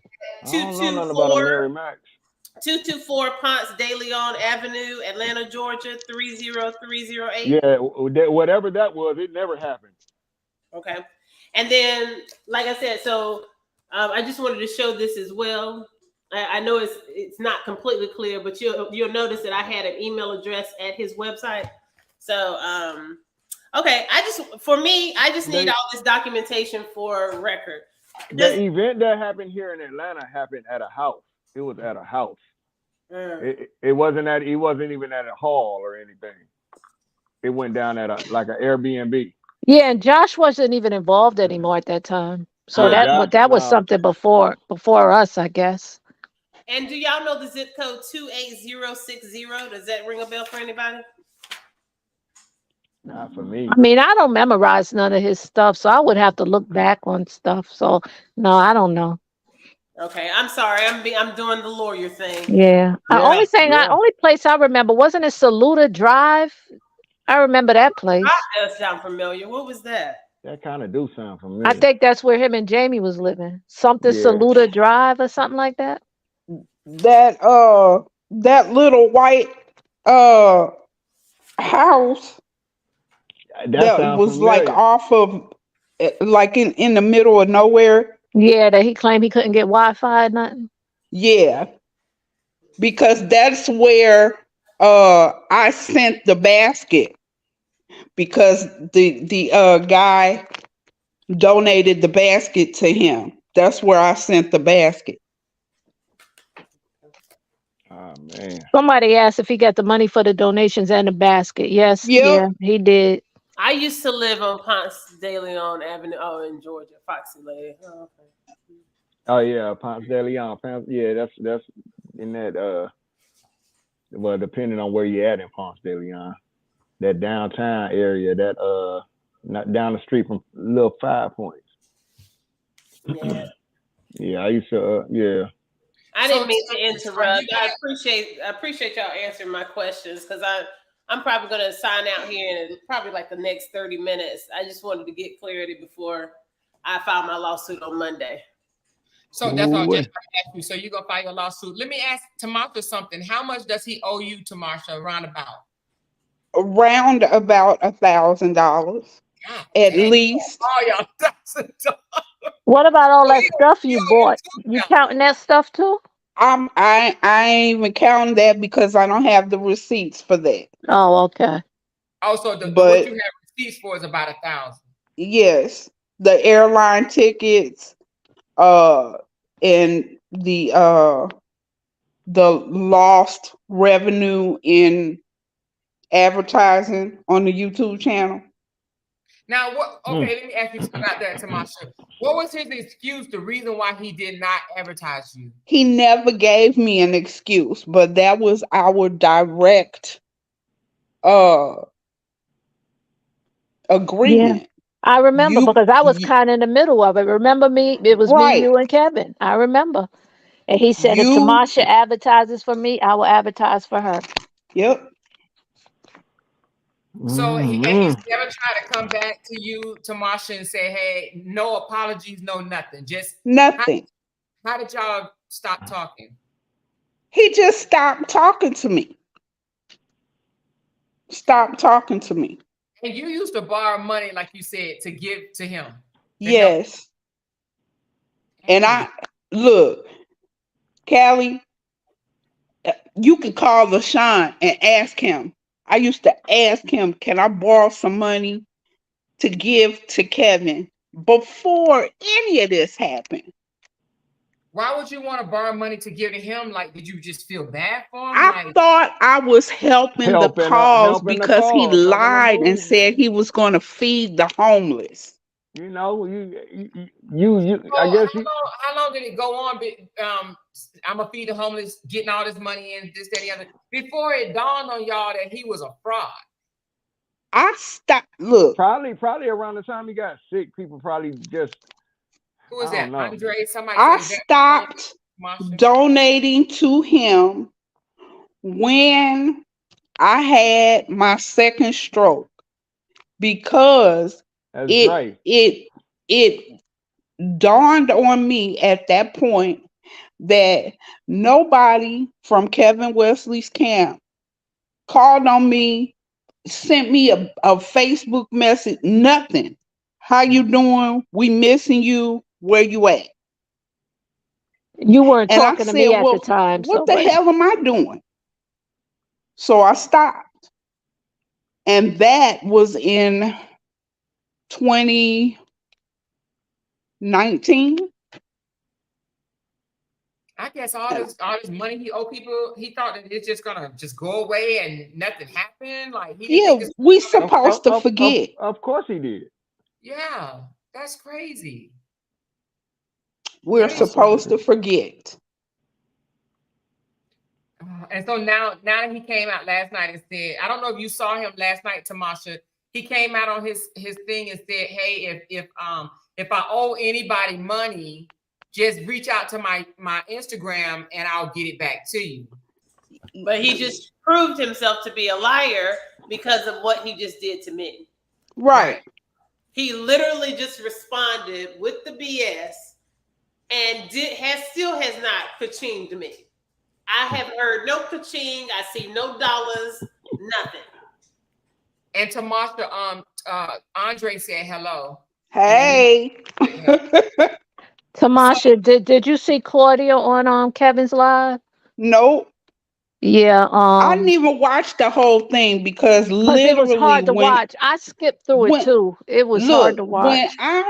when you posted it and I clicked on it and I saw him sitting there looking all smug and disgusting, I instantly got sick to my stomach and I clicked off of it. I was like, I do not want to see his ugly ass mug right now. I But can't even take it. just for the record, what is your remembrance of Claudia and with the Born Winners? The one he had Okay, vouched for his character. Claudia. Okay, this is why I have an issue with Claudia because she was on some bullshit too. Claudia told me if I gave her my information, she was all with the sis, this, that, and the third, and with the celery juice and blah, blah, blah. And she wanted to contract me to come and cater for events and blah, blah, blah for her too. But from what I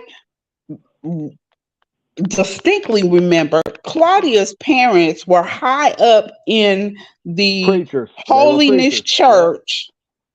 And Yep. when Kevin got banned from Twitter, it was said that Claudia's parents, because Claudia was a bum herself, sleeping on her parents' couch, right? Yet trying to run something.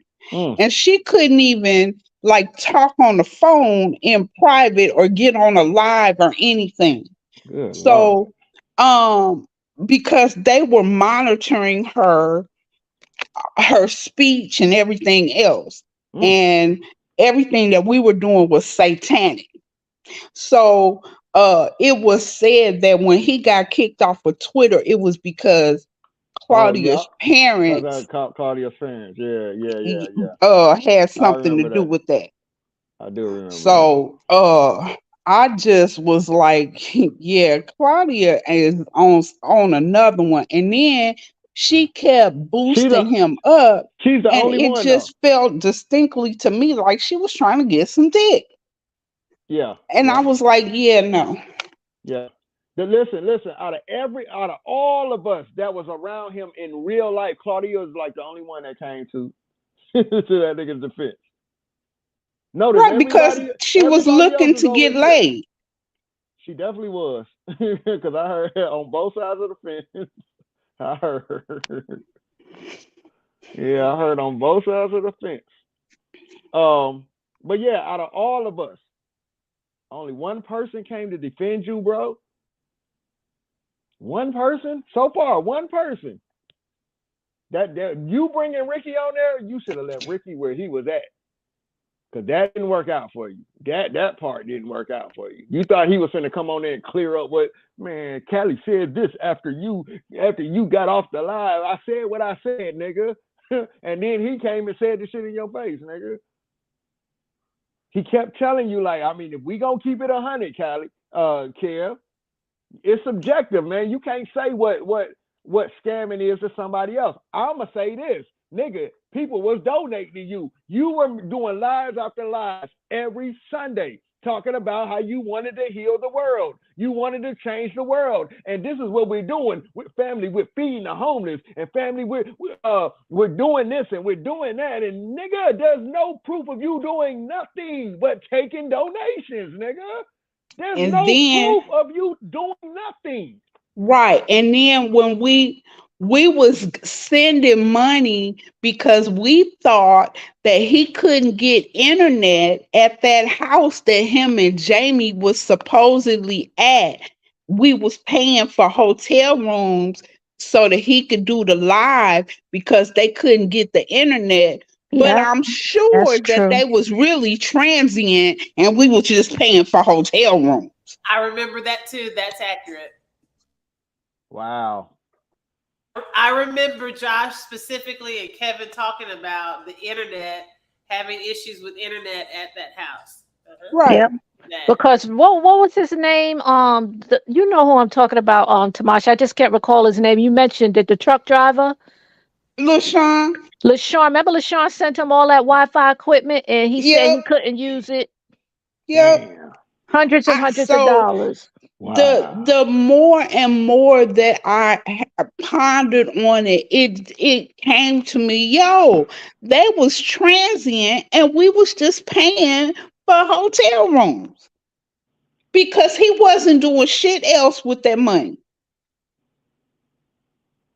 Mysteriously, your Wi-Fi don't work, your camera don't work. You can't, you not able to show us no type of a connection in your house or nothing. Oh, they we feeding your kids and your wife and paying for hotel rooms for y'all. That's what we doing. Cause you ain't made and pot of spaghetti, a bologna sandwich, or shit for the homeless. Wow. So they say he got Coach over there on his live. Did you see what I sent resent to you, Amora, to confirm? And it states it very plainly with regards to the signature. I don't think anybody questions me in that regard, but just to show the proof. Regarding, he said that I had forced his signature for a loan with Dun & Bradstreet. We all have it well established now that Dun & Bradstreet does not issue loans. But the signature that I signed on his behalf for the Articles of Incorporation, he sent me an email giving me permission to do so, and that it was limited to signing just for the Articles of Incorporation, which is very typical for business consultants, for those of you who don't know. And that was the only purpose of that. Can you please, for whatever reason, I don't know, I'm having trouble finding my damn auto parts receipt. Can you send it back to me? Remember, it took me a little while to find it before. Thank you. Now, Callie, I would like to ask you something. Mm-hmm. And I'm not going to speak ill of Coach, although I have my issues with him too. When I was living in Atlanta, okay. I felt completely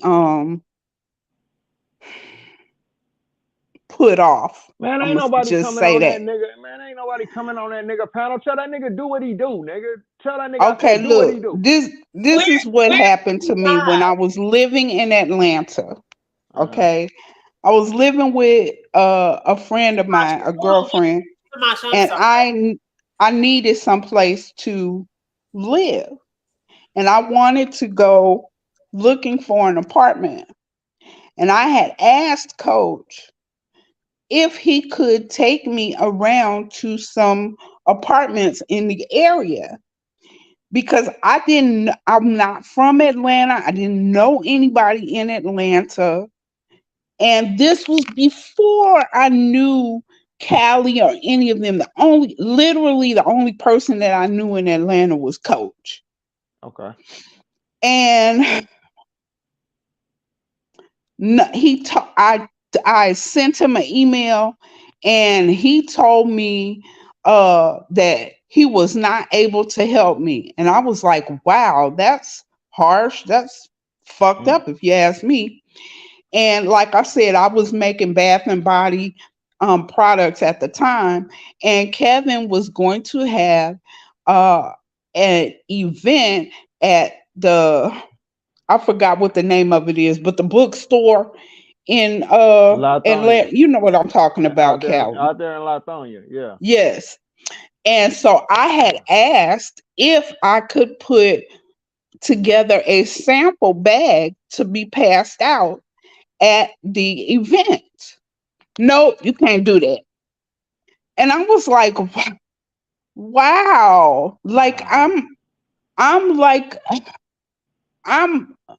a founding member of this shit. Wow, that's And crazy. y'all telling me no? Damn. Like, no, we're not gonna help you to, find a spot here. No, you cannot promote your products here.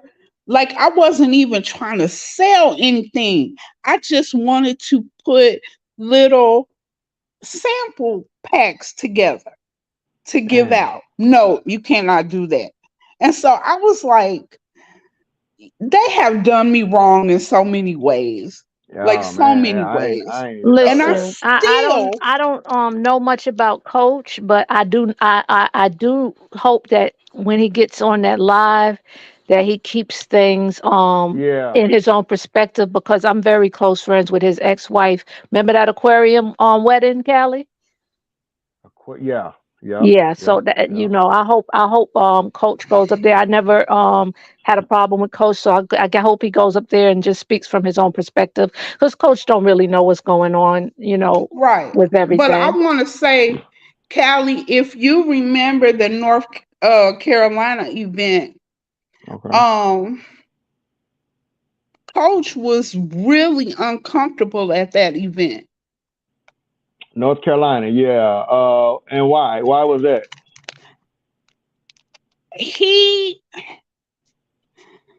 The woman that he was with at the time, and it just seemed like he wasn't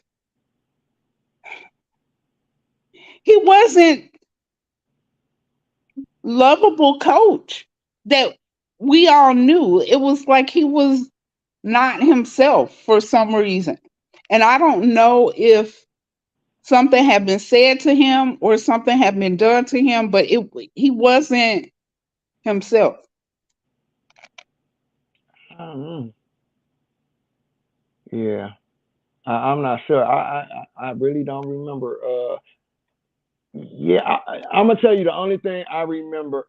I'm gonna honestly tell you the only thing I remember of Coach from that event was that he didn't want to follow me after I got done speaking. Do y'all remember? Like, yeah, he didn't want to. See, that's crazy. Who cares the order? You know what I'm saying? It wasn't like a concert. Like, who has the most fans should be the closer. It's like that's not the only thing I remember, like from Coach.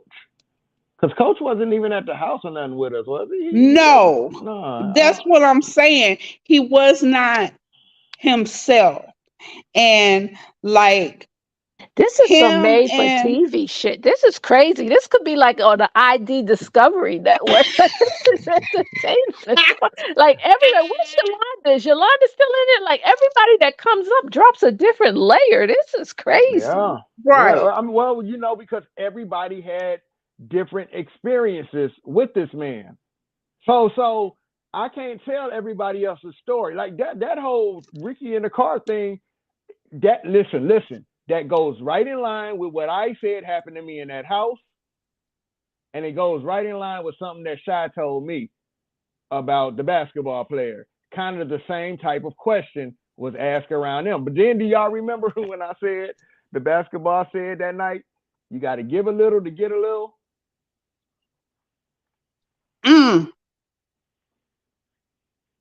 Wow. And I wish somebody could explain to me what in the hell Robert was doing on that TikTok that you posted. Vanessa, what the? I mean, everybody's just being their true self, I guess. You know, Wait, but what was the close up on his shit though? It wasn't his shit. From what I know, Robert is it's like a ongoing joke with him wearing fake dicks in his pants. Is that what's? I don't know. See, I don't know, but Oh my that's what I God. heard, right? Oh Amore, my God. There See, go my girl. There go my girl, DeWanda. Hey, DeWanda, he Here, said, I just had to go put my robe on. I'm over here freezing, but I'm here. I'm here. right, Amore? DeWanda, Isn't that some type of ongoing joke about him and his penis that he wears fake bulges and stuff? I think that's Not why he put a close up. Not they Kevin, said, but Robert. they Yeah, said it's, Robert. they Yeah, said that's it's what she not a was joke. asking. Yeah, Yeah, I don't know. yeah. I thought Robert stuff his pants quite often. wow. Yeah, he does. He stuffs his These are pants. some crazy people. They are some crazy people. It's about image for them. Like they want, because I think it's both of them at this point. They want people to think that they are bigger or better than others. You know what I'm saying? They been So like that. Somebody said he had a little, you know what, and ever since then it's like, now he don't do it all the time, but often he just sticks something in his pants to make people think he got a big one.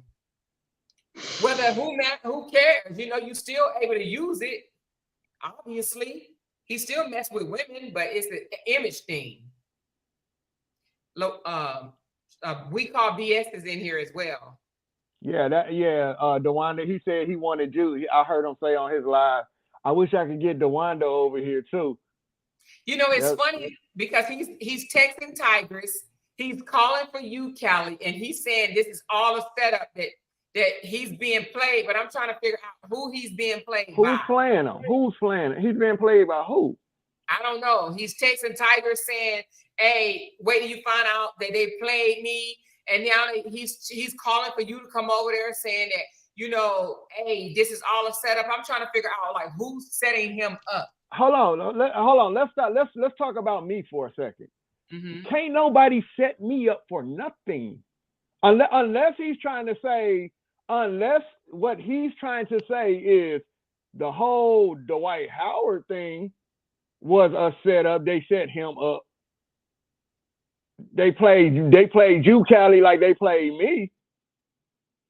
Is that what he's trying to say? I don't know, because he's also saying if you don't come over there, he's going to expose you. So at the same time, he's saying, "Come on, brother." Man, don't fall for that. He's man, please. That nigga can't expose me for nothing. No, he said Dwight Howard has set him up. What? That's what I'm saying. Is that what he's trying to say? Boy, he better leave. So he's saying Dwight Howard set him up? Because I'm trying to figure out who is he talking about trying to set me up? He's just trying to get y'all to come over there. He's mad right now that y'all all over here. He's mad that Tigress is over here. He's I'm mad good. You over here, Callie, and Tamasha. He's mad that you're here too. Somebody said the people in his chat room are not taking up for him and asking for their money back, and he blocking them. So here's the thing. I thought last night he said he would give it back. Yep, that's what he said. So I'm in there. You are? Yeah, just give me. I'm over here. I'll be there. I'll be there. Okay. You gonna go see? Tiger's gonna go see. I'm gonna get my fucking money. They said Dre said he's all over he's over saying all he did. Have I not made it clear? Tigress, oh my God. Have I not made it clear? Okay. You made it clear. Look, I'm a very consistent woman. Please understand, okay? About my fucking business. All right, I'll be back though. I'm coming. I'll be back. No, I'm up now. I'm up. I'm up. He done went and got online because he's gonna play the recording. Please, I'm gonna explain to you. Look, I already explained to you the He statute. said they missed my of comment. North Carolina. I told them more of that. There's a statute of limitations, so I got to be about my business. Time is of essence. I'm here. I'm not going to log out over here, but I'm going to get his ass over there. Y'all got a screenshot. Like y'all over when y'all over there, y'all got a screenshot. If y'all see something, y'all got to screenshot it fast because they're deleting people. Oh, no. I'm recording the whole thing. Praise God. We got storage availability. Yeah, we got storage availability around these parts. I'm recording the whole shit. All right, I'll be right back. I'm recording it all. They say he got Codrins over there lying. They blocking like freaking crazy. But check this out. So if we're talking about the basketball player playing him, nigga, he played you, nigga, because nothing happened with me, nigga. Nothing happened to me or with me. So I didn't get played. If anybody got played, you got played by the basketball player. Because this is what I said to y'all. I don't believe it was Kev on his own. I believe the basketball player forced him to do what he did. Honestly. Well, that's why he driving the BMW. Well, don't think that just came because what? Because Kevin cute? Tamasa, No, we know this, Tamasa. We definitely know this. Right. That was a hook to get you to bring more people in. No, and that was the hook of you to be my bro. Bitch. Right. Yeah. Nigga. Yeah, nigga, like ain't nothing happened to me in that house. Didn't nobody touch me. You just was a dumb nigga and tried to offer me that fruit in a sissified way, nigga. And it pissed me off. It pissed me the fuck off. Hey, he could have easily. Hey, that man got cameras all over that house. That man has a camera room in his house. That man could have easily went and pulled up that tape and said, "See, Callie, this is when I offered you the fruit. And this is what happened. Why you didn't, nigga? You showed me. You told me about how Dwight watched the motherfuckers walking in and out his room stealing his money, nigga. You got that is cameras all over that house, nigga. Everywhere. Fuck out of here, nigga. You could have simply said, "Hey man, let me show this nigga I didn't do what he said I did." You recording everything, nigga. You out here secretly recording niggas. Niggas. Now he over there saying, "Brianna, get ready." Brianna, get ready for what? He just want to blame somebody so bad. This is all what Brianna got to do with this. He is nuts. This look bad, man. That look bad. They said he over there stuttering and everything. You out there calling out names. Hey, here's the thing I want to ask. Like, just think about this, right? You had a cell phone, nigga, recording. Yo, you wasn't supposed to have a cell phone, nigga. Did he ever address that shit? Nigga, why do you have a cell phone when we're not supposed to have a cell phone? In the video that he came on my live, he said, "I went in the bathroom because I didn't want to be humiliated. That was the whole purpose of us not supposing to have our phones, so nobody would be humiliated in case on their trip they tripped out." But nigga, you had a whole phone, nigga. That's snake shit, nigga. That's snake shit. They say he over there blaming stuff on Josh because he know that Josh is the only one that hasn't come back out yet. And Josh, and I don't think Josh will. He's done with it. Like Josh said before, he said everything he needed to say. So now he think it's the safe bet now to blame everything on Josh now. They said Vanessa, he over there talking. They said he talking about you, but he ain't know you the other night. Yeah, he ain't know me. Now he know everything about me now. Ain't nothing he could say. Callie know how real I am. Ain't nothing he could say about me that's going to embarrass me. Yeah, man. Listen. Yeah, you got the wrong. Oh my God!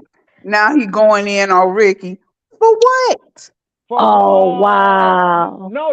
Listen, y'all. Let him. He crashing. This is what you call a crash out. Yeah. This is what you call a meltdown. Now that's gonna make him look crazier because Ricky didn't even say nothing bad about him. Ricky didn't even say nothing bad about you. Oh, this is what you call a meltdown. He's losing it. A meltdown right now. YouTubers, you YouTubers over there, this is y'all king over there. This is y'all king. I told y'all I was gonna make y'all look stupid.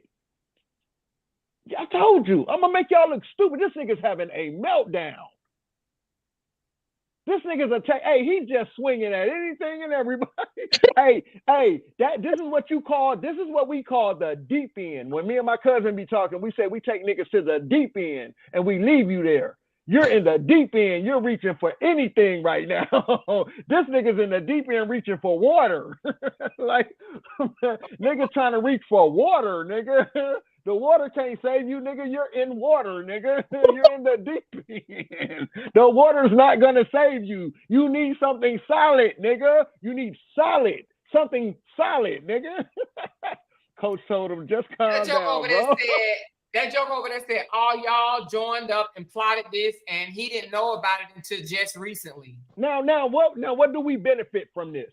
What do we benefit from joining up against Kevin Wesley? We took time out of our day, stopped our work in our community, and dealing with our children and all of this to plot. Nigga, we had for what? What happened? Did we have meetings and shit? Did we have how we gonna do this? Did we hold meetings? Oh my God. They say now he reaching for Jamar Milton. Oh my God. Yeah, he's asking for Jamar, but the coach told him to calm down. Hey, didn't I tell y'all? That nigga's crashing out. This nigga is having a meltdown. He's in. I feel sorry for his wives over there in that house right now. Nobody's coming to this nigga's defense. He's in the deep end, nigga. Somebody needs to throw that nigga a lifeline, nigga. He's in the deep end. This is what you call the deep end, nigga. You're drowning, nigga. And nobody's coming to save you, nigga. Not even the basketball player, nigga. Wow. Now he's talking about Brianna. Why? Who is Oliver? He said, Bree, get your ass over here. It's your fault. Bree, get your ass over here. No, nigga, it's your fault. He said, Bree, get your ass over here. He said, Bree Hive, get your ass over here. And now he said, y'all all team together to bring him down. He said he couldn't even get his own brother to come defend him, nigga. He had to go call coach, nigga. And where they got the information from? Y'all are watching a meltdown right in front of y'all eyes. I told you this nigga thinks he's the smartest nigga in the world. Look at him meltdown. Come in when they come in. Who is that? Who's that? It's me. I pulled it up on my. Oh, I was like, this nigga calling for everybody. Anybody? Robert, where's He Robert at? he can't figure out how to invite people into his life. He's just confused. Free Robert. oh, now he don't know how to work his live. Come on. Right. Yeah. Where's Robert at? Dancing. Yeah, Dancing. Robert watching you in the deep end, nigga. Damn, that's sad. That's sad. Your brother watching you in the deep end. Someone said that live is boring and it ain't proving shit. He just mad right now, calling people name out. And look, so nobody has a problem with me, huh? Nobody's gonna put it here, even though I'm seeing comments of people saying what problems they have. Nobody's gonna type them in the comments. Now, if I type in the comments, where my money, motherfucker? I bet you I get blocked. This is me 2 years ago. That's not another person who looks like me. No, this is not me 2 years ago. This is me 4 years ago. People in the comments saying this is all because of Brianna. This is abuse. September the 10th, 2019. So around 5 years ago, family. So this same exact thing happened to me 5 years ago. Hey y'all, where is his YouTuber? Where's his YouTube fan club at? Where's his YouTube fan club at? So damn near exactly a year, bro. Minus 9 days. They said whatever, Sage in the city. I like those theories too. That's crazy as hell. Yeah, I mean, where's your YouTube fan club at? See if I can bring Ricky in because that would just be brilliant. Bring in your fan club, nigga. Let them defend you. Look, he don't bring He's them in on his showing a channel. video of himself looking for Ricky to come in. Oh my And God. him and Coach is sitting there looking at the. He in the comments saying all of this is because of Brianna. He But should you have do just have stayed. something you said that I He still should have support just you. stayed out of that Tell me lady what you have to business. say. He should have stayed out of business. You see how Who's Robert he is talking to? Look. You see how Robert is He staying out of your talking business? to. That's a video of him 5 years ago. The same shit. Oh my God. Same shit. He playing a video where the same. You should have let the shit go and paid us back 5 fucking years ago. He's playing a bitch. video from 5 years ago. Yes. Hey, And but then look, he's man. But look, y'all. And he's looking at it with Coach. Listen, do y'all see how Robert ain't over here in this nigga business? he had to go get a random guy. That's how he should have did. That's how he should have did with his brother. Stay out of his brother's business.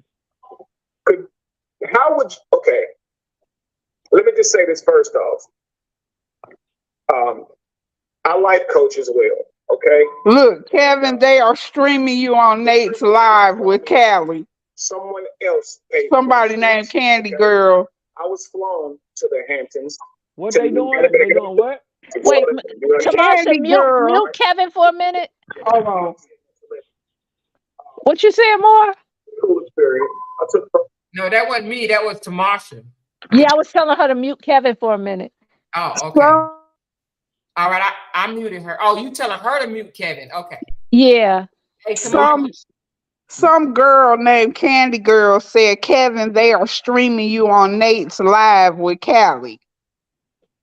What? Who the hell is Nate?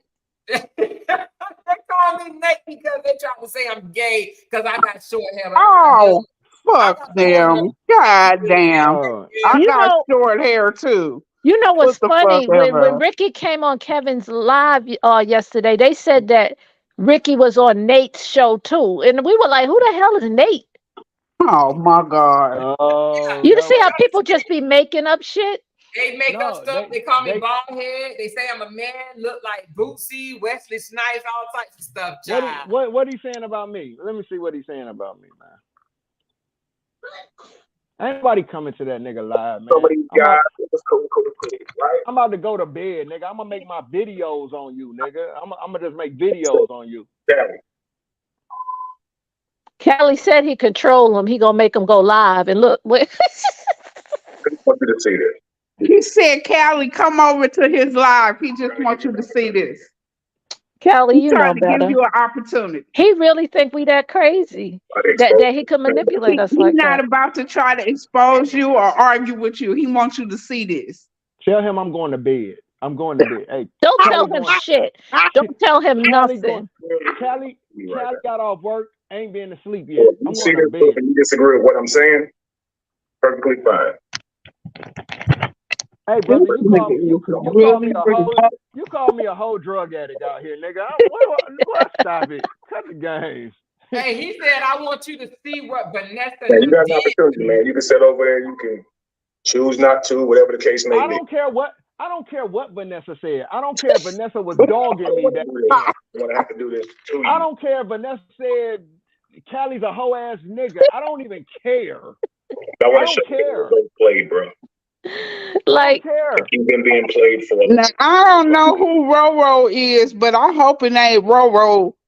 Oh my God! From North Carolina, Roro from North Carolina. What she? I sure hoping it. Yeah, I sure hope it ain't her. We can see if my word is manipulating, as you say. He said we manipulate. Wait, let us. During this time, I want you to see what Vanessa and them did to me, bro. I want you to see what they did to you. What we do to you? I want to know. But if you sit there, I'm gonna think you had something to do with it. This He nigga. ain't gonna show it, Kelly, unless you come over there, because you have something to do with it. Amelia said, come on, Callie, don't be a punk. Yeah, I hear y'all Yeah. all up there corroborating each other's stories. This Tamasha is making funny. the This craziest is lies. funny. Making up the craziest lies. Oh my God. I'm He's- the punk. I'm making up the crazy. I said I would do that. Oh my I can't God. believe Hey. I don't even know Roro. It's like That that. nigga, Hold nigga up. don't He know. said I'm making up the craziest lies with the conversation about the giving head for money. But how did I make up the lie and Ricky told you the same shit? Man. For them to recognize Yeah, that I wanted to come back. there's an opportunity to. Sorry, I'm trying to figure out how to mute this. The thing about it, There we go. the I thing just that's funny to came me back. is that I realized that y'all were watching I'll give too. you your props. My bad, because I was saying they not listening to you. I am. I'm the one that The said. fact that when you came out with your story, But What he said? Wait, what he there were said? many of us who were in the same boat. Many of us felt the same way, and Who's This that? Coach, That's Coach. Oh, well, nobody give a It's Coach. man. That's Coach. I came out and defended you because I remember Coach ain't gonna say nothing crazy being because able he's to not see really that 9 type. years old without the internet, feeling alone and isolated, What does it got to do with that taking that 14-year-old girl? journey before there was an opportunity to What that got to do gather with with everybody else. me You know, lying to and Callie I and exactly Kevin? what was going on with you. I never expected to Me ever and Roro? know you, get I to want to meet say this you, about any Josh. of those things. If Josh did take did any not money expect from him, I would for imagine us to be have done all that, the shows like that he decided to go into his account and take the money that was owed. That was owed to him. Thank you, Tigress. Yeah, he took the Thank money you. that Josh was was owed not to that him. dude. He was And that's what Josh said. And he said, Josh said the money that was coming to the account the bills were being paid out of that account. So he Yeah. said some money got intermingled and stuff like that, but it was never a problem. Correct. It was never a problem. Even at that Yeah. time, keep in Yeah, mind tell him- that tell when him- during tell the him I'm a time frame punk. that I was on board, we all three of us, and evidently more people, had access to his accounts. So it would not be appropriate for him to say somebody stole from the account because he gave us access to the account to take care of things like what you're saying. Yes, exactly. So like Josh had said, and this is what he said publicly, not to me, because like I said, I'm not telling anybody else's story. He said that money got intermingled and they talked about it. Let me And see what he playing. They say he playing a conversation of me. oh, okay, go ahead.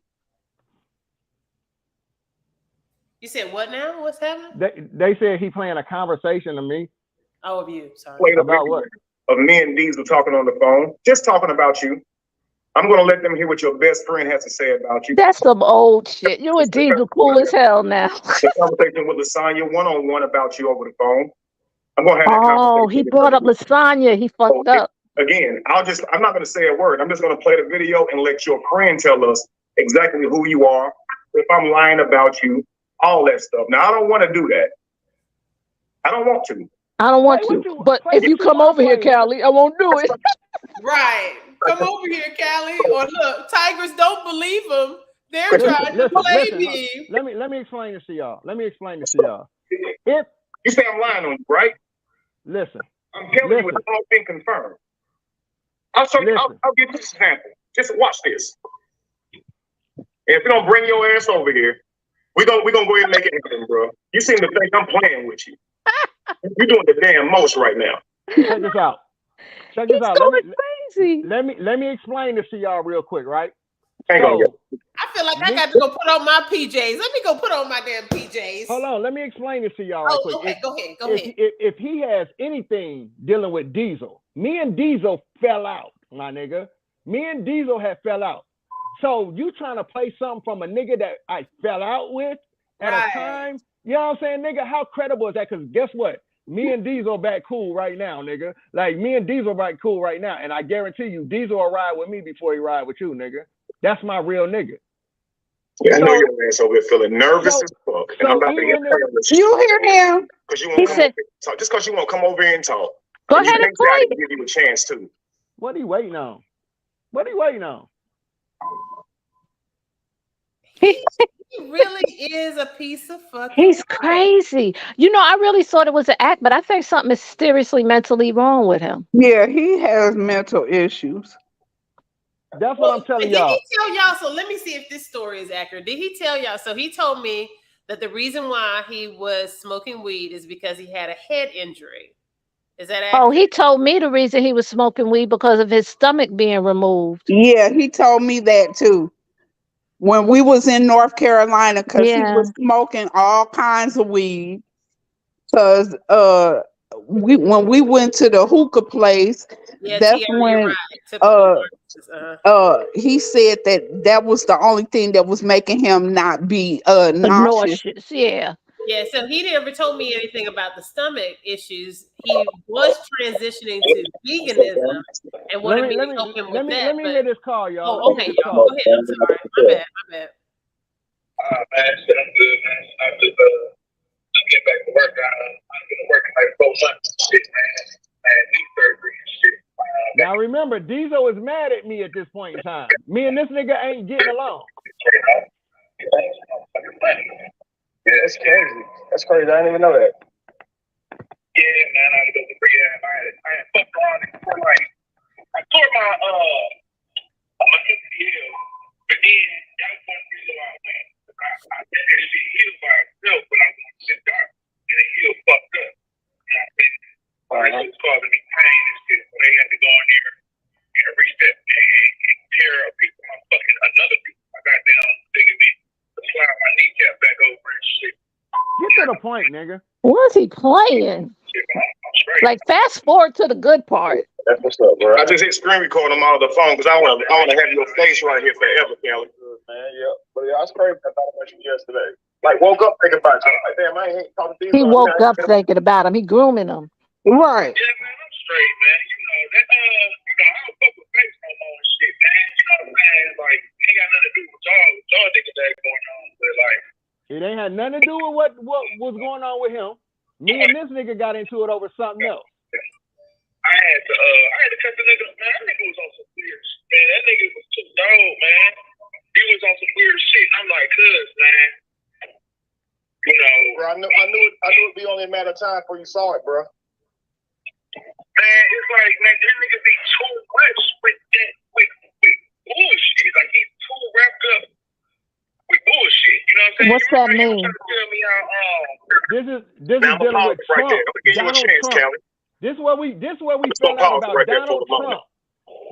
About Donald Trump. Me and this nigga fell out about Donald Trump and Obama. This is what we fell out about. Still care, bro. This is what we fell out about. Donald Trump and Obama. And this nigga, he's a real pro-black ass nigga. Bro. I'm trying to tell you something. I'm trying to show you something for real. He doing this ain't got nothing to do with anything. Nothing. But you calling nigga, you calling nigga that I'm beefing with. You calling nigga that I'm beefing with when he's mad at me. And he knows you're mad at me. Nigga, get the fuck out of here. Go ahead, nigga. Give him a moment. This has nothing to do with anything that none of us said today. It's nothing to do with Tigress money. Hold on, I don't want his whole family hate me for what I'm going to do. So I'm going to give him a moment to think about all of that shit. Hold on, y'all. Even though he don't give me this is one mad person. Me at all, trying to destroy me.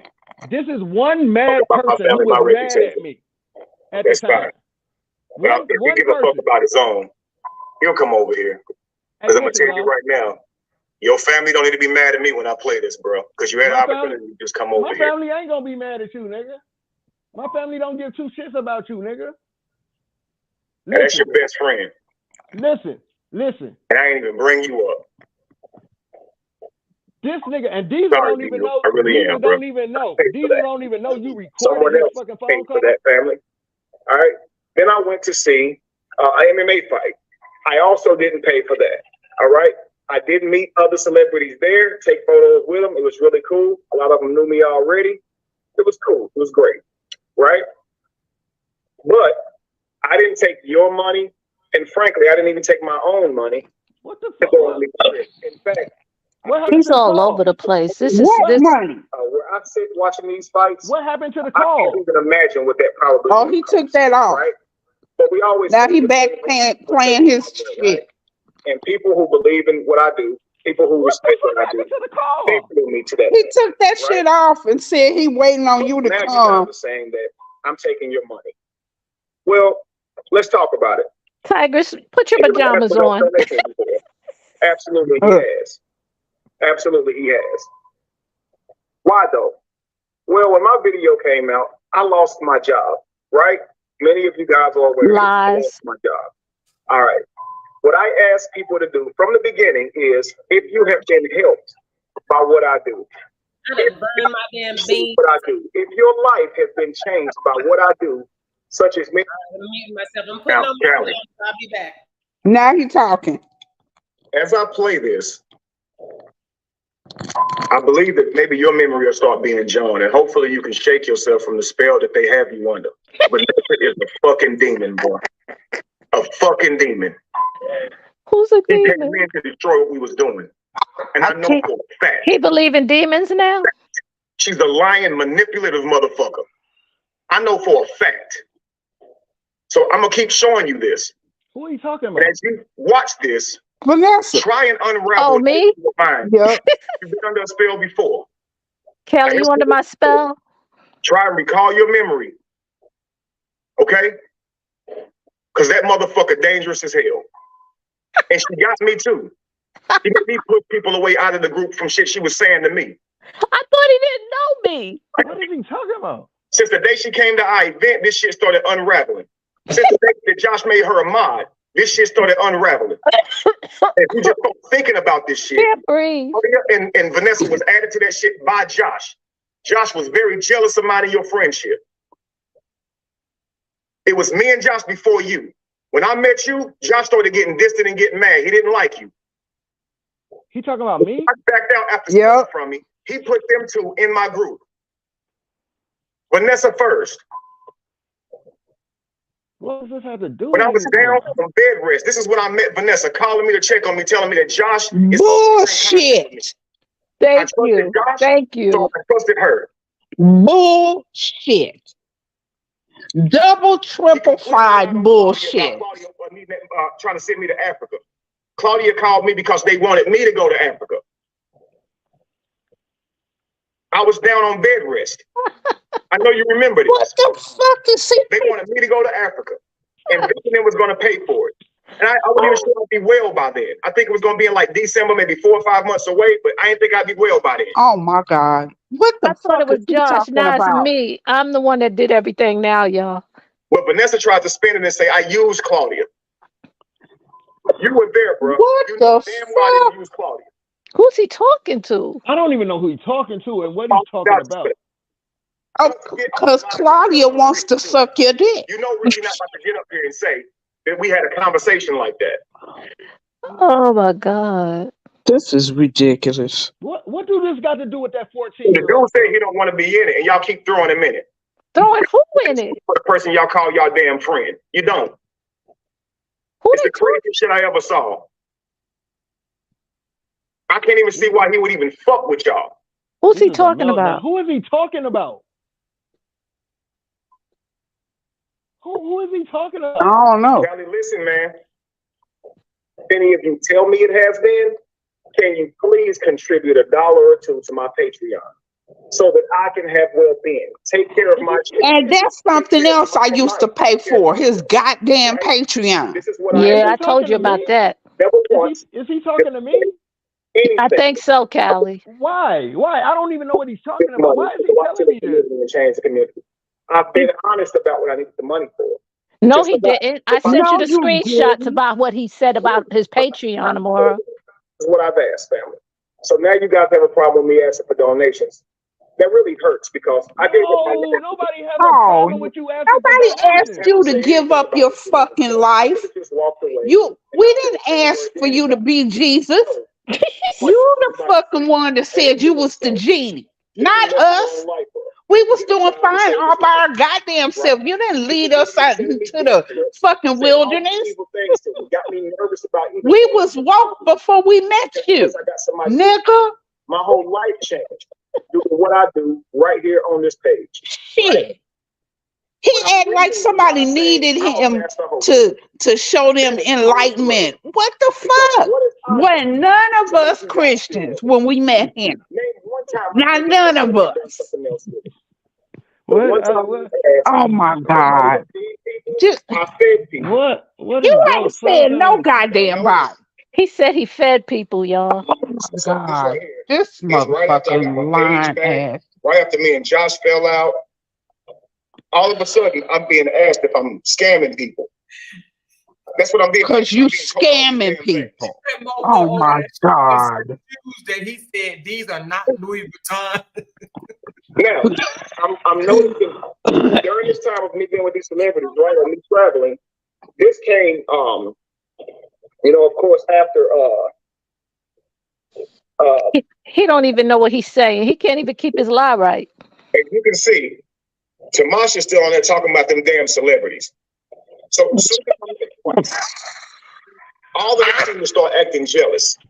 Oh, They thought I was really wearing Louis Vuitton. Jealous of who? They thought I was really wearing all these funky fresh fly clothes, and I was modeling, and those people were sitting. I told y'all he wasn't wearing Louis Vuitton. I told y'all that funky wasn't no fresh Louis Vuitton. fly clothes. I ain't lied to y'all yet. These are not Louis Vuitton. They came from a damn swap meet type place in Atlanta. Oh my He God. already did. Yep. He ain't saying nothing. Video. They Cali was. Oh my I God. told them that. I'm Oh waiting for him to my drop God. the scandalous shit. Don't worry, Kev. I had your back on that part. I had your back on that. I said they wasn't red bottoms, nigga. I had your back. They're saying, you shouldn't do that. But mind you guys, at this time, I was not accepting. Are we stuck in the same place, Creisha, or whoever the fuck she is? What the fuck? The place I am right there is his house. I'm inside of my bedroom. Where are we That's stuck? where I'm at, right there. I don't know. I guess in the same place we used to be. I don't know. Celebrity life coach. I'm a whole motherfucking doctor. What are they talking about? I don't Go to know. different places and connect with We're a whole mentors what like a wildfire. where are we stuck? Celebrity life coach. They will fly me all over the place. And I tried to explain. Look at. I'm not paying for these trips, y'all. I'm all aware myself. In these places. This is furthering the mission. What mission? Can you see my post? He said he cleared his name. You said he had some Louis Vuittons and they was fake Louis. He cleared his damn name. I'll vouch for him on that. I was there. Of course, after me having to have a surgery to save my life. That joke is literally up there showing So I didn't tell them this the stuff, name brand of his shoes. and they still try to act like I'm lying about cancer, bro. This right here is a shirt. This right here is a scarf that Josh put up and said it was a Louis Vuitton scarf. Look at this, y'all. So you be capped then. Already. It's right here. It's just something I found. I thought it was dope. That's all it is, yo. So he living with a millionaire and he wearing fake Louis Vuitton. Just say they didn't believe what they want to believe. And they'll say he's unraveling. He's over there explaining himself. Yeah, I'm clearing my name. All right, brother, clear your name. Whatever make you sleep better at night, brother. But your people you closer to you saying, I ain't gonna pay nobody to talk. I thought the same thing. I thought he was gonna like post something like big in a phone call. Hey. It was just like I'm still waiting on the Maybe they're and not even coming for me in the comments. I don't know why this is addressed to me. Is this addressed I did to see a couple of people say You saw a bunch of people say what? so he showed this with it on my head, right? Look at him. He's wearing time. Look, he's spending money on funky fresh clothes. What? With our money. Tigress. Let me Tigress. What did you say, Tigress? Tell you, man. Tamasha, pause Kevin for a second. Yeah. What? Oh, sorry. What now he want to talk about my husband. That was my fault. He said I'm up next. Who? Oh, but he didn't even get finished with me and Kathy yet. Oh, he said you're up next. Well, when is it my turn so I can go to bed? I just need to record. Get him up, honey. Get him, honey. Tiger said, He I need got a to lot to tell me, honey. Tigers, you might have to record and go to bed because he's gonna be all night. Whoa. And see, that's the wild thing is that he's also doing this in an hour, and he's basically on demon time. Go ahead, baby. Right. Go ahead, You see what I'm saying? Like I would not. baby, On average, I would not like. I am definitely not a good two shoes in that type of regard. Like I'll be up or whatever. But my lifestyle is that I normally like if this was a regular day of the week, you got the I'm wrong going to school my son. And you got the wrong more. Listen, he over there saying. What he said?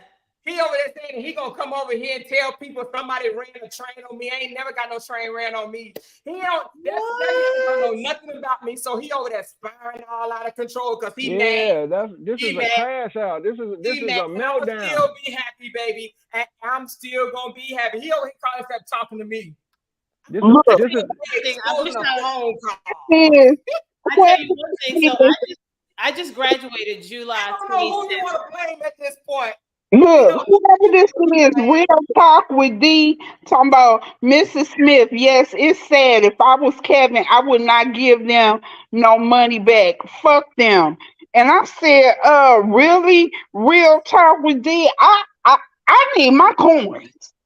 I need my coins. I don't know who that bitch is. Man, they don't care. They don't care, Tamasha. Them people don't care over there, Tamasha. You talking to a brick wall over there, Tamasha. Of course, but you know, it's some of them people over there that's on our side. Yeah, he's just trying to disrupt this live over here so we can stop. Right. That's the same way I feel. I feel the same way, Tamasha. I feel like there's a glimmer of hope. He's just mad at this point. Right. I feel like there's a glimmer of hope, and I could be, you know, whatever it is, what it is, but it's a glimmer. Now I can get my $2,000. Now I know he's a real. Yeah, Tigress, get your money. This a fruit. He This said is what my you husband go hang out at parks with little bitty kids. He mad because why my husband gonna hang out at parks with little kids? How would he know? So he could talk about your husband and the little kids, but he can't speak about what Callie said about that girl. Exactly. This is what you call reveal some shit. This is what you call a fruity meltdown. Yes, he is having a fruity meltdown. Yeah, he said he know people from my past. That boy don't know nobody from my past, honey. And I'm an open book, honey. He can get anybody he want to, honey. Anybody. Hey, this is where you gotta let him, like I did on my panel. Just let him talk, man, and let him get this shit off his chest. Let him talk. So he can go to sleep at night. I don't know. I thought he was supposed to be over there revealing something, honey. He begging you to come over there. I thought he was about to go reveal something. Yeah, hashtag fruity meltdown. This is what this is, a fruity meltdown. Turn your camera out to my okay. So let me just say. Oh wait, no, he's talking about all the donors. Honey. It's gonna be me. It's gonna be all of us. We don't know who we want to blame. I see you laughing. 8 men run trains on me. Oh, he said you next, Amor. He see you laughing. So I'm gonna get you. Hey, play the part so they can hear it. I might heard about Pervy Purvis after this. I'm gonna tell you all the shit I know about him too. About how he like looking at little kids. Yeah, I'm gonna tell all that shit. I got a couple phone calls about your ass too. About people who grew up with you too. So I'm gonna be shooting some phone calls and shit with the world too. So everybody, he set himself up for lawsuits, huh? It's the whole line of motherfuckers. Yeah, I'm gonna share all the juice with y'all. Y'all got it all. He said the juice. Her ass gonna be fucking spin it out because she thinks it's cool, right? To keep like you right? No. Yo, listen to him. Listen to him. He's melting down. He's melting down. Listen. Just listen. How you grew up. We're gonna talk about who you went to school with and the shit you did in high school. He's out of character. He's out of character. In high school that you got locked up. Oh my God. You trying to say you wasn't willing. Allegedly. Right? That's what I heard, allegedly. That's why he's losing. So I'm gonna show you all this stuff. Okay? So stuff I heard about Pervy Purvis allegedly is he go to the park and scope out little kids through binoculars and shit. That's what I heard. Who knows? That's what I heard. And I'm gonna talk about your sisters too. Yeah, your sisters too. Yeah. I got them all. I got them all, so get ready. You next. So you can smile and look happy all you want to, but I'm on your ass for days. I'm gonna do to you just what you did to me and everybody else. And it's y'all fun, right? Fun and games. I got you. Could count it up.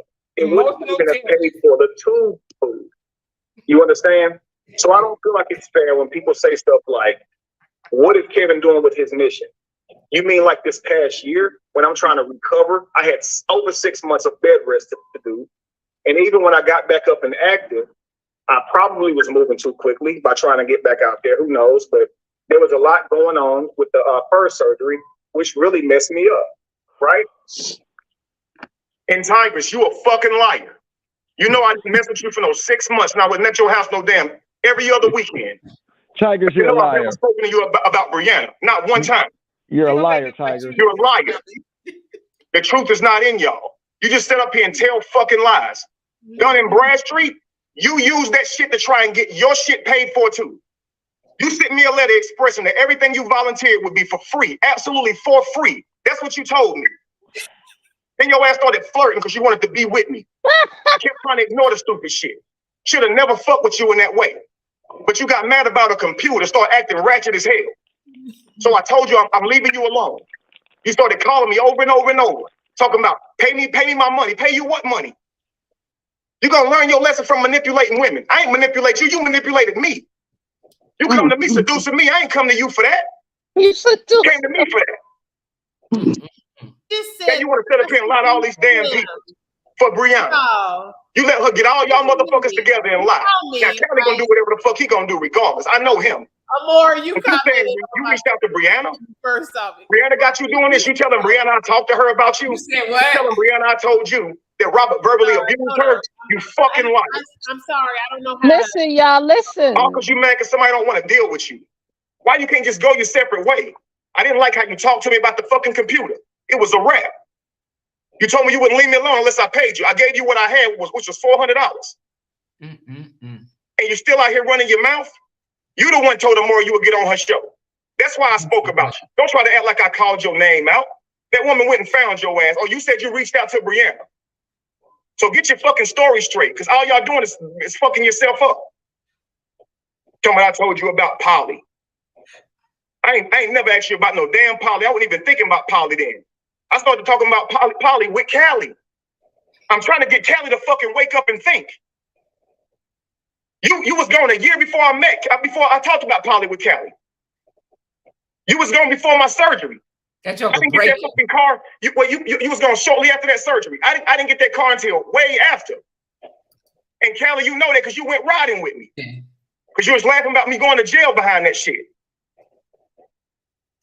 So you know, goddamn, I ain't have no car whenever Vanessa gave me money for a car payment. I had a broken down car. That's all I had. I'm still riding around in the shit on the videos. You stupid motherfuckers. Don't you know it's lives up here?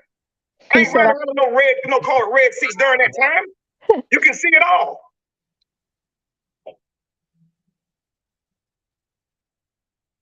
It makes no sense. It literally makes no sense to be sitting here like, Callie, you know damn well that car didn't come till later. But you were sitting here and let them talk about the car as if I might have had that car, but still taking money for car payments. But then Vanessa will say later, well, he was honest about it. He told everybody. You mean I told everybody finally? I had it for months and then told everybody? Or was I excited and told you first day, Callie? Guess what, bro? The white got me this for all the stuff I've done for him. For all the work I've all the stuff he do. For all the teaching I've been doing for him and his family. For bending over. I told you all this stuff and you was happy. We went riding in the car. You know that was well after them. They are fucking lying, Callie. Don't respond to him. That joker is spinning out of control. He got some type of mental issue going on. Waking your mind up and thinking. They playing your ass. Now he's trying to get Callie on his side. He crazy. He tried to. Oh my God, this joker is spiraling. Oh, Ricky, trust me, I'm gonna get to why his name's besides. You told him you didn't deal with. Oh, the gun and Bradstreet shit. Tigress, you wouldn't let me say it because you a fucking liar. You over talking. Yes or no? Yes or no? Yes or no?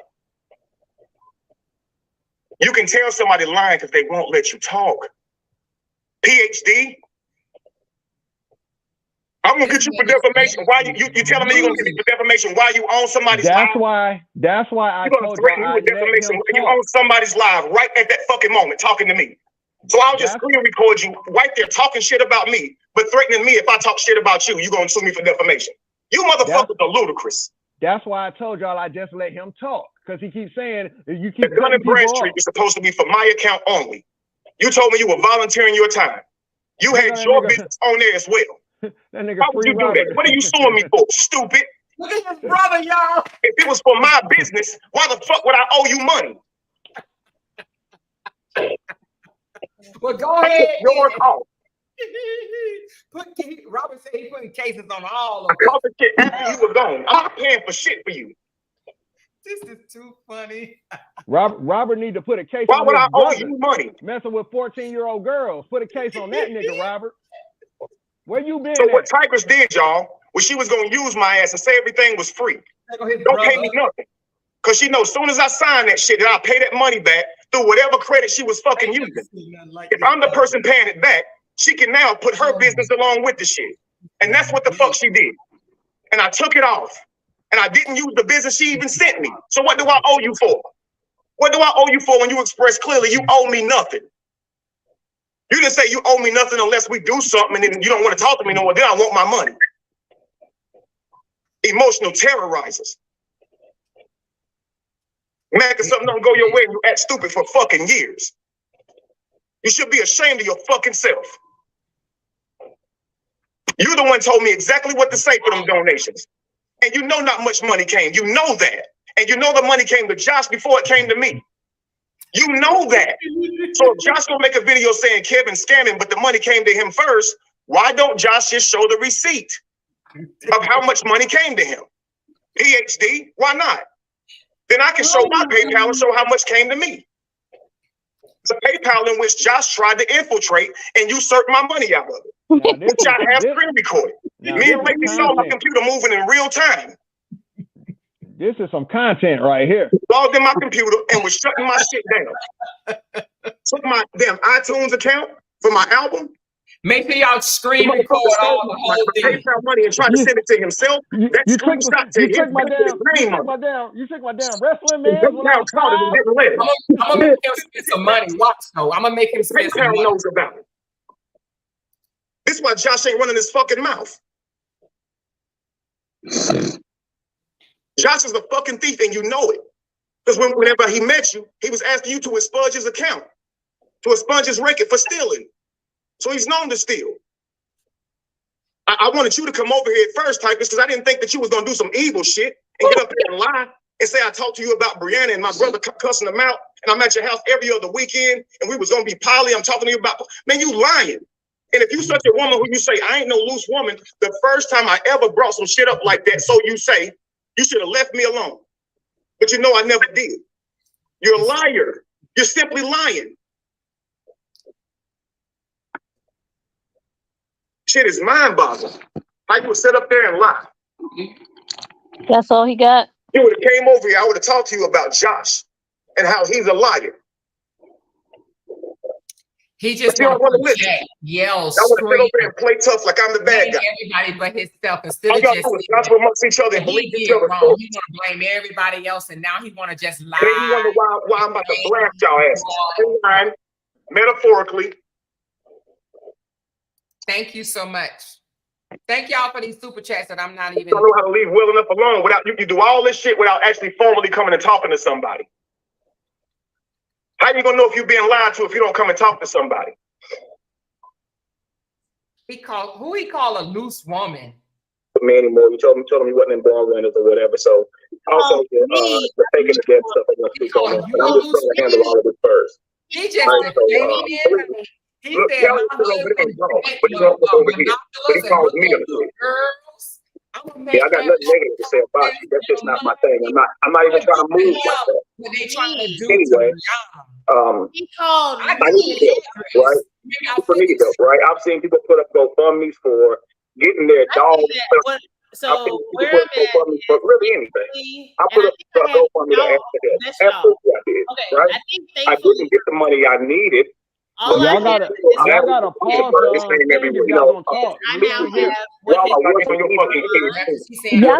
y'all can't talk and play Kevin at the same time. We can't hear it. I don't have a plan. I muted it on my part. But basically what I'm saying on my part, thank you so much, Amora, for the opportunity to come live and have an opportunity to share. Because as you've seen, and I find it, you know, and I'm glad someone else said something about the fact loose woman, it goes back to what Callie said, and we tried. And Tamasha said, no, it was Vanessa. Vanessa said, kick rocks. Callie said, look, kick rocks, but try to do something good. You can always turn yourself around. I'm sitting here and I'm being the person that's moving with the most love and saying, hey, you should not be doing these things in the Black community. That's not how I roll. You know that you're doing wrong by doing what you're doing, even if you're feeling confusion. And it's recorded. I've said it. And everyone who knows me knows that I move exactly like that. I have had enough of the Black toxicity. I have had enough of the red pill community. I've had enough. And I know that you are suggesting to me, Vanessa, that not everybody in the polygamous community moves like this. But unfortunately, that is my experience. And I am sick of it. And I am of Haitian descent and very proud of it. And I'm not saying that to detract away from my absolute solidarity with complete Blackness. But the point that I'm making is that I cut my teeth on loving us first. This to me it makes me want to cry, but not cry tears because I am fearful. Oh, I'm about to run his ass through the court. Okay. But my tears are because our Black men think it is appropriate. He thinks it is appropriate, that it's okay, just for the sake of his YouTube channel, to come after me and other individuals who have done so much in the capacity of wanting to support and build his vision. And he thinks it is appropriate to tell people that not only am I lying about something that is very factual, you've all seen the paperwork. It's nothing to go around. It's very straightforward. You have people that are acting like imps in his feed saying, ha, ha, ha, she co-signed for him. So that means you believe that I co-signed for him. So then he should pay that money that he owes. There was never any volunteering for it. I'm not a simp. I don't have a need to be a simp. I was not raised, my family, very much so. My mother and father married, and they wanted me to, they raised me with those same ideals. However, because they were Haitian and free thinkers, neither one of them was on the kit, marry because you got to marry by a certain age. I'm 46. If I had that ideology, I would have already been in a terrible marriage with somebody by now. I don't have that ideology at all. And everybody knows it. If you listen to my music, I've got 6 albums of music on iTunes since 1999. Mine, yes, Tigress. Under Tigress. I'm gonna go check you out. Thank you. I own Eargasm Records. You see the records on the wall. The truth of the matter is, when you listen to my songs, you hear that I have been exactly the same person my entire life. I don't roll like this. No one knows me to be a loose woman. No one knows me to be simping for a man and giving him my money. No one knows any of that stuff. And I know that I'm preaching to the choir right now. I understand that. But I'm just leaving you with my final message. And no, thank you very much for even having me. Because at the end of the day, my mother, she was like, daughter, I raised you to be a lady. You handle him in the courts and be done with it, because he doesn't even deserve the space that you take up for you to even have to explain yourself online. That's the caliber of love that I come from. Understand, okay? So that's why I did not speak out about it, because I was handling it through the proper channels, which is the law. Because for us, it was a legal matter. It was a contract. It was straightforward. It was black and white. You owe me money. We're done. But he has made this into so much other stuff. Yes, he all has. these additional lies. He knows that I have been a public figure. He has reasonable knowledge that someone would come to me and say, hey, Ms. McDaniel, we see these things that are online about you. Can you please explain this? Because you're running for a position that deals with children and their parents. How dare he think that it is appropriate to continue to push this narrative that is completely inappropriate? And you have to understand that when you defame a public figure, they give you more money. Okay, so that's what, you know what? That's why I'm gonna leave it. Amen. Y'all have a good night. I'm going. Everybody is saying thank you, Tigress, for coming and sharing your story. Thank you. You know I appreciate you, and we're gonna stick around because they said somebody else is from the conscious community just came up in the audience. But, be diligent, Tigress. Yeah. Oh yeah. Appreciate you. It's done and done. Like I explained to Amora, and I'll be very transparent with y'all in this regard as well. So the biggest issue is that there's a statute of limitations that I referred to before. And so in, what was it? 2017 is when the money was not returned. So I had 3 years to go after him for the monies owed by the court of law. And I told her, I said, now I'm trying to figure out what is available for me to be able to process serve him, because everybody generally knows if you can't serve someone, the court is not going to move forward with the lawsuit.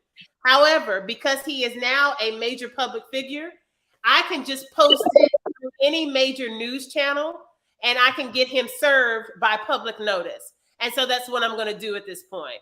I'm going to try to serve him through the address. But at this point, now that I realize, because I'm going to be honest with you, I knew that he was, getting up with his status or whatever, but I didn't know he was rubbing elbows with Halle Berry and all. So that helps me out legally so much. Y'all have helped me the way that I need to be helped legally, because again, all I have to do is have it posted on Time Warner Cable for the notification of service, and he will get it. And I will get my money. The court will very easily grant me my money because he has absolutely no factual information has he presented. None of it even makes sense. It's not even logical, because again, Dun & Bradstreet cannot lend money.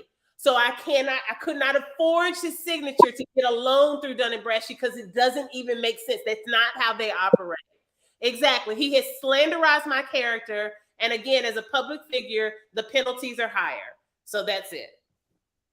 Well, thank you, Tigress, baby girl. I will call you tomorrow, okay? Thank you. Y'all have a good night. Thank you, baby girl. Good night. He's dealing with this shit.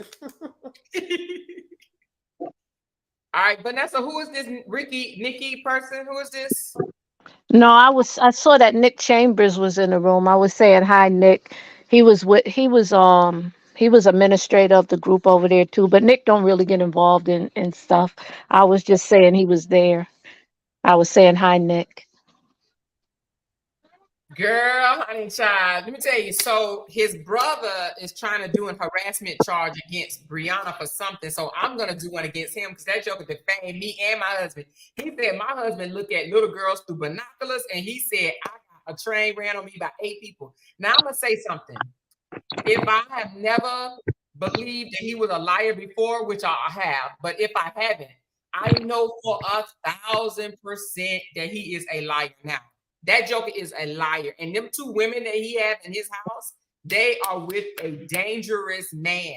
Let me tell you something. When I tell you this man is mad, he don't know who to blame right now. He don't know whether to blame me, Brianna, Vanessa, Callie, Tamasha, you, Josh. He don't know who to blame. That joker want to find somebody to blame. He just starts spinning all out the way and spiraling all out, trying to blame every freaking body. That dude is delusional. Right. But it's okay, because I'm gonna show him. He need to be shown better than he can. You know what I'm saying? How they say, I can tell you better than I can show you. So right. I can show you better than I can tell you. He needs to be shown a lesson. He needs to right. be shown.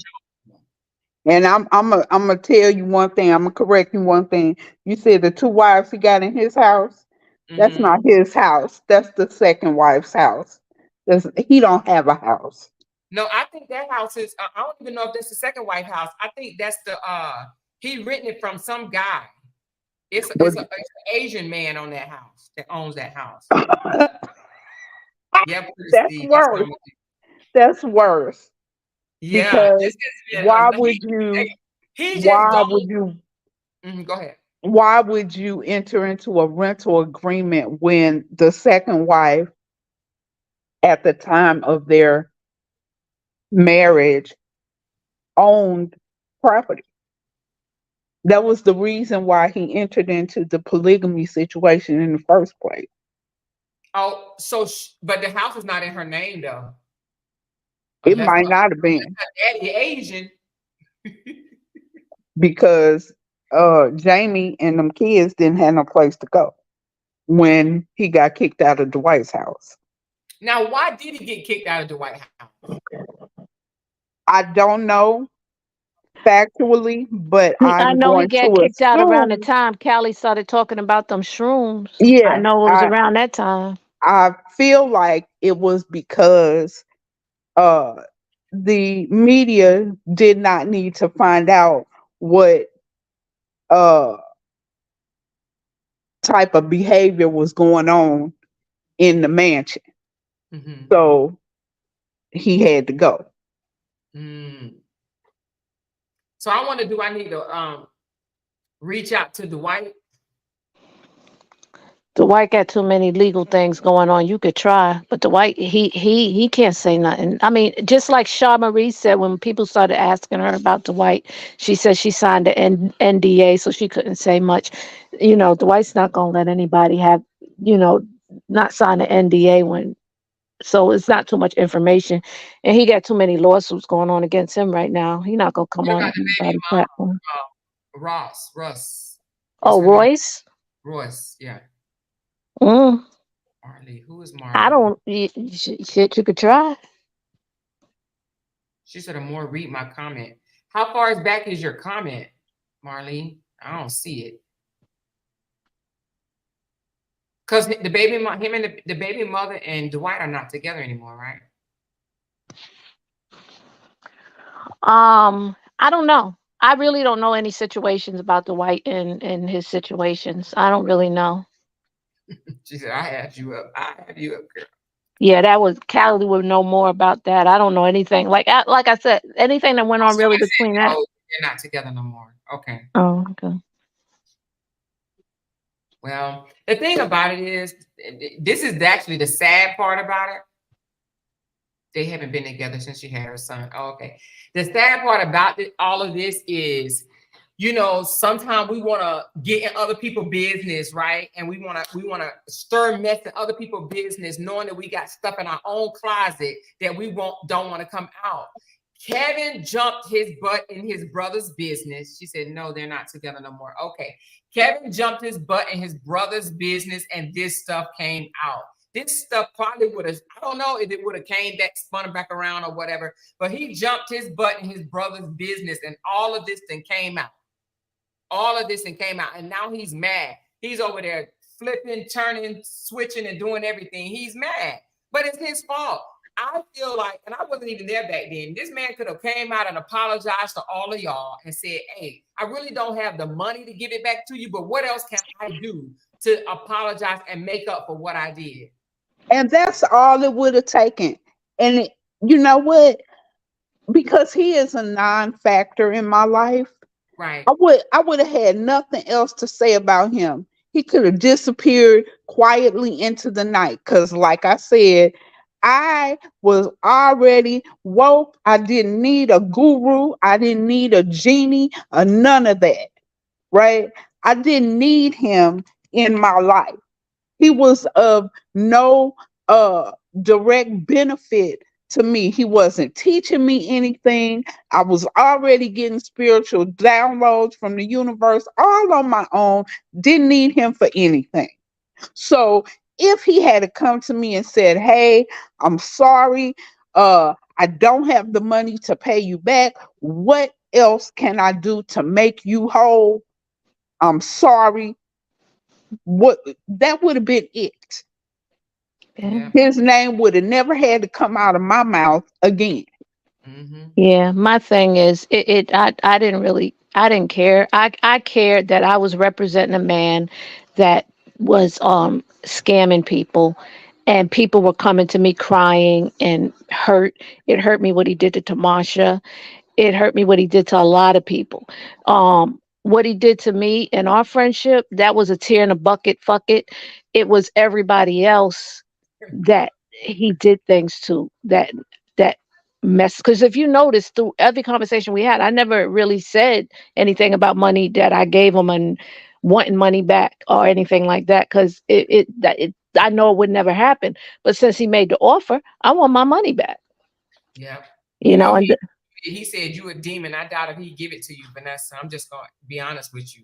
And I keep calling you Vanessa. It's Vanessa, right? You could pronounce the same way. You know, my mother tried to be creative. It's VE instead of VA. So, you know, it's pronounced Vanessa, but it's still the same thing. You know, it doesn't matter. But he don't even believe in God. So how could I be a demon?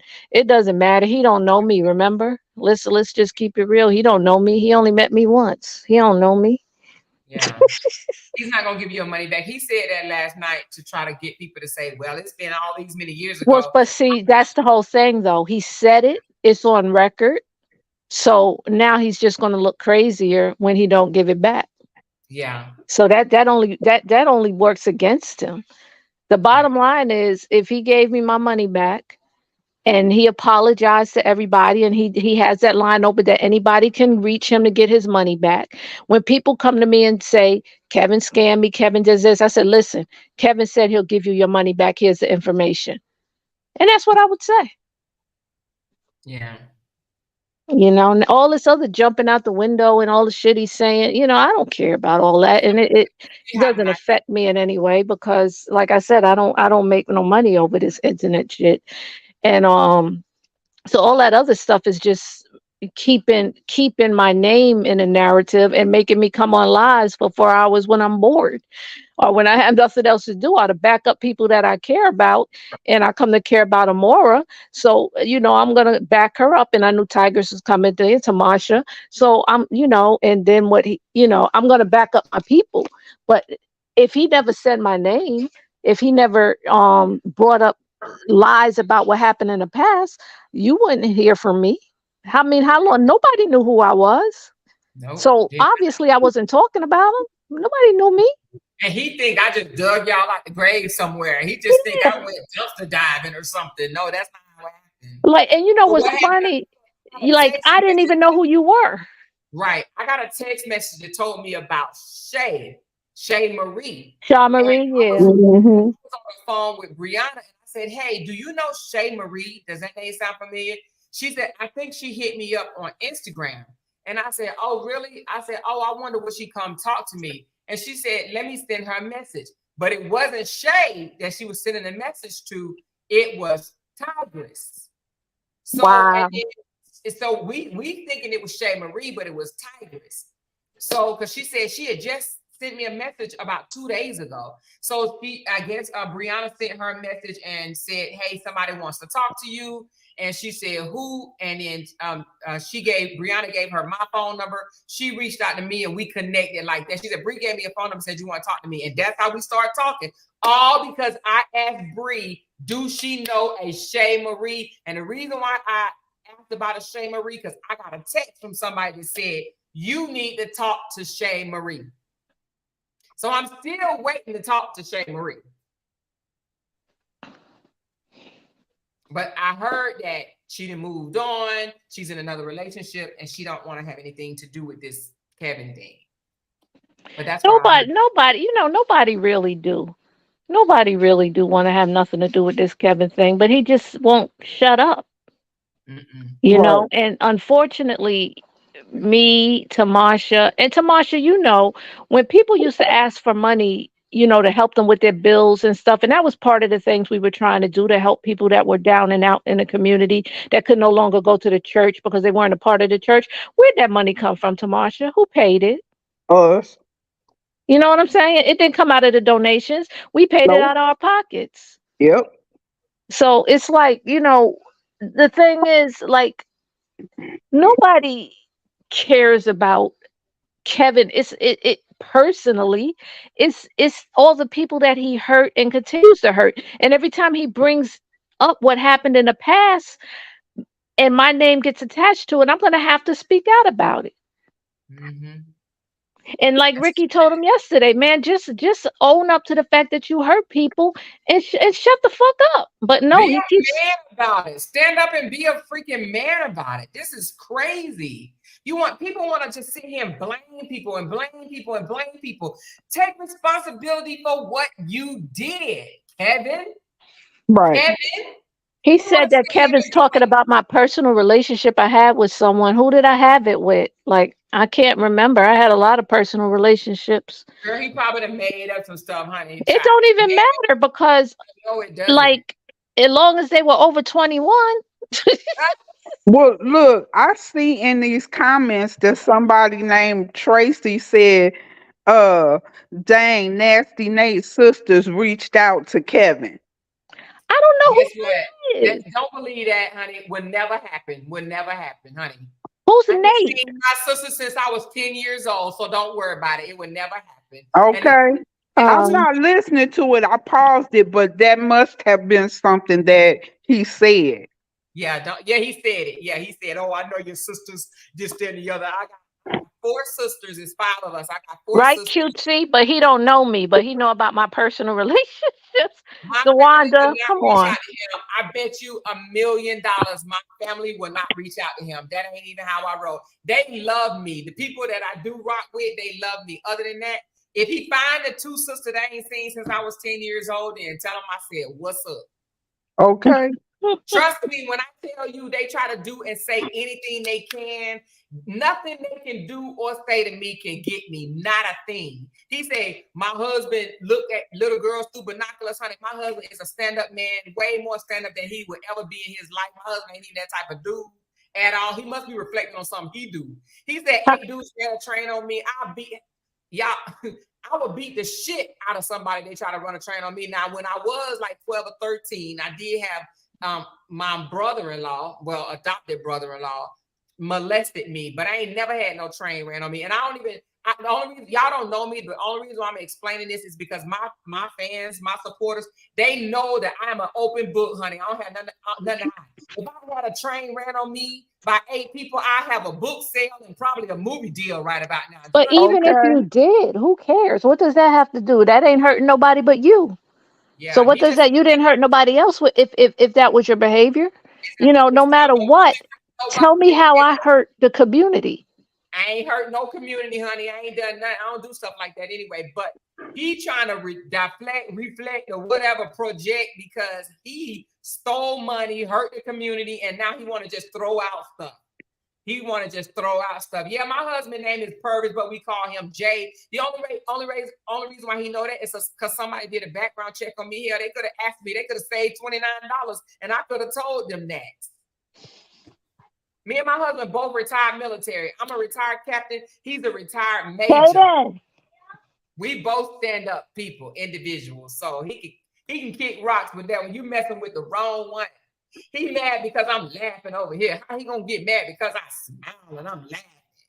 Because he over there choking up, sounding all crazy. I ain't played the recording yet. Has he played the recording and he was about to reveal Callie? Has he played that yet? I don't know. I put it on pause. Let me see if I can catch it up. Even healthy. I always easily go lick our bones by trying to bring other people down, individuals down. And Coach still talking his. Let me shut up. They enjoy the negativity. They enjoy the drama, and then they gather all those other people who enjoy that as well. Coach saying that we enjoy the negativity. When it's Kevin that enjoys it. Yourself always. Coach don't know what's going on, so that's Coach's perspective. Right. Yeah, and it's okay. Don't even. All it's gonna do is just create a whole bunch of stress in you, and you don't. Because every time I tell my lady Angelina about you, I was like, I always call you that little skinny dude. That dude is because it's that memory of how small and frail you were. And then people claiming that you were lying. that wasn't what was going on. Like, they literally watched me go through all this, man. Like, this dude was already Is he crying? then he got, he got small from just, got a lot smaller just by eating vegan. And then he got like anemic. Marcia, you can turn it off. Nobody people don't put themselves through. That joke is sad. He's sad. Okay. He sounded like he was crying. Right. Well, y'all, I'm getting ready to go to bed because I got a funeral to go to tomorrow. Okay. All right.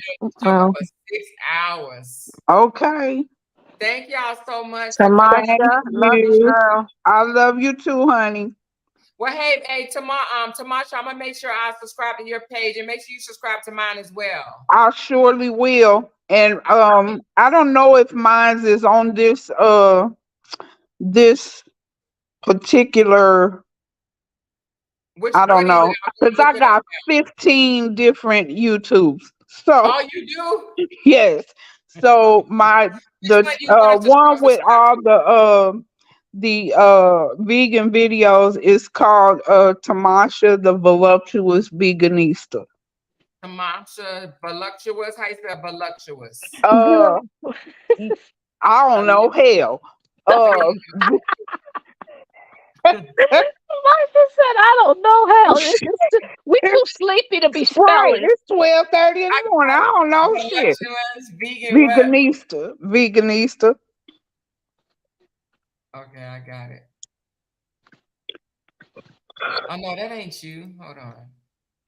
I got a picture with the moon and the stars on my face. Hold on, I want to put it in here for everybody to tune in to you.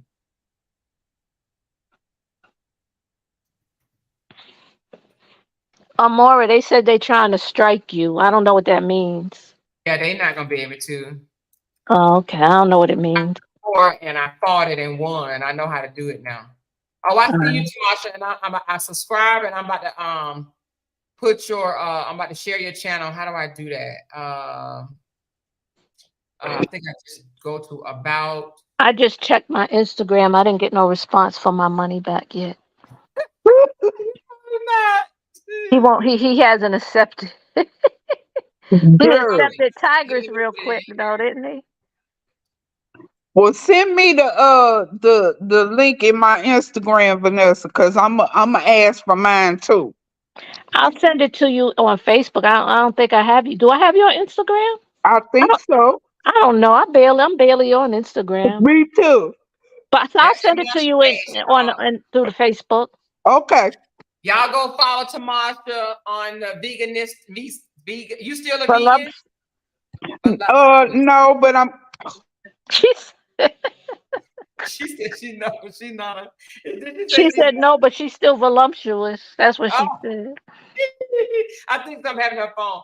But yeah, it looked like Callie went to sleep or something because I know he said. He probably did. Callie been up all day, so yeah. I have to go pick my daughter up from the train station. That's why I'm up.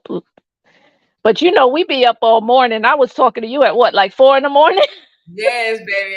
Okay, I'm back. I'm back. Catching up. You hear me? Hey, you said you were vegan, Tamasha? I had to stop because I had to have the same surgery as Kevin. So don't let him lie to you about that surgery because I had to have the same thing. So, but I'm getting ready to go back because I just had my 6-month checkup the other day on the 28th. So I had my surgery on February the 28th. So I'm getting ready to go back. Well, you stay healthy and girl, keep laughing. I'm trying. I've been working out 6 days a week. That's good. Yes. DeWanda said she got to get up at 7:30, and she's still listening to Kevin. DeWanda, is he still over there unraveling? Did he say who I was in a relationship with? They call slut shaming. That's called slut shaming. What's called slut shaming? That dude is over there just lying all kind of stuff, honey. But you know what? He gonna have to pay for every lie. He gonna have to pay for every lie. Then his brother gonna bring his little punk butt up in here and talking about he gonna put a case on everybody. He think just because he going through a divorce and he can finagle his lawyer that he gonna put a case. Go ahead, baby. I told them brothers I make them spend every piece of dime in their pocket. Somebody said you to go to these YouTube streets. There is some goats. I ain't gonna say I'm the goat, but there is some goats in this YouTube street. But I take whatever y'all say. But thank y'all, Vanessa and Tamasha, for coming up. I do appreciate y'all. I'm gonna talk to my little for just a minute or two, and then we're gonna jump off this thing because I've been on here for almost 7 hours. Yes. All righty. Okay. I will talk to y'all later, and I love y'all. Love you too. Love you All too. right. Good night. And I'm gonna call you tomorrow, V. Okay. And you said your name the same on Instagram, Tamasha. It is Imagination Custom Creations on Instagram. I'm see my phone number right here. Okay. Look in the back right quick on the private messages. I just sent it to you. Let me see. Okay. You got it? Yes, ma'am. Right. I got it. Send me a text and I will text you back tomorrow and we'll chat. Okay. Okay, make sure you get it. The first name is Amora with an A. I got it. And I'm finna copy it in my contacts right now. Thank you. Make sure you text me tomorrow. Just say, hey, this is Tamasha. Okay. Thank you so much, Tamasha. All right, love. Appreciate you. All right. Good night. Good night. Bye-bye. Bye-bye. Y'all, what a night, what a night, what a night. I appreciate them for coming up here and sharing with us. And yes, it went longer than I thought, but it's been real. It has been real, honey. We sat here and watched Kevin unravel. Went over there flying across the street, just a line. I don't know why this thing make it look like I got freckles because I do not have freckles, but I don't know what this thing make me look like I got freckles for the night. Child, I have no clue. But that joker right there, did y'all hear him just unraveling? It was some pastor, he said, laughing. Some pastor. Oh, I don't know what y'all talking about. But girl, somebody said this is better than Netflix. I did not know all of this was gonna come out. Woo, Lord, that joker right there. But one thing I can say for a fact that he is a liar, and he proved that tonight. If he hadn't before, which we already knew he was a liar before, but he definitely proved that tonight. That joker is a liar. If they were smart, they would stand down. We ain't done. And the thing about it is, it's not that, oh, we just going after Kevin because this, that, and the other. It just so happened to start coming out. But the fact that he scammed all these people and then he want to sit here and point fingers at this person lying, this person lying, this person lying, this person lying, this person lying. He is the one that's lying. He should have just said, I messed up. I scammed these folks. I don't have the money to pay them back, but I do want to say I'm sorry. He don't want to have to live with that for the rest of his life. Not me. I didn't scam nobody. If I scam somebody, I come out and say I scammed you. How can I right my wrong? How can I right my wrong? That's what I would do. He the one gonna have to live with this. But y'all, Amore, I told my husband I was watching my favorite TV show. More to come, child. You and your husband both gonna be sitting up in the bed maybe a month from now, eating popcorn, watching me on TV. This has been well. One thing, let me tell y'all something. And then I'm gonna say good night because we're gonna have to go to sleep. Y'all know I gotta go spend a little time. But the thing about it is, never underestimate what people, how they connected. This is a small world. People are connected. What y'all don't know when I said, will Royce come say something to me? All I can say is, I text from Royce. I do. So all I got to say is, this is a very small world. I got a text from Royce. I do. So let's just see how the wheel roll. Let's just see how the real roll. Let's just see. But y'all make sure y'all hit this thumb up. Somebody said I did my work shift with more. LOL. Well, the last part of it. Make sure y'all hit thumbs up on this video.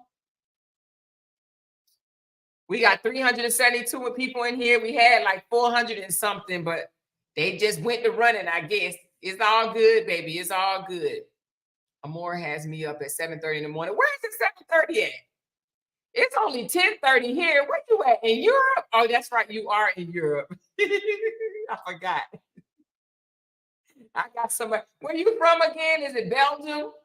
I can't believe I got somebody from another country watching me. That's pretty neat. That is pretty freaking neat. Oh, the Netherlands. That's right. Amsterdam. That's right. The Netherlands. Who is Royce? Royce is the baby mama. Royce is the baby mama of Dwight. Dwight's baby mama. Dwight's baby mama.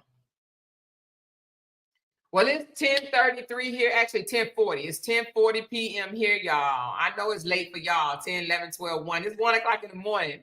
What y'all gonna do for the rest of the night? You know what I said? Let me say this right quick. I said, I'm gonna come on. I'm gonna do the interview with Tigress. I'm gonna hop off from doing the interview with Tigress and jump back on and have a little chat because I want to go over what happened with Toya today. So I'm gonna have to leave that tomorrow because that's a whole nother conversation, y'all. That's a whole nother conversation. That's a whole nother conversation. But I just wanted to kind of like go over that. But this live right here was all about KW tonight, honey. Amore, your last few lives has been lit. She said, not Royce from Basketball Wives. Oh my gosh, she was my favorite. Yes, baby, I got a text. You think about the message between RH and Lynn. He told the work he has HIV. To be honest with you, I have not seen nothing that has went on besides Toya today trying to tell her people that didn't happen. That's the only thing I really saw today. I have not seen nothing else. I have not seen nobody else's videos or nothing. I only seen her. I did. I seen her live. Well, not the whole thing, but partial of her live and partial of his live earlier when they left the courtroom because I thought they was going to say they lost. But I didn't see that. But somebody told me in my comments when I posted about it, they said, oh, they tried to say that they didn't lost and God was good and this, that, and the other. And I was just like, damn, this family just be lying, boy. They just be lying. Lying for no reason, lying. Like just crazy lying. But anyway, let me see if my girl want to come up here. Hold on, let me see.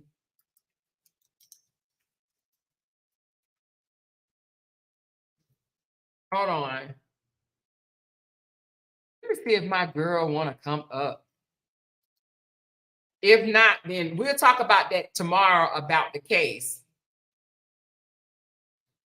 And it's funny because a lot of these people don't even know me, and they was like, somebody told me to hit you up. I don't know who you are, but yeah. So, but they was like, I'm not ready to talk right now. Give me a little bit and I'll reach back out to you. And I'm like, okay, not a problem. Blah, blah, blah, blah, blah. So that's where we are. That's where we are right now. So I don't know if I'm not ready to talk mean a day, 2 days, 3 days, 4 days, a week. I don't know. But yeah, give me some time and I will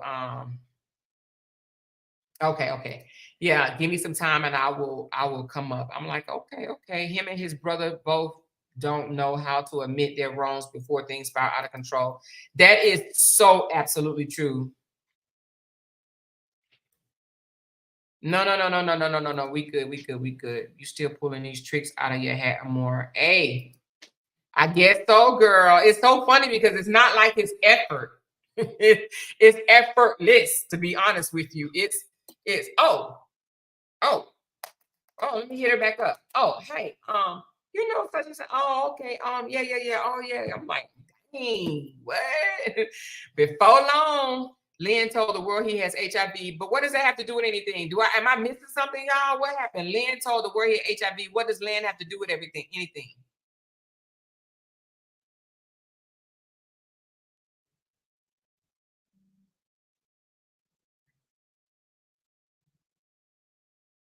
I don't know, y'all. I'm about to find out what y'all talking about with this Lynn thing. Is like, what happened? Yes, effortlessly. I mean, it's coming easy, like for real. While you playing, somebody say it's 1:40 here. Okay. All right, Lisa, I'm gonna get off, honey. I'm gonna let y'all get y'all some sleep. Absolutely nothing more off topic. Okay, off topic. All right, well, listen, y'all. Let's have a conversation tomorrow. Tomorrow is Saturday. Let's have a conversation tomorrow. Beehive, that's old Lynn had. That's old Lynn Ben had it. He is from my hometown. He posted messages with him in RH. Oh, Lynn posted messages with him in RH. Beehive, girl, go find that info. No, I'm just kidding. I'm gonna get off. Beehive, give me a call.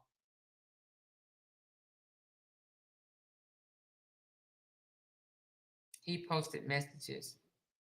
All right, I'll come back on tomorrow if I find out anything, some more good news. But yeah, we're going to talk about the Toya situation tomorrow, okay?